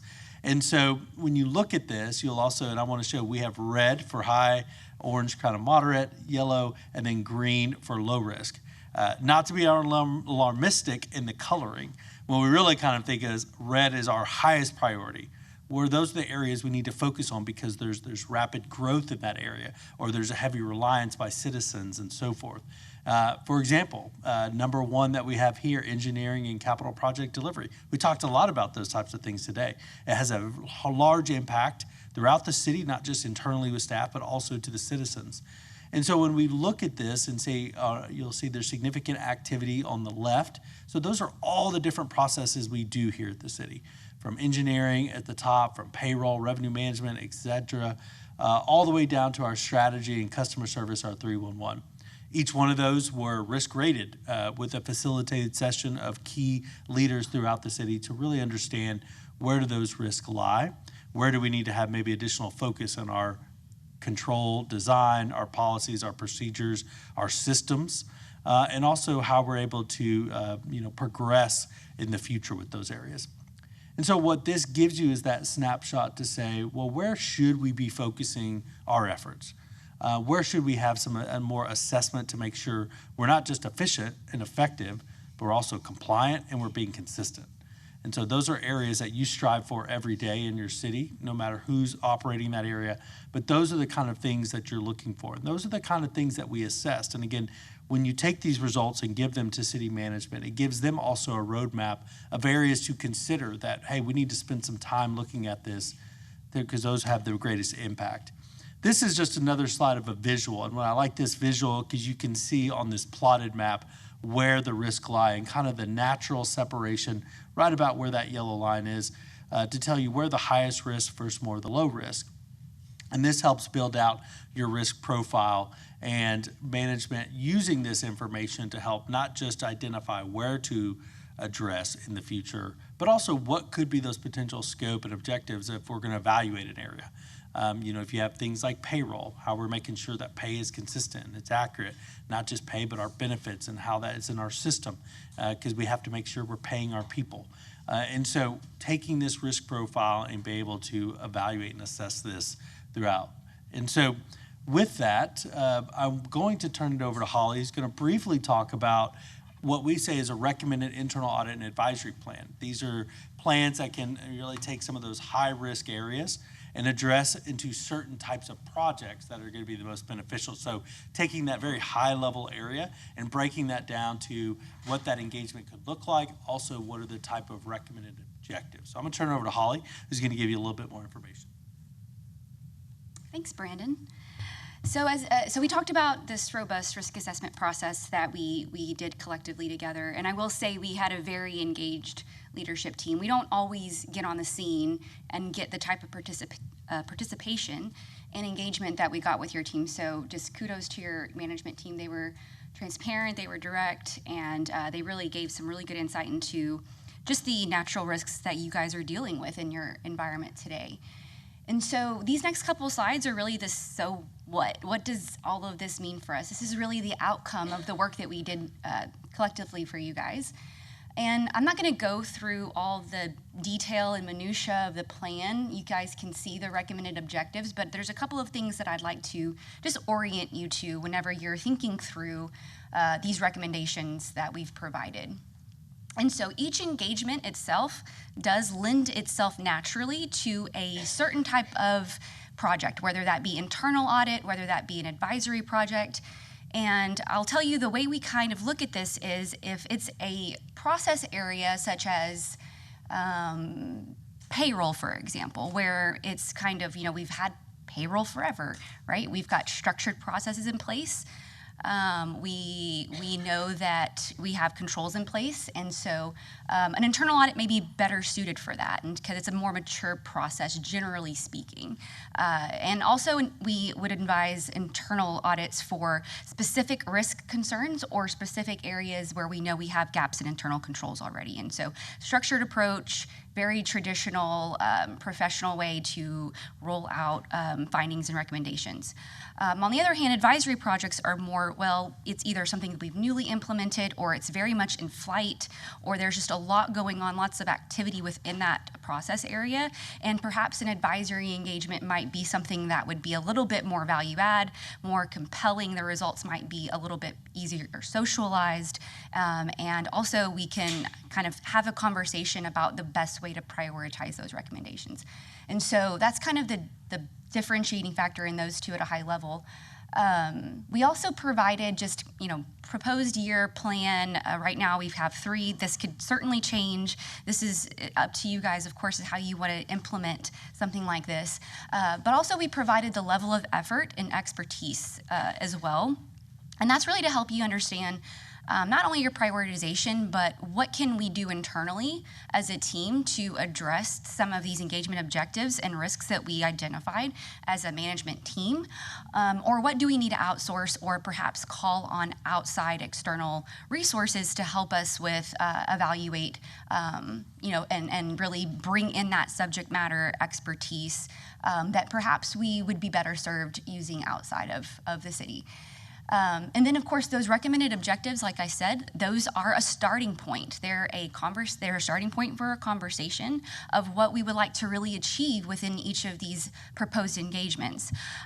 Planning is always a big part of any project like this to ensure that whenever we're actually executing on that project, that we're bringing the most value with the engagement objectives. And I'll also mention that, in addition, you're always wanting to consider what is our strategic planning process saying, what is the results of all these robust strategic planning efforts that you guys have been doing, and how can we ensure that our engagement objectives really continue to align with what we're seeking to achieve in our strategic plan, our master plan. And so again, it's always a conversation about what are the risks that we're concerned about, what are the emerging environment that we're operating in, and also what did we promise our residents that we were going to really achieve. And so we consider all these factors whenever we're thinking through our engagement objectives, and they're always in flight and they're a moving target. So a good planning process and conversation is always necessary before really deciding what the final scope and objectives of the engagement are going to be. And the last thing I'll mention here is that we also endeavored to ensure that there was adequate coverage across all the different processes of the city. And so you'll notice where everything from lots of your administrative processes and financial processes to technology and disaster recovery, business continuity, information security, to city planning and development, which we've talked a lot about today, to even public safety and utilities. And so it's all covered here, to some degree. And of course, this is a snapshot, as Brandon mentioned. It's a point in time summary at a high level of where we thought our risks naturally were, where we think we have opportunities to improve, zoom out a little bit and really evaluate more holistically, what we could be doing better as a city. And so I'll kind of finish with just summary and next steps. We've talked a lot today about risk assessment process. Again, it's a point-in-time snapshot. You have an engaged management team. They're very much willing to have those conversations regarding risk. And so we recommend take a look at this periodically. Has something changed? Does something on the second or third page need to rise up to the top? We do the objectives that we need to seek in each of these areas need to change? And so that's a good conversation to have on a periodic basis. And as I mentioned earlier, each of these process areas lends itself to a particular type of engagement tailored to address the risk categories that we talked about earlier: operations, technology, compliance, regulatory. And so it's always important to evaluate the engagement objectives within these risk categories, as well as that foundational strategic plan that we have as a city and promised our residents that we would achieve. And then, of course, consider the level of expertise and effort that you're going to need to resource these engagements. Some may require, a little bit more of investment in others. Where can we use internal resources, and where can we supplement that with subject matter expertise outside of the city? And so with that, we can take any questions for you guys. Well, if I could just quickly try to summarize as well. First of all, thank you, Holly and Brandon. Appreciate you being here. Sorry for keeping you so late. But this is a complement to the external audit process. We had a little bit of conversation about this during the charter review process about what is an internal audit program, how does that look, what are the various ways to do it. This is how you set up an internal audit program. You first start with a risk assessment so you can truly understand where do you need to focus, what are the types of activities we want to look at in a growing organization with a lot of complexity, what are the areas you want to focus on. Last year we added funds into the budget so we could do these periodic type of audits, and we have an ongoing funding stream. I believe it's $150,000 per year in the budget for various things. So we really wanted to know where was the right area to focus on that and to make sure we had the highest impact projects. So over the next few months, special projects will come forward to you, ones that rise up into this risk assessment, ones that make sense. We'll bring those contracts to you when we need to, and you'll see those coming forward. So as you go through the whole course of a year, we'll hit various activities, and this plan will actually be implemented over time, along with the external audit that we do. So you'll see all those things come together. So we want to make sure you saw that since you saw the risk assessment contract that had come to you some months ago. We wanted to close that loop so you understood how it was going to be used. Hopefully that's helpful. Thank you. I know this is new. Councilmember Tobias. All right. Again, thank you for staying late. I know it's going on 11, so I'll be brief with my questions.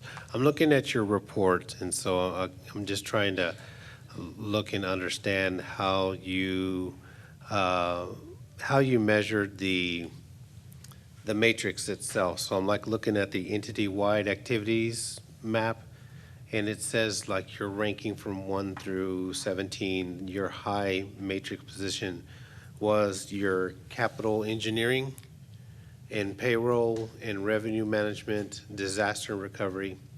So, and then you got grants, and then you go on to your moderate budget and planning and so forth. How does that all fit together, and how were you able to get those numbers did you speak to every single department to kind of see where we're at, and then that way you made your evaluation to say for the city of Kyle, some of your highest matrix is in the engineering, I guess maybe because of our capital projects, correct? Right. And so how we get to the numbers and stuff, we have a 1 through 4 scale. If you look in the report in the back, you can actually see what that scale looks like. We also have, where's the clicker? So I'm going to jump to the appendix real quick because we do show what that scale looks like. And so I'm going to go here. So you have a 1 through 4 scale. And so when we have what we call the facilitated session, the facilitated session is we have key representatives from every department or leadership that represents all aspects of the city. They're invited for this session. It's about 4 hours where we sit down and we sit in a kind of open setting like this, also facing each other. And we talk through each one of these process areas and say, you have the scale of 1 to 4. We also have the risk categories. And we sit down and say, okay, we're going to start with, let's say, engineering. When we think of engineering and capital projects and we think of financial and economic risk, where do you think the probability and impact is on that risk area for that process area? And each people start going around the room and start talking about that. Usually it kicks off with the person that's over that, so management or director that's over that area, and then people that have experience with that area may also chime in and say, yeah, do I agree with that, disagree? So it is a time-consuming process, but very fruitful because, again, it's not Weaver saying this is high risk, we hear from the different aspects of the leaders of the city that talk about, yes, it's this and why we think it's that. Then you have the boots on the ground that say, no, not just quite yet. This Right. is really So- goes on in the field. And there's changes that happen, right? It'd be like, well, I really think this is a 3 or a 4 or a 2. And then we'll ask, well, why do you think it's that rating? And so you have some really good conversation. But again, it's the city that you get confirmation from the leaders before we move on to the next one that, yes, I agree with those ratings. And that is a reflective. And so that is agreed upon by those leaders of what the risk rating is for each one of those process areas. Okay, so how does that help, Brian, for you with these numbers that you see? I guess does it help when it comes to your management team to where you can start assessing where the higher risks are or where the needs are in the sense of planning and strategic and funding and so forth? Because like I see animal service is low, but you also have the police, public safety at number 11 at high. So I'm just. Yeah, so what we're going to look at is the high probability, high impact areas of our organization and of the city and what we're doing as a team. And those are the areas we want to spend more time on to make sure, have we reviewed those processes? Have we done an internal audit on a certain aspect of that operation? Have we had an overtime audit on payroll? Have we looked at those things? Oh, What would be the individual areas that you would want to make sure that proactively, not because we've identified a problem, but we want to make sure there's not a problem. We want to make sure we're doing everything we can to manage all those costs. How are you managing it? And just in the engineering and capital project delivery, you just saw that from Pervez, $1.3 billion of funding is going to be tied up in that over the next 5 years. So there's a lot of contracts, there's a lot of processes around that, and there's a lot of risk because of the dollars that are involved. That's what helps us determine it's an activity that's worthy of our time, that really makes sense to look at, and then helps us hone in on how do you look at that carefully. So it's Hopefully better that than helps just you. kind of like, let's get everybody together and say, Tim, what do you think about this? And Chief Barnett, what do you think about that? Oh, everything's going good, but you can actually break it down per department and say, this is our strategy, this is our goals. And it helps our city grow a lot better. Yes, sir. It gives become you a more roadmap professional. of how to manage a large and growing organization, 500 employees, $600 million budget, a lot of pieces. How do you proactively manage that in a way that helps the organization, helps the council, helps the city move forward? Okay, thank you. I appreciate it. Thank you, ma'am. Thanks. Hopefully that helps. So I want to emphasize, the scores do not mean that we are not addressing the risk.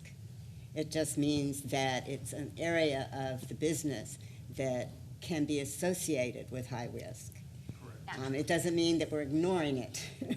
No, that's right, and I know the colors red are always scary too. But it means it's an area that you need to make sure you're being careful with, that you have all the good reviews and processes on, that you're carefully planning those, and it helps us manage our resources to make sure we're looking at it carefully. So hopefully that makes sense. Anyone else? We'll bring these back to you as we see them. We'll keep you informed as we go through this, but want to make sure we brought it to you. Well, Again, thank you, I guys. really like the proactive element, the way you're explaining that, because these are the kind of things that, like, risk is something you don't think about until, like, when there's a problem, the problem is devastating, like, to a city. So it's important work, and it's kind of neat, honestly. I think about all the years past, we were never able to get to this kind of level. So thank you, Brian. Thank you guys all for the way that you're making us stronger. I mean, this makes me think of, we're on a path to being more resilient as a city, even through the minutia. I like to talk about sportsplexes, but like this is super important. This helps us find our strengths and weaknesses, correct? Right. Is that what it is as well? And opportunities for just a maturity of the organization. Looking at it through a lot of different things. Well, thank you very much. Appreciate it. Thank y'all so much. Thank We y'all. appreciate the city bringing us on to do this project, so thank y'all very much. All right, I've got permission to postpone this next one till the second, and then we can just go to the budget. If that's okay with council? All right, we're going to just go to the budget item 33. Receive a report, hold discussion, provide staff feedback regarding the recommended operating capital budget totaling $603,537,633. Proposed for all city funds for fiscal year 25-26 is presented to the council on July 26th. Mr. Mahi. So Mayor and Council, at the last council meeting, there were 4 questions raised by council that required staff to bring back information. So today's meeting, we will provide the answers to those 4 questions and then see if y'all have any additional questions. So the 4 questions were, what is the funding for Hays County Food Bank in the proposed budget? What is the funding for Hays Caldwell Women's Center in the proposed budget? Then council was interested in obtaining more information on the K-9 program as proposed by Police Department, and also the drone program as proposed by Police Department. So those were the 4 areas of questions or information that council had requested staff to bring back. So I will answer questions 1 and 2, and then we have Chief Barnett's presentation that will address the other 2. So the funding included in the proposed budget for Hays County Food Bank in the 25-26 budget is $15,000. Should the council be interested or consider changing that amount up or down, staff recommends that we do it in the form of a motion to amend the proposed budget on September 2nd. We're not posted for any amendments tonight, but on September 2nd, City Council can, with a motion, amend the proposed budget. The second question was funding for the Hays Caldwell Women's Center. There's $15,000 provided in the proposed budget for next year. Same thing here, if the council would like to consider increasing or decreasing, staff recommends that we do it in the form of a budget amendment on September 2nd from the dais. And with that, I'm gonna ask Police Chief Barnett to come up and address K-9 and the drone questions that y'all had. There you are. All right, good evening, Mayor and Council. Jeff Barnett, Chief of Police for the record. I understand that there were 2 items of importance from the police proposed budget that we wanted to do a little bit more in-depth discussion. Those 2 programs were the police K-9 program and then the police drone program, as Pervez mentioned. You see the funded amount requested in this year's budget for your consideration that would cover the full amounts of the programs as they've been proposed by the city manager in his budget. I'm going to provide a little bit of information. Hopefully I address most of the questions, but I'm certainly anticipating some at the end. The Police K-9 program, I've been asked, what is the purpose? What are we going to do with it? How are we going to utilize it? We intend to have a multi-purpose trained police dog that would be assigned to one police officer that basically lives with that officer day and night. They perform patrol-related services. That means they may be out in the community either assisting the on-duty patrol personnel, whether they're looking for a person who has fled from officers, maybe they're hiding, maybe they're lost. This afternoon, while we've been in this council meeting, officers spent a good amount of time just before dark looking for a 13-year-old lost child that was out in the woods that also has some conditions that made us concerned for his safety. We can utilize K-9s also for those individuals that have wandered off or are lost or that we need to try to find. Also, we anticipate cross-training this dog for the purpose of finding evidence. Generally, that's illegal drugs, but they can also sometimes add weapons and stuff. They can detect gunpowder and whatnot.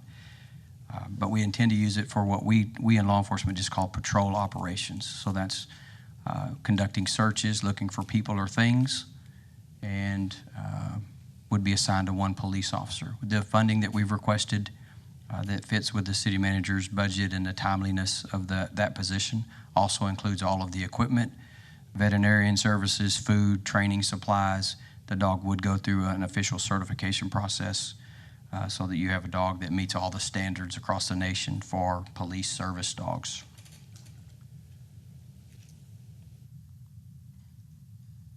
things that we're going to use that dog for, as I mentioned, over the years, we've had multiple people that have fled from law enforcement officers, fled into the woods, fled into buildings, and similar type situations, and the canine would be brought out to help track that. We do on occasion call for other agencies to lend us their officer and their canine. Our neighbors to the north, Austin, and then San Marcos and Hays County, have canines. A couple of things about that. Number one, when we put that call in, we're asking them to give up their personnel and for them to pay that overtime and the call-out pay, and they foot that bill for the city of Kyle. Secondly, they have to determine whether their canine officer is available, and is it to their interest to call that canine officer out to come assist a nearby agency, what are their duties and expectations. And they're not always available, but we do call them when we have that need. The canine can also assist with building searches as well as outdoor searches, so it's kind of multi-purpose and multi-dimensional. We talked about the missing children. Certainly it would be trained in the area of drug finding, one of the most important ones here in our community. They're all important, but one of the most that we've all been impacted by over the last several years is fentanyl, and you can train police dogs to help find fentanyl and similarly related drugs, as well as human smuggling and trafficking when people are hidden within vehicles and homes and other places where we're looking for people that may be victims of crime. They can certainly help find those individuals as well. The second item that you saw on the list was the police drone as a first responder program. We would be one of the first or one of the early adopters of that technology here in the city of Kyle, or in the state of Texas. What you would envision there is a drone program that would launch based on the type of call for service in the community, would respond immediately to that scene, hover over the scene, and provide live video back into the real-time crime center, to the police supervisors on duty, and the officers as needed as they respond to the call. But it provides real-time information so that they can assess the situation and make the best and safest response, and then address that situation as best they can with all of the information that may be potentially available. It will also be used for potentially wildfires in the community. It's not just particularly law enforcement, but it could be more about search and rescue or fires in the community. Certainly accidents on Interstate 35 would be something we would want to use this drone for, so that officers can understand exactly where the accident is. And then we get a lot of calls on accidents. Sometimes that information isn't the best. So this drone could provide us with some real-time information as to whether it's multiple vehicles or there are hazardous materials involved. Is there a particular better approach so that we can maneuver traffic around that location? But we think all of that information provided by the drone would help keep our officers safer for certain, and then better respond to that situation. We have in the budget request $150,000. That would provide, and you see I have a 1-4 on here. We would currently plan to move forward with one particular drone that kind of serves as, you can either get up to 4 smaller drones, or you can get this one drone and it covers really the same area and has some really good features. But I wanted to leave that open as we evaluate the plans as we move forward, whatever would fit. But we want to make sure that we provide the best service coverage area for the community. I do want to share some really good news with you tonight. Several months ago, we came before you as a council and asked permission to apply for and accept a grant from MVCPA, which they get their money collected through the state, and then it's used to help deter auto thefts in the state of Texas, as well as catalytic converter thefts. You may remember several years ago when the value of a catalytic converter was very high and the thefts were rampant across the state. The state allocated money to this particular grant program, and with your permission, we applied for that grant, and we've received funding to provide that second drone that we had talked about. We had talked about maybe one will not cover 100% of the city. What are we going to do when we have 2 emergencies at the same time in the community? How are we going to prioritize? This grant award that you allowed us to apply for is actually going to be able to supply us either the second drone, the second large drone, or perhaps 2 or 3 smaller ones. But I'm happy to tell you that we did get notification the other day that we did receive that grant award. We do already have several KPD trained police officers and staff members that are pilots. We have a drone pilot instructor that works for us because of her extensive drone experience, particularly in the military. And we are hosting yet another drone training class at the police department next week. So we're constantly training new drone pilots. We would have a drone pilot that would be the overwatch for the drone that's in flight. It will only fly when we have a drone pilot that can be that. Although it's an automated system, it's still going to take a pilot to be in charge, to make decisions should they need to be made.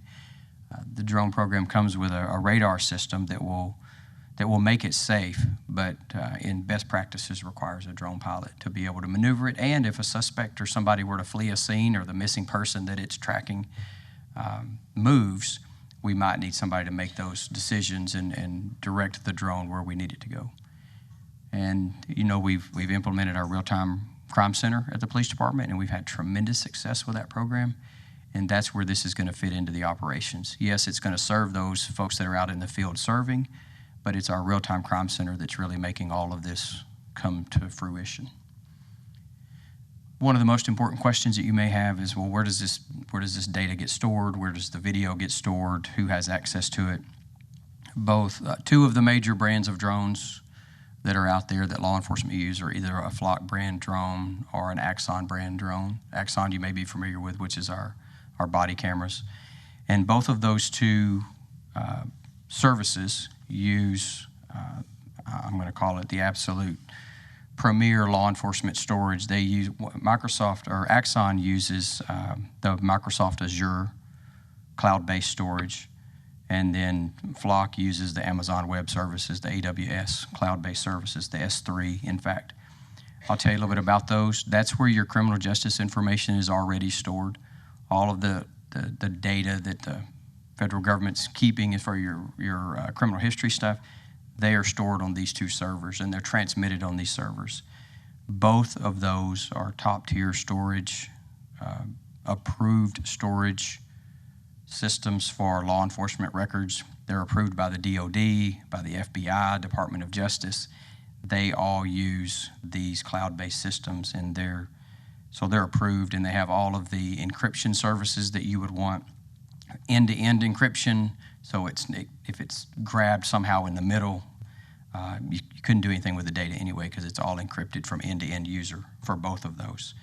I'll get way above myself on the technological aspects, other than I know that it's approved for DOD, for Department of Justice as well, and it's CJIS compliant, which y'all hear me mention that a lot, CJIS compliance. It's one of our strictest rules that we have at the police department about who can access the building, who can get in the cars, how do we treat our computers. Multi-factor authentication is required for our devices that we have, and these two storage services that are used by law enforcement agencies across the country, including the federal government, is where we would store our video. Just like if you ask me, where is your video stored from your body cameras? That is stored on these cloud-based systems. And this is where the video from the drone program would also be stored. It would be stored in the Axon or Flock, well, actually, I guess I'll just say the Microsoft Azure or the AWS server system that we already use for criminal justice information. Retention programs, I think I mentioned that a little bit last time, but I'll just remind you that data retention for videos that we keep is 30 days. We keep it for 30 days unless it is needed for criminal trial, and then we have to go by the retention requirements as set forth by the state of Texas or by the evidentiary rules. So if you have a video of a suspect that's arrested for an armed robbery, that video is going to be with us until that court case has gone to court, all the appeals have been finalized, and we meet any retention requirements there. But if it's general video, maybe to go to a car accident and provide better insight on that scene, no criminal charges are filed, but it was used in the response, 31 days later, and that video will be deleted from the server. There's a lot of information I put in here about FedRAMP High. That's another, it's all the federal agencies and how they approve computer systems to be used for whether it be classified or secret or top secret information. This doesn't rise to that level even, and they are using these two server storage systems for those levels, and they have certification requirements, and these meet those. And if they meet those and the security requirement is higher than what even we have to have for CJIS, then hopefully hopefully that helps you rest comfortably that this is some of the most secure storage locations that we have to offer for law enforcement. And then certainly we have access control requirements like we do for our building and our cars and everything else that we touch with our police computers. And with that said, I'll pause and anticipate some questions and do my best to answer those for you. Mayor? Councilor Mayor, Rizzo, I've go got a ahead. question. Yeah, starting off, Chief, with the K-9. I'm going to start with the K-9 first. I thank you for the update on that. I was wondering what kind of K-9 we were going to purchase. What was the role for him? If it was just drug enforcement. The question I have on that part of it is, where are we in our drug enforcement? I know that we had teamed up. We were teamed up with the county. The county did away with the drug enforcement task force. So then we brought in an officer and we teamed up with San Marcos. So what I'm wondering now is, what have we done as a PD to do drug enforcement? Because if we're thinking about a dog, I wonder where we are staff-wise when it comes to the drug task force, or if we have a department solely on drug. Where do we stand right now as a department? So council has authorized us, more so in recent years, some narcotics investigator positions. You've given us 3. We have one of those narcotics investigator positions filled.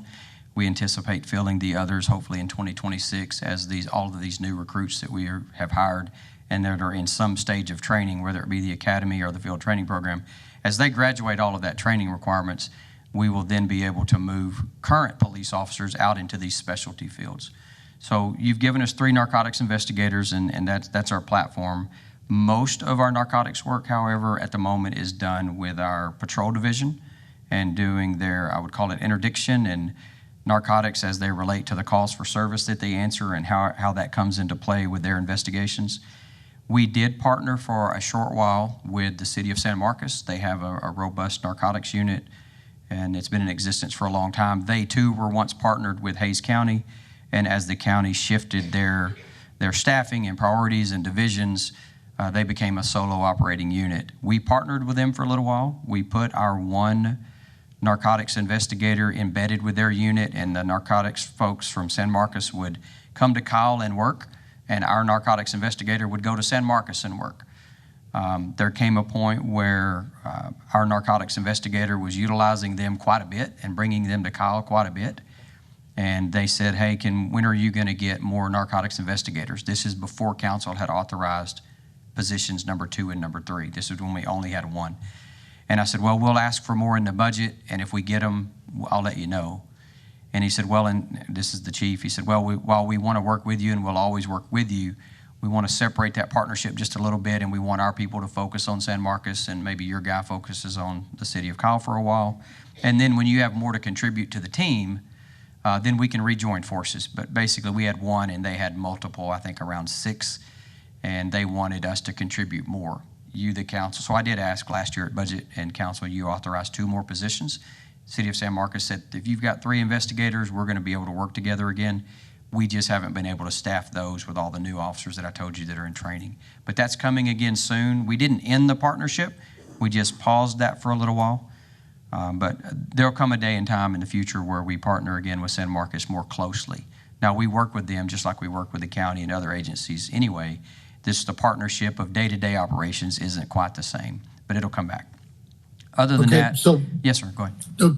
Okay, thank you for that information. So what I'm thinking about is, we're now the largest municipality in Hays County, and I keep thinking, what does that drug task, the department look like as far as a really fully functioning drug task force, or I don't even know what you would call it, but it'd be the part of our police department that focuses drug. Would that be like a sergeant or a commander, or what, down to the investigators? What does a real good working, and the reason I'm asking is because I'm thinking about the fentanyl and everything we went through here in Hays County. What does a good department look like in the future for Kyle?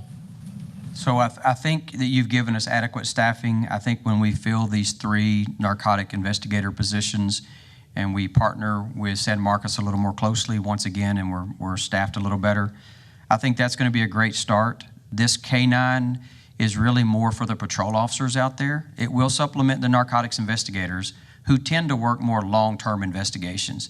they focus on the higher level dealers that are maybe distributing to multiple sellers in the community or to just to the community members.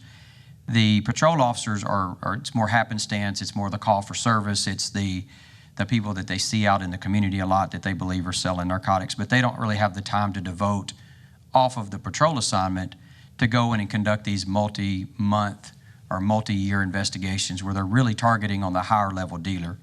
So the K-9 will supplement patrol for the most part, and then there will come a time, probably next budget year, if we have these other 2 narcotic investigator positions staffed, that we would resubmit a request for consideration to give us a sergeant to oversee that 3-person narcotic detective unit. Right now, the 3 narcotic investigators report to the commander over the Criminal Investigations Division. But 2 of them aren't filled at the moment, and when they are, we'll probably need a more direct supervisor in the terms of a sergeant, but I think we're good for that for next year, perhaps. Okay, sounds good. I think that sounds like a great plan. I think I'd love to see it implemented a little sooner, but I understand we're waiting on staff to get trained. But I like that plan. I think that would be the plan moving forward.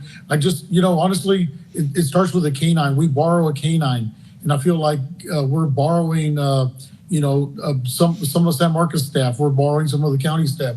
I think we need to be a little more self-sufficient as a city. We need to make sure we're making that investment and moving forward, especially when fentanyl is it was such a big, played such a big role in our community there for a while, where it really shaped people's lives and put a lot of fear into people. So I think it's something we need to really look at. I'm in favor of the K-9. I think it'll be great. I just wanted to make sure we weren't putting the cart before the horse. And I guess for me, it would be like the sergeant or commander, whatever he is, before the others. But you're the professional. I'm going to trust in your judgment, Chief, and we'll move forward from there. But I think the K-9 is a great idea. It's going to be a good asset. On the drones, I'd love to see the 2 drones. That'd be great. I'd like to see the Axon system used because it'll coincide with our body cams. And so I'd love to see that be like a component that will fit in with our body cams. The last question on that one is, are with the drones, will the officers on the ground have video surveillance of what the drone is seeing in some type of laptop or on their phones or something like that, where they can kind of see what the drone is seeing, or is that going to come from command? No, sir, you are correct. They will have access on their phones and other mobile devices, the computers in the cars. They'll all be capable, and in fact, the system, the software, will allow us to capture a web link, and we can actually email that shared web link with anyone that has a lawful need to access that video. Perhaps it could be a command post, or maybe we need to share that simultaneously with the sheriff's office because there's a joint operation and we need them to be able to see it. We can actually capture that link and share that with them as well for that temporary singular flight. And yes, sir, it'll be available in the field to the officers. That's great, Chief, and congratulations on getting that grant. Thanks, staff, for they're hard to get, so they must have put in a pretty good proposal. So thank them for getting that grant. And with that, I'm good. Thank you, Mayor. Thank you. Anyone else? The second drone solved my issues with the K-9, so I'm good. I got no questions. Yeah, Chief, I'm supportive of both of these good recommendations. I think these are resources that are definitely going to help and keep officers safe and keep our community safe. I'd also just like to see more automation as we keep going into next year's budget, so that maybe you could look at like robots, like there's a robot dog or some other things that could save us and build our technology requirements for our patrol officers. In any way that we can utilize that new technology. Absolutely. They have some wonderful emerging technologies that are being used by law enforcement, and I agree. So I'll bring that forward. Right. So yes, I think the drones are definitely one of the things we're going to immediately see a good use out of. Thank you. Anyone else? Yeah, Chief, thanks for the presentation. I know something, I expressed some concerns at the last meeting, and I do have a lot of questions, but I'm going to reserve those questions because I know that staff has been working very diligently to create, working on developing a path forward to do an audit and to use the information found in that audit to develop a strong policy. So Yes. I'm going to withhold further comment until I have like the actual hard data that can. Yes, allow sir. me to At ask your better request and council's concerns that were mentioned, absolutely. The city leadership team is working very hard together to do all of those things that you asked. Transparency, an excellent policy with auditable data so that we can bring that forward and so that our community is aware. As I mentioned that night, we don't want the community to not appreciate the technology that we're using to help keep our community safe and not trust in it. Because that's what we want as well. That's what we want as public servants, and we want to share that. So we're trying to do exactly what you had mentioned, and the team's working very diligently. Yes, sir. Yeah, and I just want to make it abundantly clear that my concerns do not at all stem from our police department. Yes, and, our officers. I think that we do this city, and you run a great police force. I just have, I'm questioning whether or not partner or Flock and company tech, for-profit tech companies who do provide this kind of technology are good partners Absolutely. for us. And until I know more, I'll you know, Yes, sir. we can put a pin in it. Okay. Thank you, Chief. Yes, sir. Motion to adjourn? Motion to adjourn. All right, we are adjourned. Thank you. Thank you.